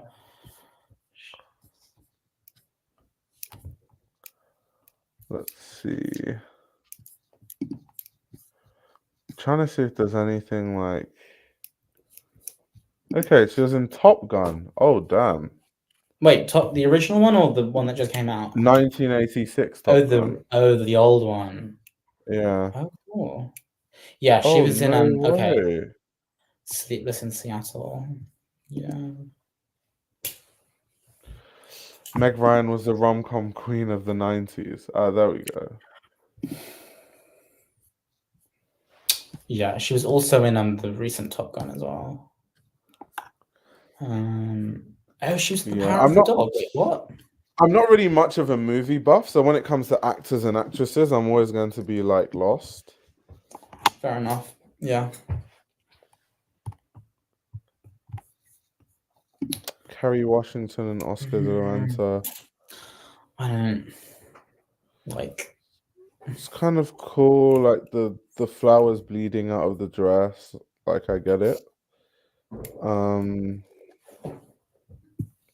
It's cool.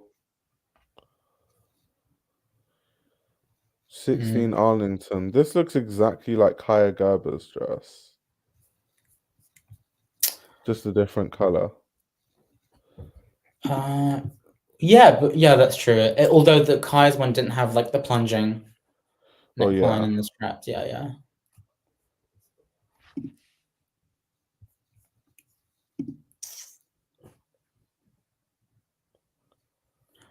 I'm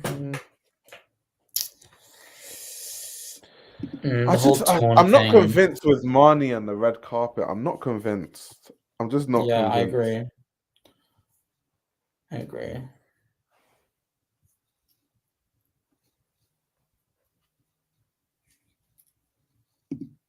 Oh God, here we go.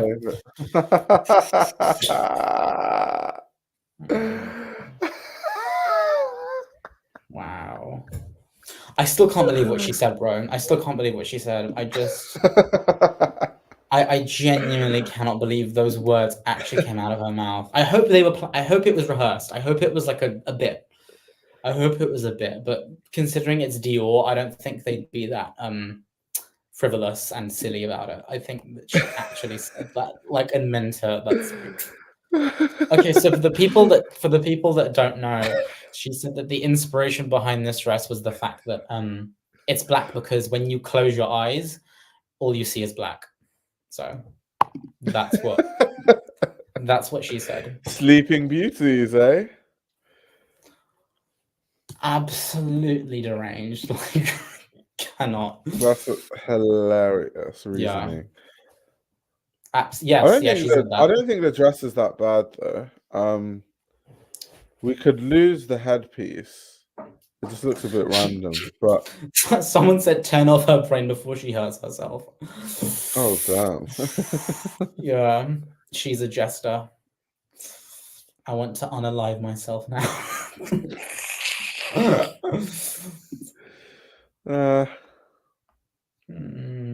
Boring. Stella McCartney is just not. Taraji P. Henson. Oh, no. Yeah. Oh, Fucking disinvite hell. him. Ed Sheeran, why did they Disinvite put him. you in that? Go home. Why are you here? Why do they have Ed Sheeran looking like this? Like who? Wait, He looks like an absolute what brand mess. is it? Stella McCartney. Oh, Stella, you will pay for your crimes. why do they have Ed That's- Sheeran? I love Ed Sheeran. Why have they got Ed Sheeran looking like this? Yeah, no. That's a mess. No, Stella needs to be fined for that one. She Yeah. actually needs to be fined. Oh my god. Someone said he looks like a pervert. Oh. Oh. Crazy. Whoa. Crazy. Crazy. You're only saying that because he's ginger. That's crazy. That's crazy. That's crazy. That's crazy. Oh no. That's crazy. No, this is a ginger safe zone over here. Yeah, exactly. Wait, someone said, I mean, it looks like him. It's an audition for his next part. Jeez. Damn. Jeez. I mean, Ed Sheeran is not necessarily known to be stylish or fashionable, but still, why did the brand put him in that? It's not Like flattering crazy. at all. Demi Lovato. I almost didn't recognize that this was Demi Lovato for a second. I had to look like 3 times. Yeah, she's gone like a million different image rebrands like in the last couple of years. Like every year, like a new face drops, new. It's just, yeah, wild. But this dress is, again, probably wrong. Okay, yeah. Designer doesn't interest me. I think we've just seen so many similar, like, kind of floral things. Yeah, there's only. Using all Why the way into hasn't the trend. anyone shown up in like Yoji? Just like archive. Like, why not? Just like Yeah. just go completely out of left field. Do something interesting for fuck's sake. Like, I think because so many dresses we've seen are just like similar Yeah. at this point. Barry Keegan, the crazy Barry. lad. Mr. Oliver Burberry. Twist, Mad Hatter. Yeah. It makes sense. And he could literally be the Count also, Count Axel. Oh yeah, he could. I think it makes sense. I think actually this is one of Burberry's strongest looks, to be fair. Because it Yeah, hasn't this is been a definitely strong better Met than Gala for them. the lace sheets that we saw earlier. Yeah. Willy Wonka, that too. Yeah, Willy Wonka. Yeah, I said Mad Hatter. No, I meant Willy Wonka. Or both, to be fair. Mr. Saltburn, innit? Crazy, yeah. Saltburn. Have you seen Saltburn? Yeah, I have. It was insane film, like messed up. Yeah. But also at the same time, it's also not that it's like such an edgelord film. Like it's like it designed for the It's sake of going normal, viral. Like, and then it goes interesting, and then it goes crazy perverted, and then it goes far left field, and it goes back to normal. Like in the And the first 10 cycle minutes repeats. Yeah, in the first 10 minutes, it was like, oh yeah, this is just like fucking Cambridge Freshers Week. Like it's not, it's not that, not different to what lots of us experience. But then it just the cum drinking and the bath, tapped out. It was a bit much. Yeah, done. Pamela Anderson and Oscar de la Renta. What's the reason? Why is her hair like that?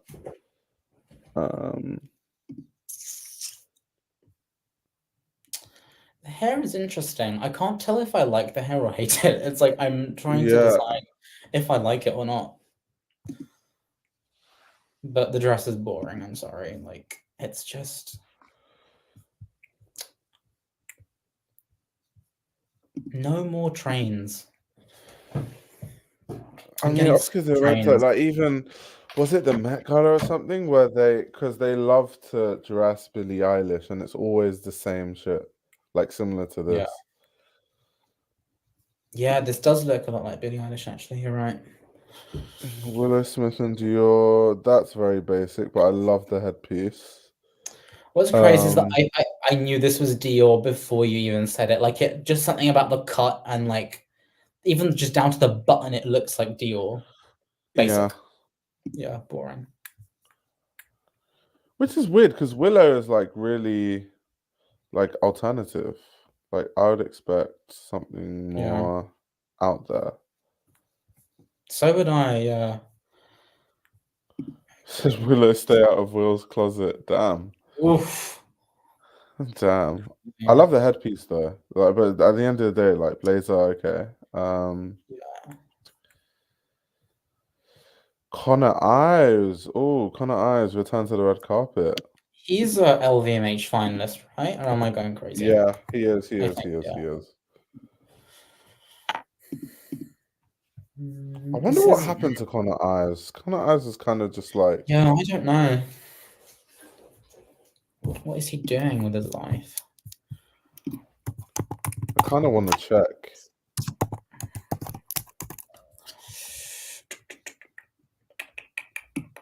Yeah, I remember he was like really hyped when the LVMH prize was taking place, and a lot of people thought he was gonna win. Yeah. I don't think he did. Oh, he went to CSM. Yeah. I think people thought Connor Ives was going to win because Connor Ives was like dressing big time celebrities at the time and had like a good client list, but that's not what the LVMH prize is judged on. Exactly. Yeah. Do you know what it is? Like, do you know what the criteria actually is? Because you obviously have like an inside parts of it. Because it's all the LVMH designers that judge. So you have people like Kim Jones there judging, JW Anderson judging. It's really just like criteria like design, construction, concept, theme. There's like a whole criteria all in one. Like they also one of the criteria is like the viability, like commercial viability long term, like things like that. So like all of those things bunch into one, and then that's a hard that's like difficult to like hit every single mark first. Yeah, I don't know about this dress, but normally Connor Ives on the red carpet has some like some hits. And a liar.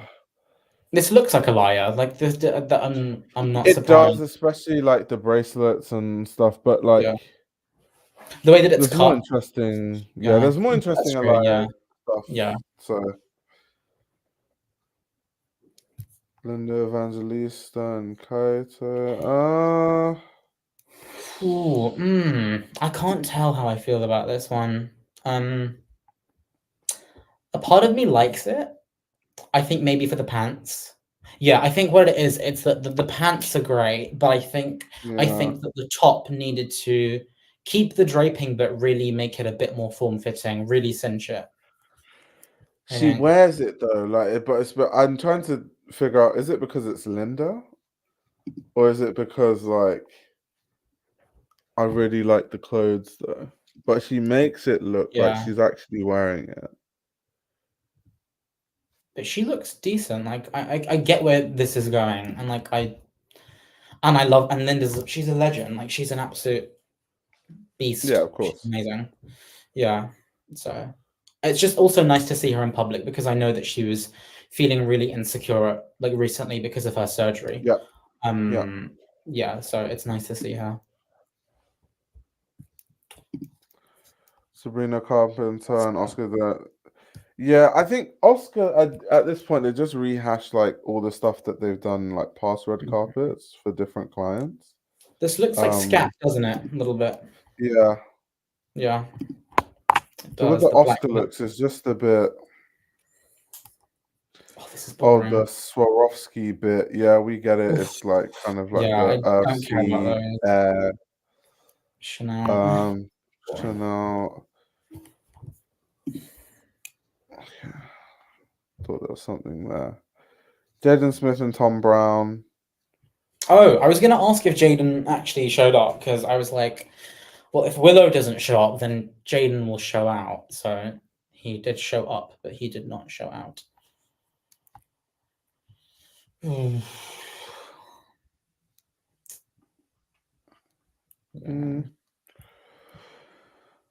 Iris Law in Versace. I don't really know about this. I think for me, it's like if it because I get the concept they're going with, like especially with the colors, the sort of like earth, air, like whatever. I was gonna say the bottom half, the bottom bit looks so off. Like if they could continue this sort of like black frame thing that they've got going on to the bottom. it looks like butterfly wings, don't you think? Like the colors in the black a little bit. Yeah. Yeah, someone said it's giving butterfly. Yeah, exactly. An insect. Yeah, it looks like that. I just don't know why designers keep doing this. Like the bottom, it just kind of looks kind of out of place. Yeah, it's odd. Like it just, I think because you have this segment that, like right below the ankle, which you've got these bold black lines, and then the rest is just like the colored panels, and then the hem, and it's just that's it. It's just I just don't like it. It's just ugly. Said the owner of Kering is married to Salma Hayek. I swear it's Francois Pinault's son though. Yeah. Not Francois Pinault. Yeah. Yeah, you're right. What's his name again? Henri. I think it's Pinault. Henri. Francois Henry Pinault. I think. Yeah. Yeah. Yeah. But Salma Hayek is she's getting that Kering money.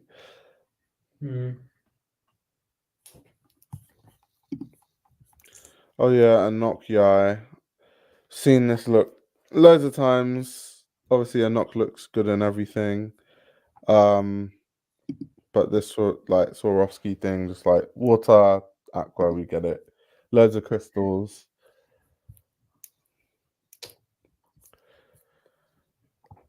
Oh, I never saw this look. Another Ludovic look. This definitely is a lot. This is a lot worse than the Ashley Graham one, though. There's something about the fit. Like even here, it looks like something went wrong there with the cut. People hate her as well. Oof, people hate her. Really? Why? I think she isn't she like kind of racist. I'm pretty sure. I had no idea. I'm pretty sure she's racist. Let me check. Yeah, she's used the M word a couple times. Uh-oh. Yeah, I'm right.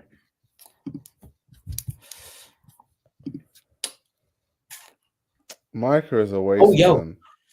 We just go to rehab for racism.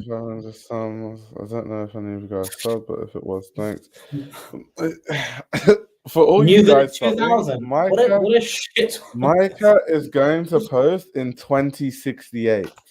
That's when he's going to post next. No, he's going to post a teaser in 2068. The actual vid is coming 10 years. The actual vid comes 10 years after that. Micah is never posting. That man does not no way. What's crazy is that he said, I've just reached 1,500 subscribers. After another 500, I'm going to put out a new video. That's actually crazy. The way that sentence was phrased. He's trying to extort us for views. Joker. Exactly. He's pump faking a post. Crazy.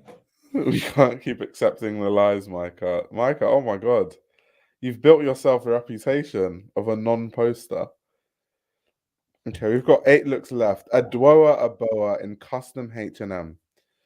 What is H&M?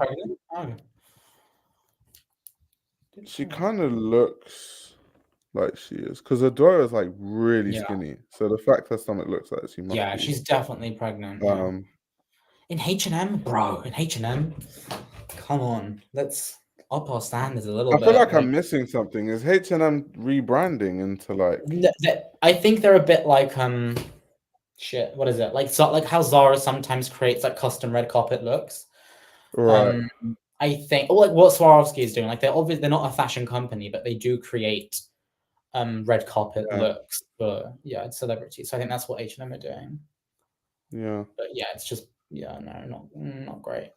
And to be Shout fair, out to Dora, she has access to like I know she's bought like vintage archive like Galliano for Dior, so she could have pulled out something good here.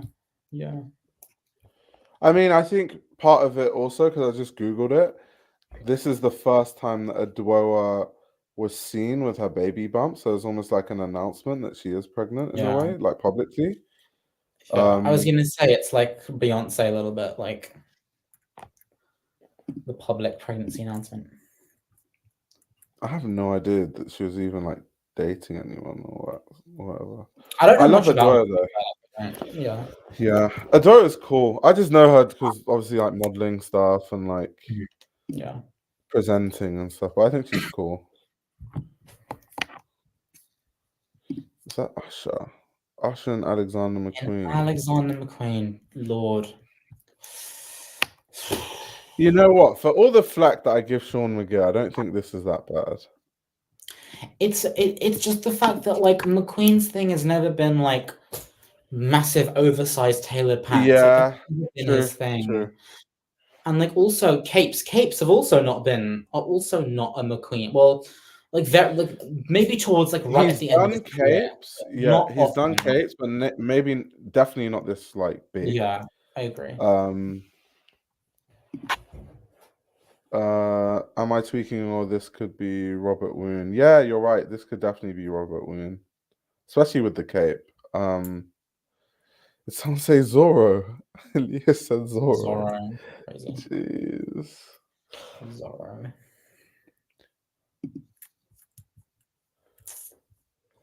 Also, is he holding a rose? Yeah, he is kind of like a all like holding a fucking roses, bro. Rose. Lana and him, they're all holding roses. I hope they're laying them at Lee McQueen's grave. I hope that's what they're doing with those roses. It's the best. It's the best look as far as Sean McQueen goes on the red carpet. That being said, you know, it's just like it gets. I wonder what direction he's going in with his next. If he's gonna stand on business or if he's actually gonna do something completely different. I'm really looking forward to his next show. Honestly, I just want to see it. So I just same. Part of me thinks he's gonna do the same thing. Yeah, I hope not. For his own sake and all of ours. I'll be quit. Brooklyn Beckham and Dior, uninteresting. Yeah. Some of these Miu looks. I'm not mad at this. But again, this is very much in the style of a kipao, which is like a traditional Chinese dress, like the way that the collar sits, like on the shoulders. I generally like that kind of dressing, so I'm not mad at this. But I know that's not the intention. But yeah. What is this? No. Oh, Tessa deserved better than this. This is not great. I love Tessa, but fuck me. Chanel. Oh, Chanel. Oh, that's bad. No. Oh, I shouldn't be surprised because Virginie. Oh, I should not be surprised. Ooh. Someone said the other day, what did they say? They said that they feel like Virginie taking over Chanel was a setup from Carl and his grave. And I was like, oh my God. I think, that's not true, but like, but also obviously not. Carl but yeah, that's wild. But she is not only doing well, she's turning a profit. She is like actually making money. So you know what? But I always say when we say designers are turning a profit, knowing fully well that ready to wear and couture doesn't account for that much. Is it her? Well, see, this is the thing. This is the thing, is that, you know what? Just people buying flat bags. I will say right now is that, although, yes, the majority of that comes from the flat, the perfume, accessories, all of that. What I will say though is that if we're talking about all fashion houses, Chanel is probably the only house that does not, just looking at solely its couture operation, does not lose money, but probably makes a profit. Like it's I feel like absolutely they make a small insane. profit. I know their couture clients are heavy. Like they have a lot of couture clients that every single Loads. season, When I'm telling especially you, in Asia, like everyone, they've got a lot of couture clients. everyone wears Chanel. It's insane. Like But I'm not even then, surprised I'm that they still do so well. thinking of like, because the money though, I just feel like people just buying flat bags and Chanel No. 5 and like, Yeah. you know, like Bleu de Chanel Oh, for and sure. stuff. Oh, yeah. If you look at the whole thing, then definitely. But Yeah. if, for example, if you were to sever off just the couture operation at Dior, for example, I would probably say they're making a loss. But because they make so much money in every other aspect, it offsets the losses. But with Chanel, it's like, oh, their couture. If you just think about just the couture industry at that one house, it actually makes money. Like it's Yeah. absolutely insane. Someone says Chanel ready to wear sells like hotcakes. What parts of Yeah.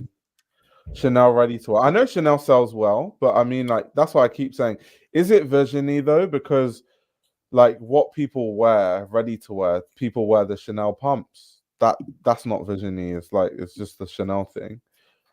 People wear the knitwear, which has always been part of like Chanel, like tweeds. That's always been part of Chanel. So like that's what I mean. Is that Virginie or is that like just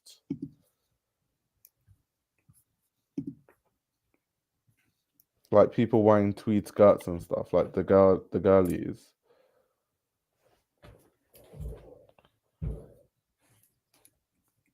But yeah, they should have done Tessa Thompson a Yeah, lot this is a better than that. Amanda Gorman and Prada. A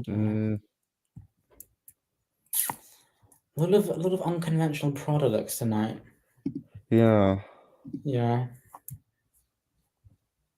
Oof. Yeah, the Swarovski. I remember this Cardi Kloss. Absolutely not. The Cardi Kloss. Looking camp right in the eye. She's looking camp right in the eye. Yeah. And then Iman, the last look in Swarovski. Yeah. Again, boring. I feel like as separate looks, these Swarovski looks don't really, but when they were all stood together, I feel like it was a lot stronger, but like separately, not really. Yeah.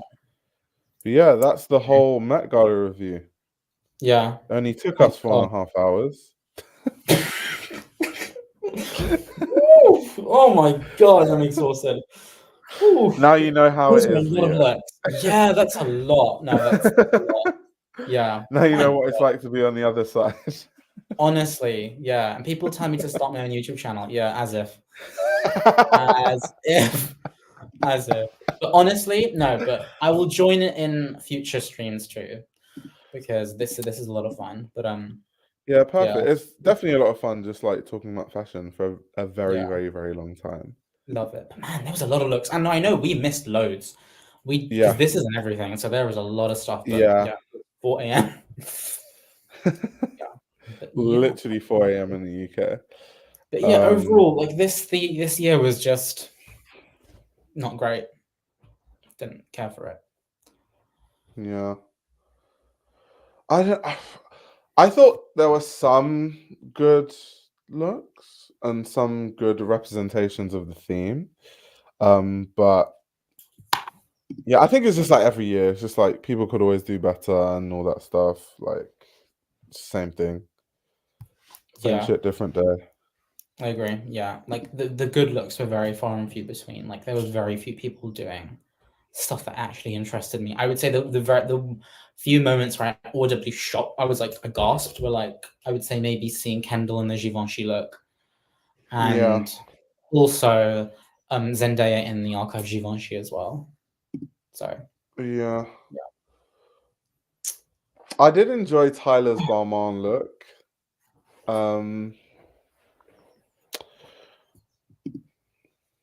yeah. Yeah. The sand was really interesting. I was really surprised by like because he could have just thrown on a really basic dress for most of the Balmain clients, but he actually did something that was. And we've seen that in the past on Balmain, to be fair. Yeah, but yeah, overall uninspired stuff. I agree. Zero eng. We took Luke's virginity. Yeah, we did. For real, yeah. We 100% did.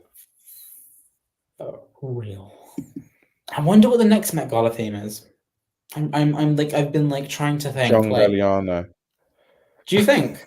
Do you actually think? No, Do you think that I'm will, joking. I'm joking. not- I don't think. I think not think that will maybe ever 2 happen? years. No, I 2 think years. it will happen. I definitely think it will happen. Maybe 2 years. Do you think that maybe the reception to not only the Margiela show, the documentary, and then also the fact that he was the star of the night may have changed the minds of the curators and like the people at the museum? Do you think? Potentially. I think, if I'm being, I think a John Galliano theme Met Gala, I would lose my fucking mind. I would actually travel to New York just to like see, like in behind the rails, what people are wearing, because that would. Yeah. There's so much that you could do. There's so much.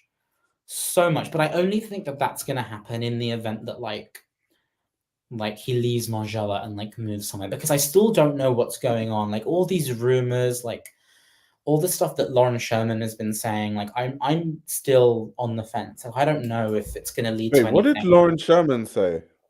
Oh, because she's also been on. Wait, don't yeah, you know she's also been like, because she has a podcast on Puck, I think, or something, and she's been like. Oh, I don't think I've. hearing Let me. Oh, me she's try done a and couple subscribe to articles. that Yeah. podcast. If you just type in like Lauren Sherman, Galliano, something should come up, I think. Oh yeah, she does have a podcast on Puck. I'm gonna subscribe to that.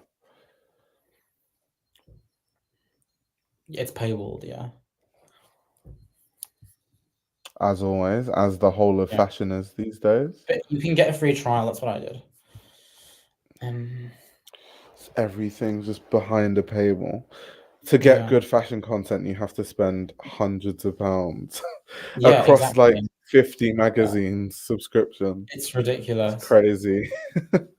It's insane. Like, and they say fashion is democratized. Not really. Not really. Like, no, not actually.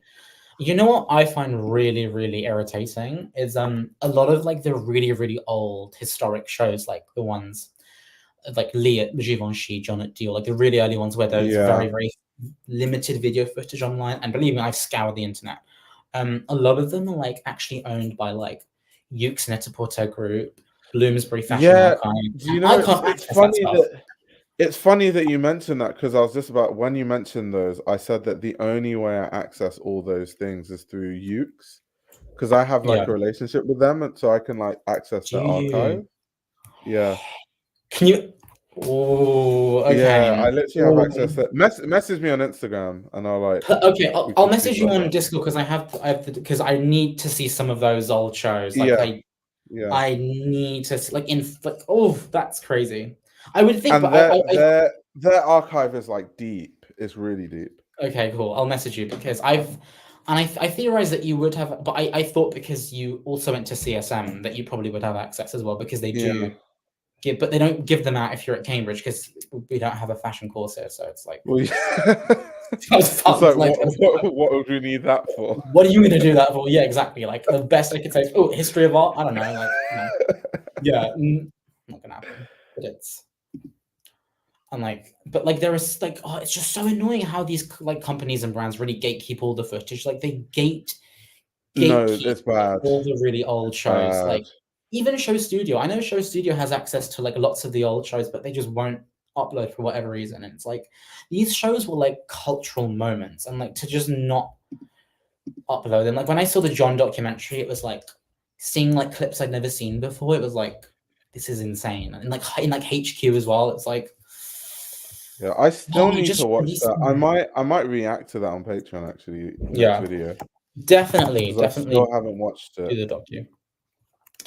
Yeah, it's really good, but it's like a longer version of the Kingdom of Dreams doc, but it focuses just on John. But it's interesting. Yeah, I still, there's a lot to be said over whether or not like he's changed or not. I can't decide. I'm not who am I like? there. How am I supposed Yeah. to know? But I think that regardless, he's I think one he of the has. greatest. I mean, well, I mean, when I was at CSM, there were so many John stories because obviously everyone knew John, and like Mhm. from the good and the bad, like how he was in school, and then also the stories of like when he was at Dior, like horror stories that apparently he used to treat people really badly. There were times when he would like toss things at staff and all that. So like apparently the whole Hitler thing was like the last straw, that at the time he was kind of on thin ice already. Oh yeah, that comes up in the documentary a lot, like him trashing Yeah, hotel rooms.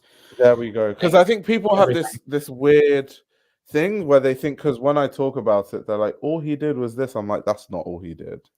Yeah. Like he did a lot.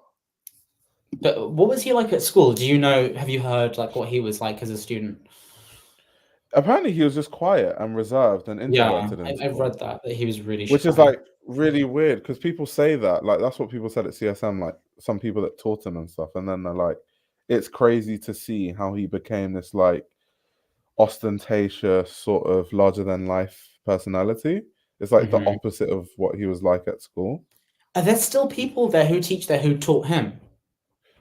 Yeah, like That's crazy. Wow. not fashion design, because obviously Okay. like yeah, Louise Wilson and all that, but Oh yeah, legend. R.I.P. like people that work in like the print office, some like marketing staff and stuff, they've been there for like 30 years. So yeah, there's a few people. Fair enough. I mean, I think he was always like that. I think he's always been the rock, like someone said in the comments, the rock star, but I think it just took some time for him to come out of his shell. And again, money not only gives you that kind of power, not only gives you money, it gives you confidence as well. Yeah. So he had, but yeah, Yeah, because I legend. guess he was like in school, he was like obviously this really working class kid that like, because at one point he was like sleeping on people's couches and stuff just to get by Yeah, and like to be in yeah. London and stuff. So it's very Even in Paris, yeah, different. he was sleeping on his friends' floors. Andre Leontali talked about like him having to like deliver like just bags of McDonald's, and they would like heat like cans of beans and stuff just so they could get Yeah, by. And alongside that, he was creating like these cultural moments, like these giant shows, and like at the yeah, same time, yeah. And it's same thing with McQueen. As like they were like buying like the cheapest Big Macs and like Mackey's meals, but then at the same time they were holding shows in London where Anna Wintour would come to. And it's like it's the tension. It's man, crazy. fashion is actually such a crazy industry It's insane. where Yeah, one day you can actually have a big show and the next day you're literally eating baked beans on someone's exactly. floor. Just to It's afford so fabrics. insane. Yeah. It's a bit like I know Delara cancelled one of her show before her previous show because of financial difficulties, but at the same time her designs were being worn by like people on the red carpet, by like Bella Yeah. Hadid. Like it's so interesting, like just it's two different worlds. It's like, and until you It's really because make it's like, unless you know how the business of fashion works, you won't understand it, it, yeah. because it's like, if you're a designer and you sell a piece to a celebrity, because celebrity's like, oh, I really like your work, like, let me wear this thing. Even if they buy it, let's say on the high end for an emerging designer, you're going to sell them a Mhm. jacket for 10K. That 10K is going nowhere. Like, Mhm. you might have an intern to pay, you've got like a few things to pay, you have to start working, developing the next collection, that's the 10K gone. So that's Mhm. how you can quite easily have a few things on a few celebrities and you would have made 30K, and then doing the next collection, between trying to have a showroom in Paris and like doing all these things, there's no money left. Mhm. Yeah. It's the expenses are insane. Even forget making a collection, but just a show. And the show is what gets the attention, and it's what grabs the headlines. It's Yeah, insane. I think who was it that I watched an old documentary, and somebody came up with a really fascinating breakdown. In the early 2000s, it was like press thousands. Renting a space, thousands. Paying the models, thousands. Paying photographers, thousands. The logistics, thousands. Everything. I mean, the cost, it balloons, and it's like, yeah, how can independent designers live anymore in 2024? It's impossible. That's why people are canceling shows, doing lookbooks. Like it's insane. This is why most successful brands have someone that is the business guy. Because most creatives aren't good at business, which is fine, but you just need to find someone who is and who like thinks that way. Like, I don't know, Yves Saint Laurent had Pierre Berger. Like everyone has someone. Tom Ford had his husband. Trying to think of like another financial success. And when people don't have that finance person, they get screwed over, like Chanel. Yeah. Tom also had Domenico De Sole as well, and he really was like. That's true. Yeah, that's business true. brains. Yeah, that's very true. So I think everyone needs that business person. Yeah, I'm thinking, who else? I mean, because you know about designers and their collaborators and their muses, but I don't think about their like business partners. Like, I mean, yeah. Who did Galliano have? He had the name is escaping me. Oh, I forget. It's in the Gods and Kings book. I know. Yeah, Chanel got outmaneuvered by the Wertheimers. Yeah, that was crazy. Like how they got it, though, also, was insane. Like so insane. It just proves that, like, listen, it's at the end of the day, fashion is a business. It's not I don't think it's an art. Like, I do kind of cringe every time I hear people talk about it as an art. It's a business. But yeah. This is something so relaxing about hearing someone. Is he talking about me? Yeah. Does he want ASMR or something? Wait.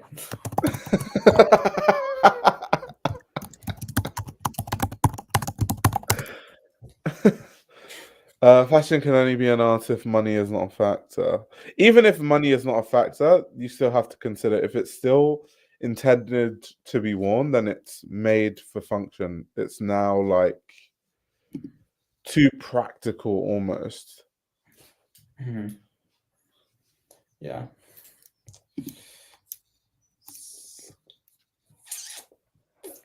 But yeah, everyone needs that business person, like I was saying. It's just, I know. Yeah, the business. Because a lot of creatives go with it with the best intentions and like bless them. They have really good ideas, but then the industry just eats them up. Mm-hmm.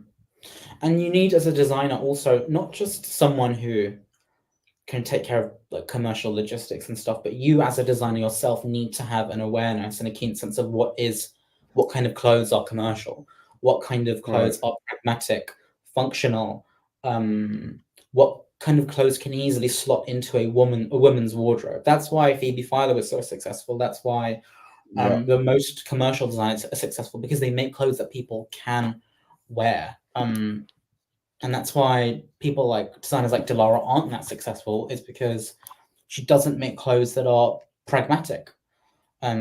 Even John's stuff in the 80s and late and like early 90s now would be considered quite wearable, because people are a bit more experimental in the way that they dress. But back then, I mean, he struggled a lot with creating clothes that were commercially viable. Which is why his brand closed down. Well, yeah, I mean, his brand closed down really only because he got fired, and then it was taken over by Bill Gates, who is his head pattern cutter, and then it just flatlined. And that's quite sad. I feel like he should have the opportunity to buy his label back, but I don't know if that's going to happen. So, yeah, sucks. Wait, Fenty failed because the clothes weren't wearable. I actually thought they were really wearable. I just thought they weren't very interesting. They're very much like Rihanna's Fenty was like a mismatch of like all the brands that were hot at the time. So it looked like partially Demna's Balenciaga and like partially like Y Project, because that was when like Y Project was like really, really hot. And I think people saw that, and because the price point was just like any other LVMH brand, so people were like, well, we're not going to buy Fenty for the same price as like Y Project or Balenciaga.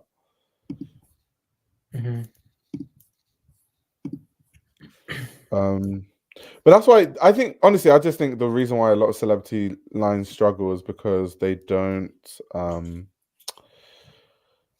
like I feel like some celebrities have a false sense of how much they think they understand the market or fashion because they've been named a fashion icon. So then they think, oh, I'm a fashion icon, so I must be great at designing clothes. But it's like, no, you're a fashion icon because your stylist is basically like your consultant.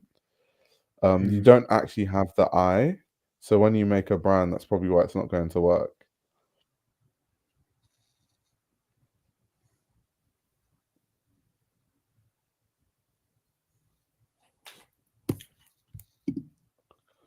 What do you say? Poorly priced and marketed to the wrong demo. Yeah, I think the price, especially of Fenty, was like no. That was a long time ago, though. Jeez.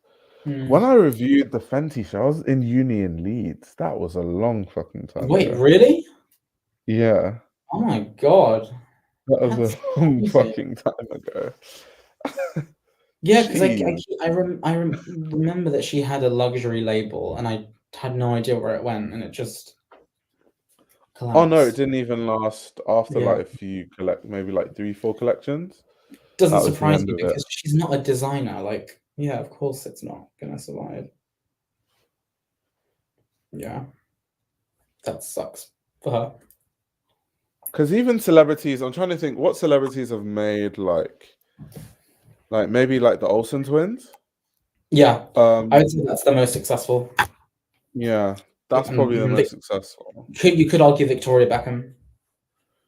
Is that successful? Commercially, Victoria Beckham is successful. I would say compared to Isn't they brands that only just exist start anymore. turning a profit though? Really? Yeah. Well, I swear Victoria Beckham was like a loss leader for a really long time. Let me Google it.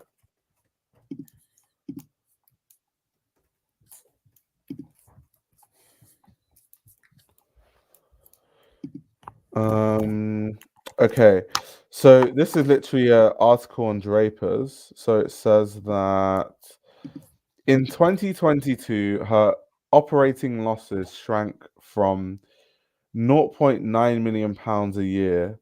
Sorry, shrank to 0.9 million pounds a year from 3.9 million pounds the prior year. So in 2021, she made a loss of 4 million pounds. In 2022, she made a loss of 1 million pound. Oh, that's still bad. 1 million pounds, yeah. So yeah, as far as I know, her brand like loses fuck tons of money. That's why people used to make memes that like she's bankrolled by David. I wouldn't be surprised. That or her father, Rolls Royce. Oh yeah, the Rolls Royce. Yeah. Oh yeah. I wouldn't be. Yeah, no, for real. Like, I wouldn't be surprised. I would not be surprised. But the Olsen twins have to be the most successful, like, and that is insanely successful. Like, but it has taken some time because when did the brand even begin? Like, it must have been over 10 years the ago. Rover's been around for a long time. Yeah, a long time. So it's taken some time, but 2006. oh so god, approaching 20 wow. years. Fair enough. It's been a while. That's a long fucking time. Oh my god. That is a long time. That is a long time. Yeah. That was like, geez, that was like, it's been around since before I got into fashion, but it doesn't feel like that though. Yeah. Right. People who actually buying clothes are not buying who we think they are. Here in New York City, they're wearing St. John, The Row, Victoria Beckham, Ralph Lauren. Even if they're wearing Victoria Beckham, like I just said, they're it's like operating losses. So even if people might be wearing it, but based on how the business model is, clearly it's not working but it's improving though, like I said, because they went from a 4 million loss to 1 million loss. And I think last year they announced that they started making a profit, like started turning a profit. Schiaparelli's also making losses as well. Oh yeah, I heard that like Schiaparelli is like, who told me? Someone told me, but a loss leader. if someone told me Schiaparelli is losing serious amounts of money. Yeah. I'm not, and that's why I kind of like don't understand looking at the website how extortionately priced these like clothes are. Like even the shoes, like over 2,000 euros for a pair of sneakers. Like really? No, that was hilarious. The day when I was just fucking looking at the prices, that shit like was absolutely something else. insane. It's just so expensive, and for what? They just came out with a torso bag that's like $6,000, I think, and it's like, dude, Yeah. come on. I used to crap on the row, but when women wear the brand, I admit they look beautiful. Yeah, the thing about the row is it's very hard to wear the row and look bad. It's just very much like, it's like wearing Phoebe Philo's like Celine or like her clothing now and looking bad. It's really hard to do that. It's just like commercial stuff, but cut well. And like it's a lot of it fits really well, especially as far as off the rack goes. And they kind of, because the thing about the Row and Phoebe Philo stuff is everything is kind of curated, so you can kind of look at Phoebe Philo and the way she dresses and the campaigns and get a good sense of what you should pair things with, or what goes with what, or what you should buy to like build your wardrobe and all that stuff. It's like wardrobe building clothing.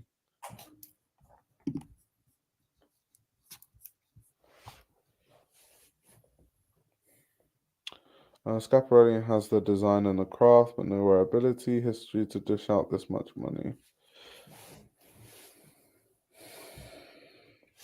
I just think it's also the price. The price doesn't make any sense. Yeah, the price is brass fucking jewelry. Brass. It's just brass. I'm saying brass, like you kid, brass. These rings are brass. Like, what, are you kidding me? And I got these from the Market Square. Like, brass? Are you joking? Like, oh my god, these companies really think they can take people for mugs. I don't blame them though, because they're making like not Schiaparelli, but other brands. They're making insane profits and they're growing. So I can't even blame them. As much as I complain about it, they're probably just like they don't care what anyone says, because like it's insane. In their office, they're seeing increases every quarter. Yeah. As we review the Met Gala, you have to admit it was horrible with accent. Yeah, that's something I always say with like big brands. Why I'm like really harsh is like some of these brands literally have unlimited resources and they can't even design like a decent dress. It's almost embarrassing.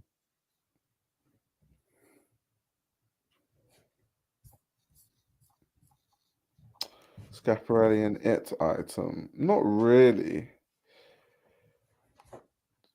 Not really. They've had like bits and bobs that people just wouldn't buy. Like everyone talks about the shoes on social media. I didn't see anyone talking about buying it. Everyone talks about the anatomy bodice with the abs and shit. I didn't see anyone talking about buying it. So it's good for social media, but it's not like people don't actually want to wear that shit. This is what I'm saying, is that he designs for virality and not clothes that can slot into a woman's wardrobe. That's how I feel. Yeah.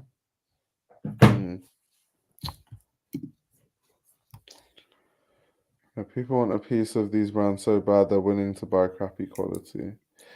I also think people just don't know, because like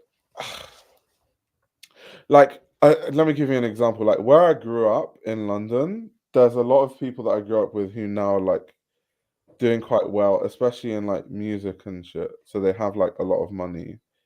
and they look at me as like, oh, you're the fashion guy, tell us what you think about this, and it'll just be like some sweater that says Louis Vuitton in like bold print, and they're like, it's nice, isn't it? I'm like, yeah, I guess if you like it, you like it. But when I talk to them, I always ask them, just out of curiosity, like, why do you spend, like, not that there's anything wrong with spending loads of money on clothes, but I want to know what their personal reasoning is. So I'm like, why do you spend that money on an LV sweater when you can buy it somewhere else? And they're like, well, it's LV. It's just like, the price is the price. It is what it is. Like, no even mention or thought towards quality.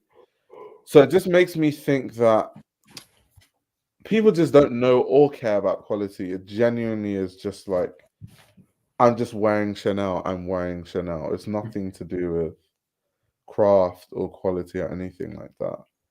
Like, customers don't expect that. Yeah. When you emblazon everything with a logo, it's like, who cares? Everything becomes a status symbol. Again, it's like how Dana Thomas said, how luxury lost its luster. That's how luxury lost its luster. Things became about status. That's it. Exactly. Yeah. And like I'm like, so much of the old guard is dying or is dead, and it's just like, I wonder where we're going to be and who is the new, apart from like Jonathan Anderson, who is like the new guard. Like, I genuinely can't tell, because I think after a couple of years Daniel will leave Schiaparelli because it's not making any money. Anthony Vaccarello, if he has the longevity, then he could stay at Saint Laurent for a while.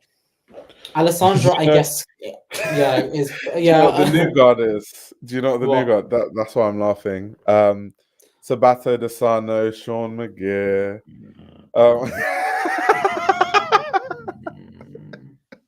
That's the new guard. Those are the young designers at big brands right now.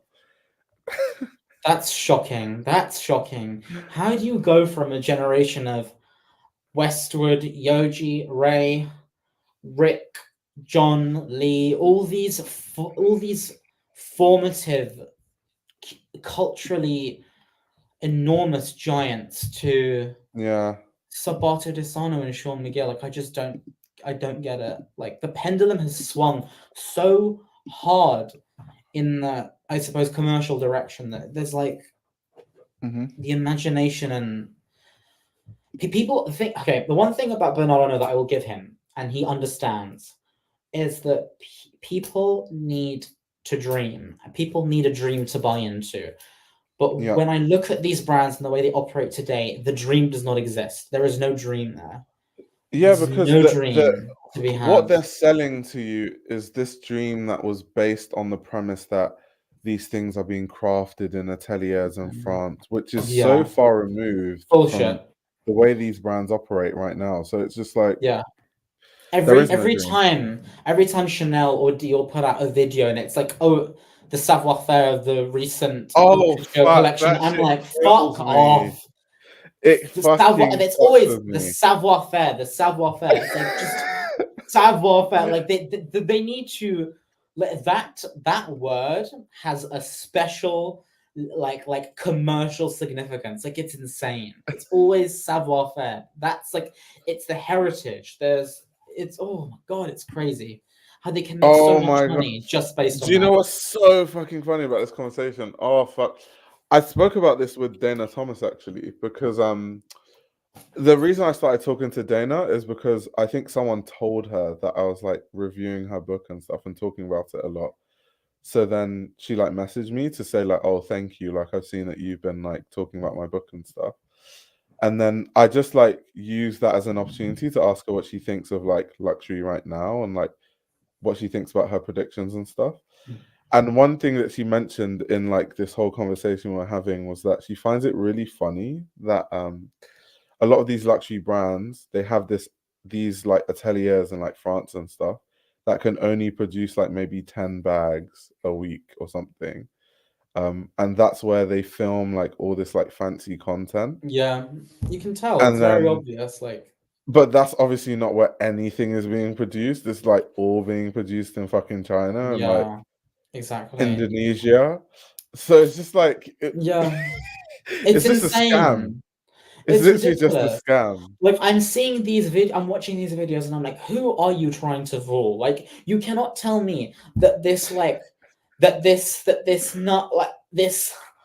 You cannot actually sit there and tell me that this well-paid, young, well-groomed white woman in Paris in this one room is making all the fucking Hermes Birkins in the world. Do not piss on my back and tell me it's raining. Like that's bullshit. That is absolute bullshit. Like it's ridiculous. Like but they can get away with this stuff because again they have the cultural cachet. So there's not much that can be done about it. And the thing is that we are in sort of like a bubble because most people, when I tell them stuff like this, they're like, no way, I had no idea. So it's like in fashion, we kind of understand this, but this like fashion bubble is like really tiny versus like everyone else that buys all these luxury brands and is like obsessed with them. So it's really hard for people to understand that it's just like you're just looking at a video in an atelier that literally does the sampling and that's it. Exactly. Yeah. And it's all for promotion. It's just marketing. Like that's what luxury is, marketing. That is solely what it is. Like I spoke to you the other day about the Hermes blue boxes that are reserved just for special editions or special orders. And that is a marketing ploy because that creates just further divide, further separation between the people who have Hermes Birkins and can buy them, and then the people who have the money to buy to like ask for special orders, exotic leathers, unique designs. It just creates further separation, and so it just makes people want to climb even higher and ascend the higher level. But it's like there's only so much. At some point, the balloon will burst.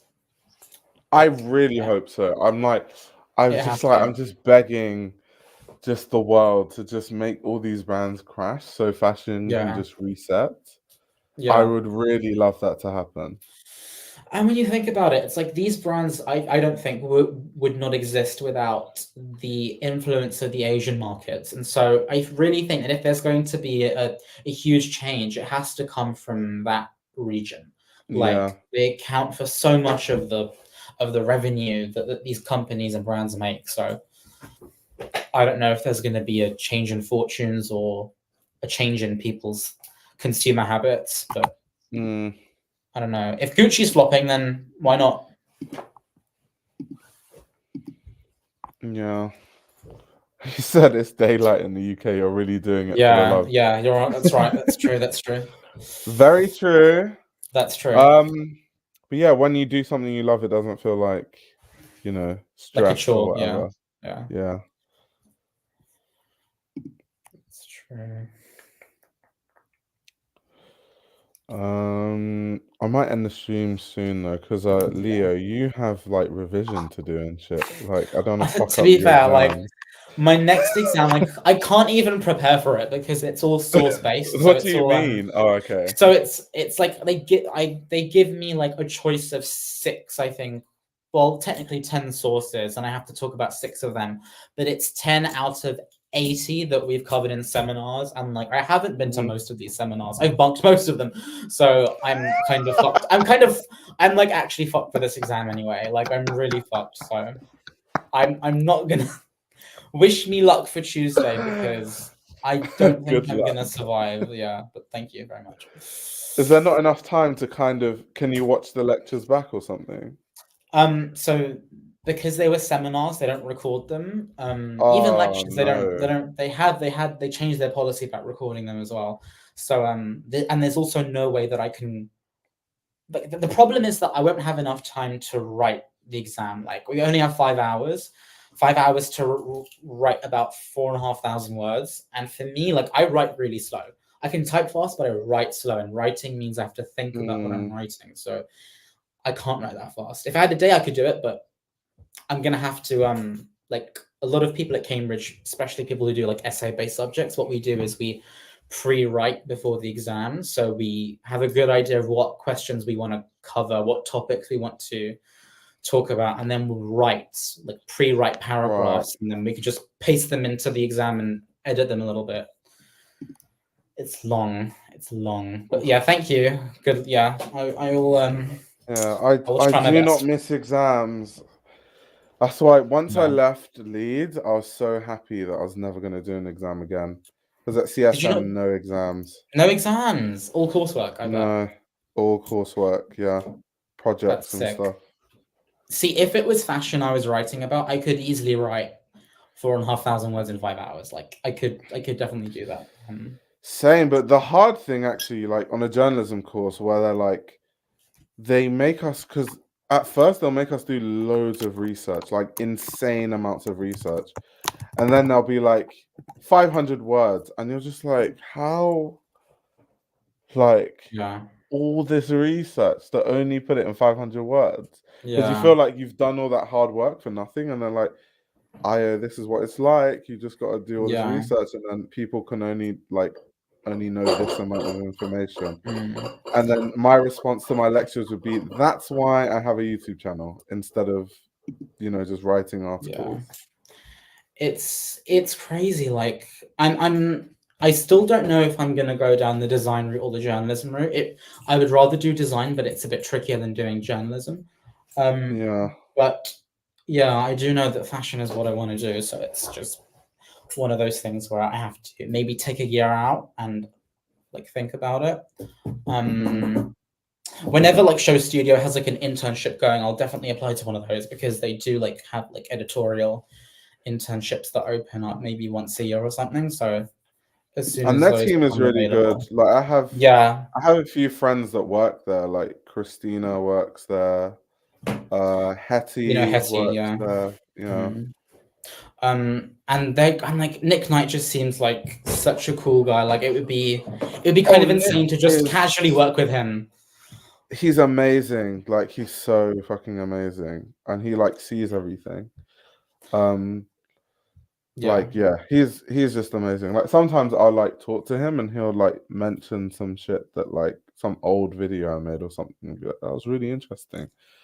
And sometimes I have to pinch myself because I remember when I was younger, I would like go to his like signing book events, and now I just talk to him randomly in the office. It's weird. It's insane, and he's like, it's kind of cool that he's just so sociable like that and so cool and not like a snob or anything. Like, and you also, I'm sure like when you're talking to him, you're also like thinking like, oh my god, this is like Nick Knight. This is like one of the most famous fashion photographers in the world. He's worked with the best designers in history, the biggest celebrities in the world. Like, how, like it's just that would like that's sick. Yeah, it's crazy. Oh, people are saying summarizing words is hard. Yeah, it's really hard. What, Balenciaga was sued? Wait, I don't think I've seen that story. What were they sued for? Did they copy someone's work or something?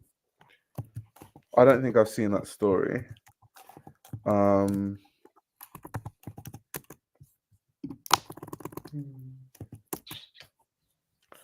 That's really strange. Yeah, I've had too many pinch me moments in fashion. Like one of the earlier ones, definitely like when I met Tim Blanks and I interviewed him, and he was like, "You're a really good interviewer," and I was like, "What?"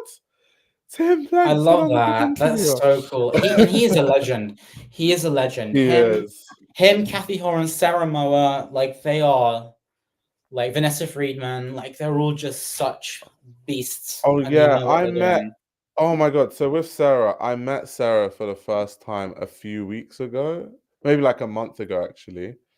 Because like she had kind of been talking about me to like CSM students, but I was never there, and it used to piss me off. That's crazy. It'd always be when I'm like not there, and I finally met her because I was doing something with the BFC, and we were just talking, and it was so weird. I had to like act like we're just having a normal conversation, but in the back of my head, I'm like, oh my god, this is like Sarah Moa. Yeah, because like it's before they before Vogue de-democratized their website and Vogue Runway. Before they had the paywall. Like I remember reading all her reviews for like old Dior and McQueen shows when I was like 16 years old. Now, like to meet her, that must be insane. Like that's crazy. Like I don't know, it's wild. Oh no, it's like really insane. It's like meeting I'm your like, heroes. Just in I this know, case, your like, heroes are actually nice. I They're know not because like I can't imagine like if I like I can't imagine ever meeting someone like John. Like, I don't know what that would do to me. I feel like I would just be a bit like starstruck. I'd be like, oh, I don't know what to say right now. Like, this is because how do you summarize? How do you actually summarize an entire like life's worth of inspiration and enjoyment and fulfillment that somebody's work gives you in just a couple of yeah. words? It's impossible. Like, it's just.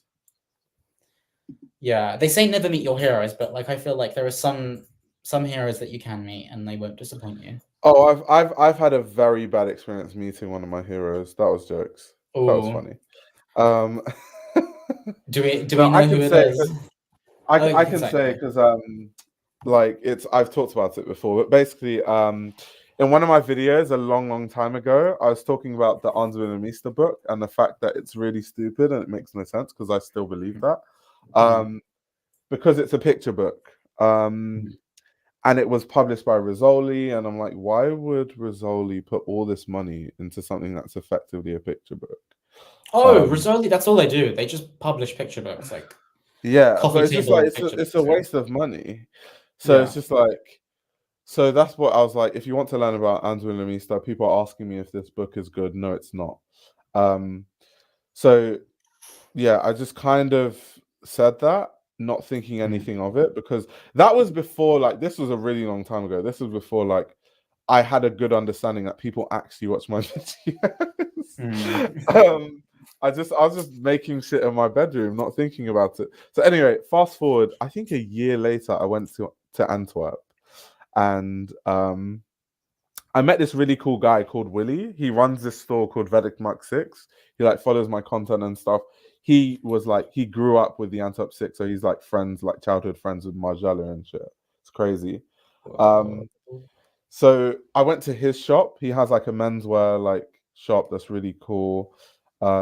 His whole thing is like selling stuff to kids for like affordable prices. So obviously, because of his connections, he might get like sample pieces from Ras Simmons for free, and then he can sell it in his shop for like 50 euros.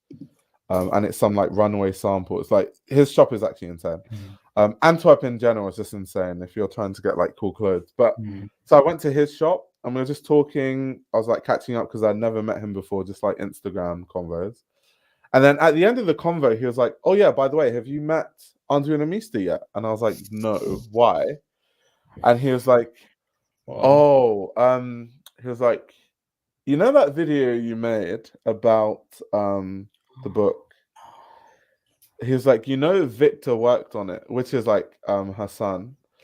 And I was like, he was like, "Yeah, they're not happy about it. Maybe you should go talk to them." So then, so the next day, I went to the Andy store and like they weren't there because Patrick, Robin, and Andy like went somewhere. So I was there with this woman called Breet who used to date Anzu Lamista's son Victor. But they're like she's basically part of the family because they grew up together in Antwerp and all that shit.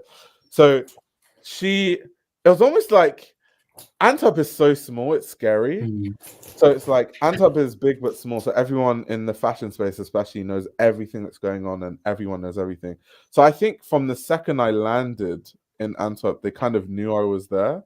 So it was almost like they were waiting for me. That's crazy.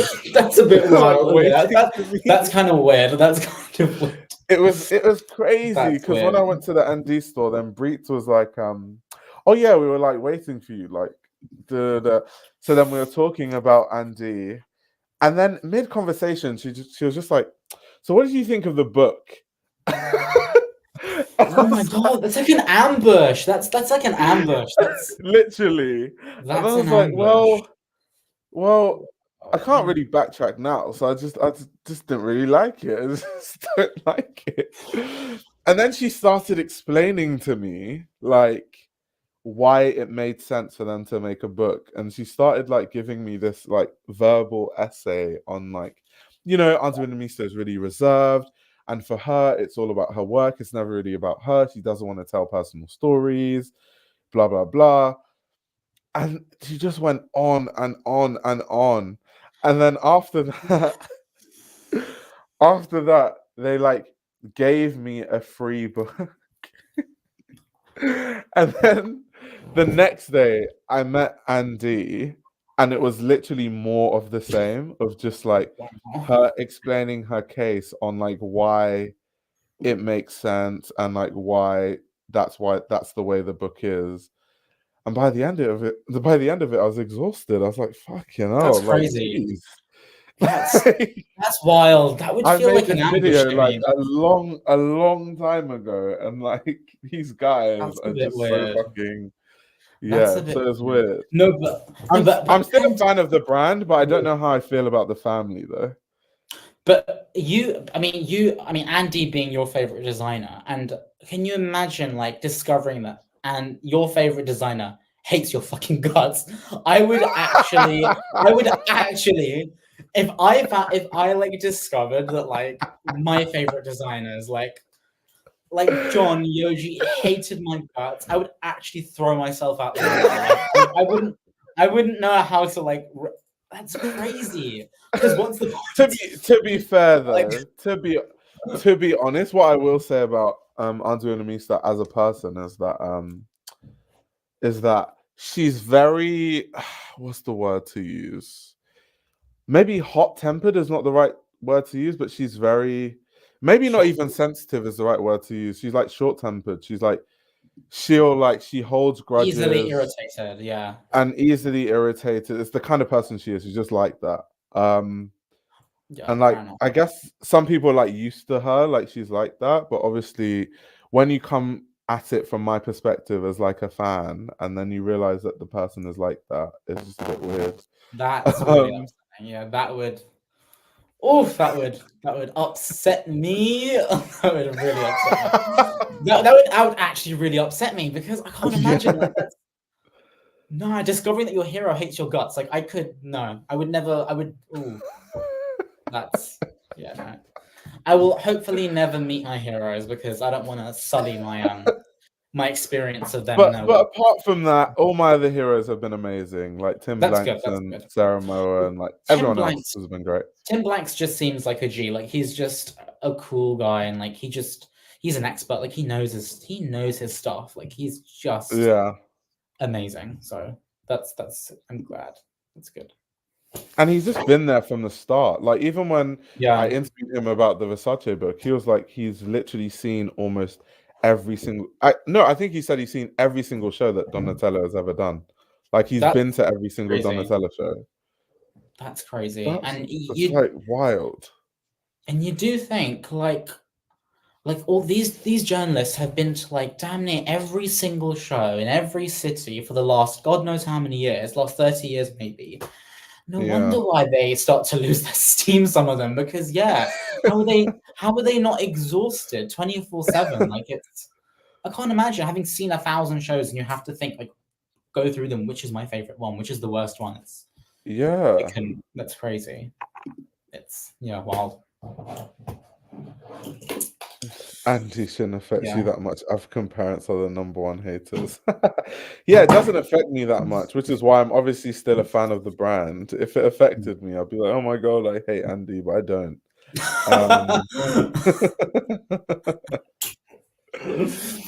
That's crazy. Oh my God. That's wild.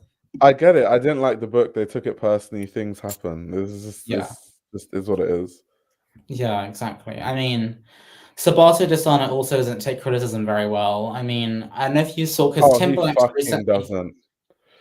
So Tim Blanks wrote a review on the cruise show, the one that was at the Tate Modern in London. Yeah, and it was a surprisingly really honest review. And he was like, "Oh, like as a designer, Sabato seems to be quite stubborn." And then Sabato on Instagram, it must have been a day or two later, posted a clip of him towards the end of the show, and he captioned it "stubborn" in all caps, heart emoji, and I was like, "Guy is just salty for no reason because if the work is good, then you have a right to be salty. But when the work is dog shit, you don't really have the right to be salty, and the work is dog shit in this case. So why are And it's you? also maybe they're in an echo chamber. Maybe because I'm on YouTube, I don't understand it. Because at least when you have a YouTube channel, there will be people that tell you, you chat shit. I hate Yeah, every time you speak. I get those kind of comments all the time. I For hate the way you every look. I hate the way you talk. I hate the way you dress. for every like, oh my god, Io, I love what you do. I get a Io, I fucking everything you say is absolute bullshit. So Hope you're you not in an echo die, chamber, fall but I into a feel like volcano, and go blind some deaf. designers, yeah. Do Yeah. you feel like they've just never had any sort of like negative feedback to where they just self-destruct when someone doesn't like one collection? I think so. I mean, they must do because designers and creators are a very pampered breed. They're very pampered by the people who support them. And if you read, so in Gods and Kings, I remember and this is towards the beginning of his career, when John was doing his really early work, which was very much inspired by Westwood. A lot of the Yeah. criticism was that his stuff was a rip-off of what Westwood was doing, and apparently he got really emotional and really sensitive about it. So I think that maybe towards especially the beginning of their careers, a lot of designers get very emotional and are a bit hot-headed. And so we know Lee McQueen was very hot-headed, but to be fair, Yeah. when you call them misogynist because of the clothes that you create, it's like I would also be hot-headed too. Like I would also be like, what the fuck? I'm not a misogynist. Yeah, they were But literally I think saying that, McQueen like hates yeah, women and shit. It was insane. it's ridiculous, and it's like people have never discovered allegory before, and it's just the state of fashion criticism in 1994 when Highland can I say Highland Cape came out, like Highland, yeah. Highland Cape, it's just crazy. But I think, what do you think?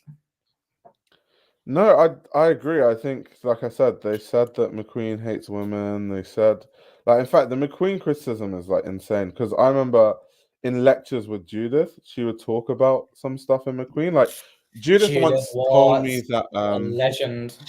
she once told me that McQueen did this like design show thing in, I think it was South Africa. It was like Yeah, some design competition, and like they like were mean to McQueen. They were like, "This is trash. It doesn't make sense.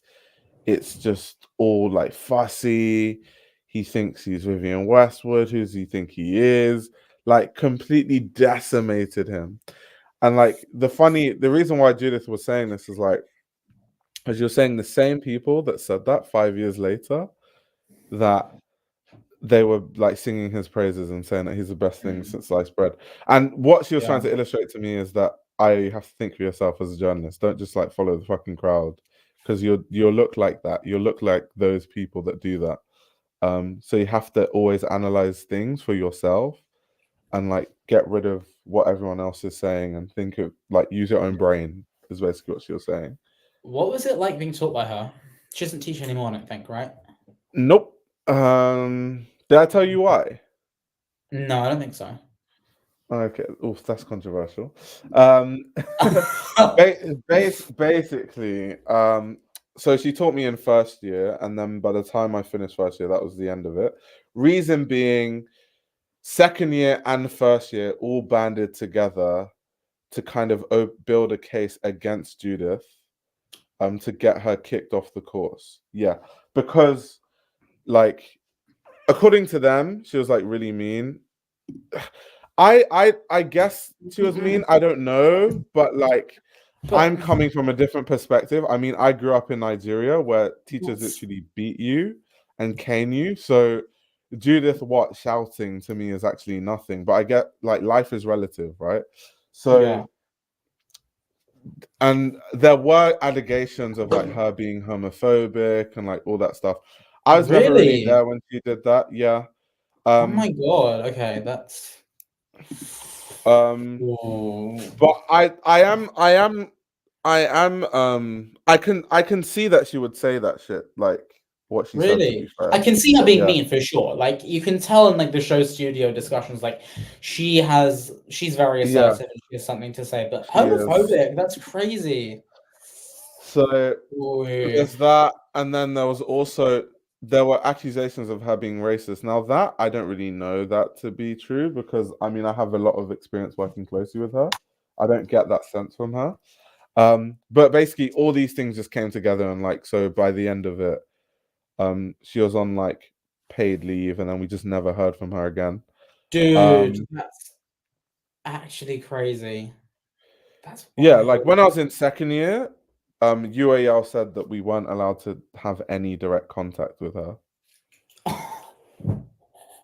It was like insane, which pissed me off because first of all, I paid a lot of money for this education, and the thing about Judith is that why I had a good relationship with her is because I think first of all everyone was scared of her, which I wasn't because once again I'm coming from Nigeria, and then secondly is I just know that she's a fucking genius when it comes to fashion. So Yeah. I'd ask her every question. If I was like wanted to learn something about history, I would ask her. And sometimes she'll do the Judith thing and be like, "Ayo, stop fucking disturbing me. Go read this book." And then she'll like give me a book to read. She'll be like, "Come talk to me again when you read this book."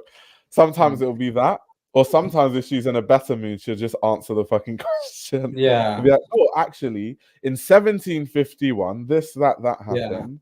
So it depends on her mood. But either way, I always learn. And like I always used to like push like try to talk about deep fashion history with her because I know I'd get embarrassed, but I'd learn faster that way. Because I'll like learn about some tiny nugget of information like the 18th century and then be like, Judith, so what do you think about this? And then we start talking and then she starts asking more questions and I'm just lost. Because like crazy. My No, but she knowledge is sounds like nothing compared to hers. Like but she sounds like nothing a compared to ball hers. to like be taught by. Like that's a shame. But also, yeah, first and second years. See, to me, that sounds like people who just haven't had her and are like discovering that she's a bit like strict. She's Like rough though. she's like strict. Yeah. She's rough. She's rough. It's not easy to, and the way she marks is extremely harsh. Is Like it? I remember Okay. one time she gave me a C, and I was like, why did she give me a C? And then she was like, Ayo, I gave you a C because I expect more from you. It was good work, but I expect more from you. I was That's like, crazy. fucking no. Like, That is Judith, actually nasty. That's I'm like, nasty. Judith, I've got a degree to get. Yeah, like for real, like that's crazy. Damn. Like, I Honest, appreciate you have high expectations, but I also want to get a good degree grade. yeah. So it's like So stuff like that. So I guess all that culminated into like that whole thing. But if I'm to be really objective, I swear in my life, I don't know anyone more knowledgeable about fashion than Judith. Even Tim Blanks, even Sarah Moore, she like shits on everyone that I've ever wow, met in fashion. that's Like her cool. knowledge is wide. Her knowledge is actually insane. It's wild. Yeah, you can tell, like, even when she talks, she's spitting pure fashion knowledge, like 24/7 constantly. Like it would be a pleasure to be taught by her. Which it's a shame that I hope that she didn't say those things because that would be. But also, like, I don't like. Yeah. Like, yeah, I mean, I wasn't taught by her, so I couldn't say. But I trust your take. That's crazy. Wow. Rip. I wonder Yeah. who's in charge. I mean, was she like in charge of the master's course? No, so she was PA? at the time she was in charge of fashion journalism BA, like the whole Okay, thing. cool. And then when she went on leave, it became this guy called Philip Clark who was in charge of FCP. So he kind of was in charge of journalism and FCP for a bit. I don't know what, because I think now Dal Choda is now a lecturer. You know Dal Choda from like the Oh, he's social media great. panels and stuff. He's Yeah, great. he's really Yeah. good. So I think he teaches now. So I feel like he might be part of the new, like, part of this new replacement for Judith. So That's like cool though, Dal. because yeah, he's great, and I know he shares similar feelings about Harris Reed. So yeah, I know because I went to one of the online open days for I think the MA course, and I don't know if the person in charge of the MA course is the same person in charge of the BA course. I don't know, I can't remember, but yeah, I would love to be taught by these people, but it's a shame that she's not there because she is a beast. And like it's Yeah. funny because everyone is scared of Judith. Like even like What? Why? design, like no, in terms of like I think they're just intimidated by her because she's so intelligent. I think designers, everyone, like every time I meet someone, they're like, "Oh, you were taught by Judith," and I was like, "Yeah." They're like, "Oh, what did you think about Judith?" I'm like, "She's amazing," because she knows everything. They're like, "Yeah, like you can't bullshit with Judith." And like Judith is so fucking like because there's a difference between someone that is a historian, which she is, and then someone that also understands new stuff too. She like knows everything. So I remember because sometimes let me tell you a strategy when I was at CSM, right? So in first year, we did this project called the Designers Project. So you pick a designer and then you make like a fanzine about the designer. So I picked Tebe Magugu because I know if you pick McQueen, good fucking luck with Judith as your lecturer. If you pick Scaparelli, good fucking luck. And like people are picking brands where I was just like good fucking luck. So I was like, I'm gonna pick Tebe Magugu because I like him and I like his work. And she fucking knew who Tebe Magugu was, and not just knew him, she knew him personally. And she was like, "Oh yeah, like I can get you an interview with Tebe." And I'm like, "What? Bro, What the that's fuck is sick. going?" That's cool. It was like so That's cool. insane. So like she knows like everything. That's why you actually can't bullshit her. She knows the new designers, the Yeah. old designers. She knows what's going on now. She's also a historian. You just can't like you That's can't. sick. But also, like, it's such a lame criticism to be like, oh, she's like, oh, she was just mean or she was strict. Like, I want these kids, these CSM kids, to spend 1 week at Cambridge and they would not be able to survive because the bollockings that you get in your supervisions. These supervisors will literally tear up your essays, tell you that you're a piece of shit and you don't deserve to live another day, just so you can get in the headspace to like write a better essay next time. Like it trains you to like actually be immune to like criticism. Like it's crazy. Yeah. Amelia de Moldenberg from Chicken Shop. Yeah, so it's funny because people talk about Amelia in CSM because her final project was actually an interview at a chicken shop with someone. I can't remember who it was. And that kind of became her whole like brand after. So it's quite interesting how that happened. But yeah, she studied like fashion communications at CSM. It's kind of like weird how many people went to that fucking school. It's so strange. Yeah, it is really the Oxbridge of the fashion industry. It really is, like, for real. That and LCF. Yeah, 100%.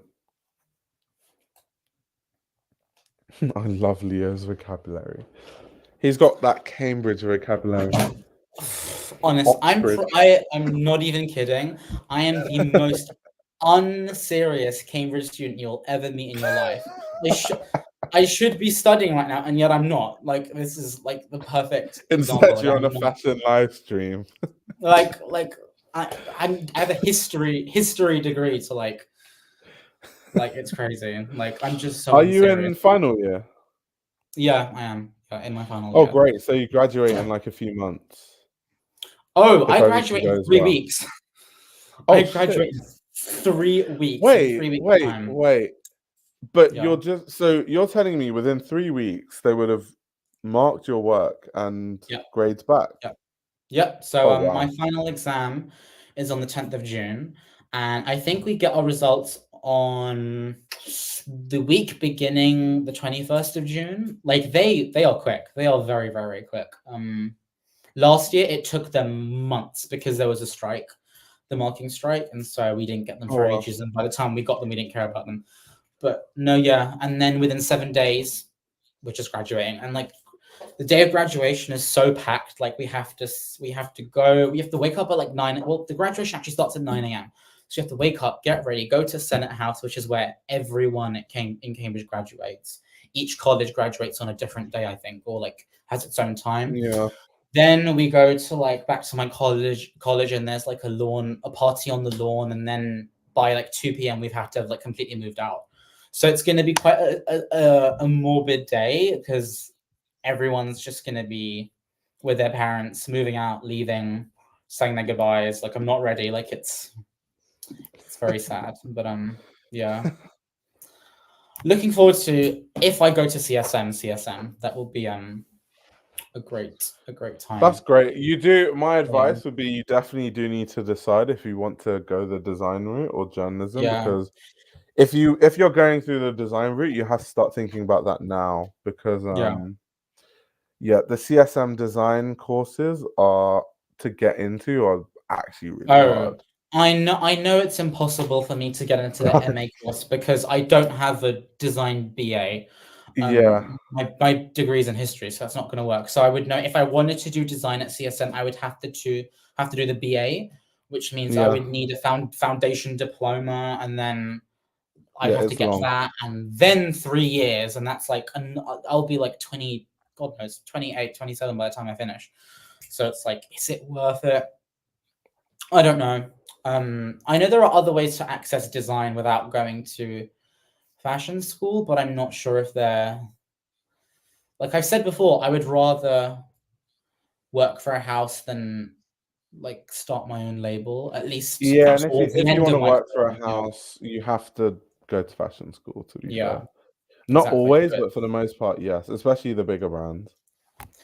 It's so it's a lot. Look, a part of me regrets not doing that straight away and just not going to CSM and following my gut instinct, but I can't change that now. So it's just, I have to make do. I felt the same way when I studied engineering, literally.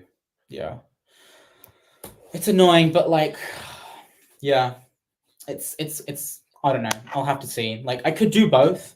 I could definitely do journalism. And I think I'd enjoy it a lot, but like, design is where my heart is, and it's like, I've been drawing. I think you could do journalism, and I will say that like modern fashion journalists are really terrible at their job, so it's not hard to stand out, to be honest. They really, and I they're think really bad. So like just so really shit. Bad. Like, I go to Fashion Week, and like, I'm not even trying to be mean, but like, I go to Fashion Week, and I'll just be like amongst journalists, because they'll be like, oh, you guys are journalists, you guys should like meet each other, whatever, cool. And then I'll be like, oh, what did you think of the show? And then they'll be like, I don't know, it's kind of cool, I guess. And then they ask me, what do you think? So then I tell them what I think. And then I'll literally read my words verbatim in like an article that they write. And I'm like, are you serious? That's crazy. That's actually, they literally asked me what I think just to like take my thoughts and put it in an article. Or like, let me tell you how bad the state of fashion journalism is. Let me tell you how bad it is. So I have a relationship with a lot of brands who send me like all the press releases when like a celebrity like wears something, so I can post about it if I want to. So really recently, I think Shai Gilgeous-Alexander, like NBA basketball player, he was wearing Ferragamo, and I tweeted, oh, he's wearing oh, this is like Shai in like Bottega. He always looks so great. He's like one of the most stylish players. But I was like half asleep when I wrote it, so I wrote Bottega instead of Ferragamo. But I have the press release, so obviously I know it's supposed to be Ferragamo. I just wrote it wrong, like half asleep, like mental lapse. Tell me why when I woke up, Twitter was in a frenzy because every fucking major magazine made the same mistake because they saw my post and just fucking copied it. And I was like, oh shit, these guys don't do any work. Like, I've literally made a mistake and they've copied the same mistake. So then I had to actually tweet and be like, oh shit, I was half asleep. It's actually Ferragamo. Here's the full press release. And like, so that's why I said, like, if you want to be a journalist, you'll succeed, because people are like, that's terrible. The most unhinged thing I've ever heard in my life. That's to copy to not even correct your mistake, to copy your mistake. It's almost like they were trying to get caught, out. That is. But I don't even think they would know it's a mistake, because once again, these people don't think for themselves. They just like copy this. They don't. And like I've read lots of fashion journalism, and there's the state of it today is just abysmal. Like, there's a dearth of critical thinking, a dearth of really interrogating a show, a collection, a designer's work, a career. like it's just, oh my god, it's because I know it's a lot of it's because of commercial pressures and conglomerates essentially buying journalists out, but oh no. And I think I know that like anything that I write would stand out just based on like how unpopular some of the things I say would be. So it's, yeah, we'll have to see. But fashion, but I made the discovery last year that fashion is in one way or another the one thing that I want to do for the rest of my life. So it's going to be yeah, design or journalism. We'll have to see. Yeah, fashion is fun. Fun it place. is. It kills me because it actually drains. It is a drain on my physical body, my mental space, my intellectual space, my, oh god, it's such a drain, but it's just, yeah. How do you start journalism? I don't think there's a blueprint. I think in my case, I was like, well, I don't want to fucking write at British Vogue. And anyway, Alexander Shulman at the time was like, I'm clearly not going to work there. I'm not a white kid that grew up in Notting Hill, so that was not going to work. I see. So I just started a YouTube channel. For some people, they can, I don't know, start a TikTok. Some people, they start a blog. I think blogs are outdated now, though. No one's really going to read your blog, to be fair. There's not really one way to go into it. It's like you can tackle it from many different ways. Some people have podcasts now. It really just depends what you like to do and how you want to do it.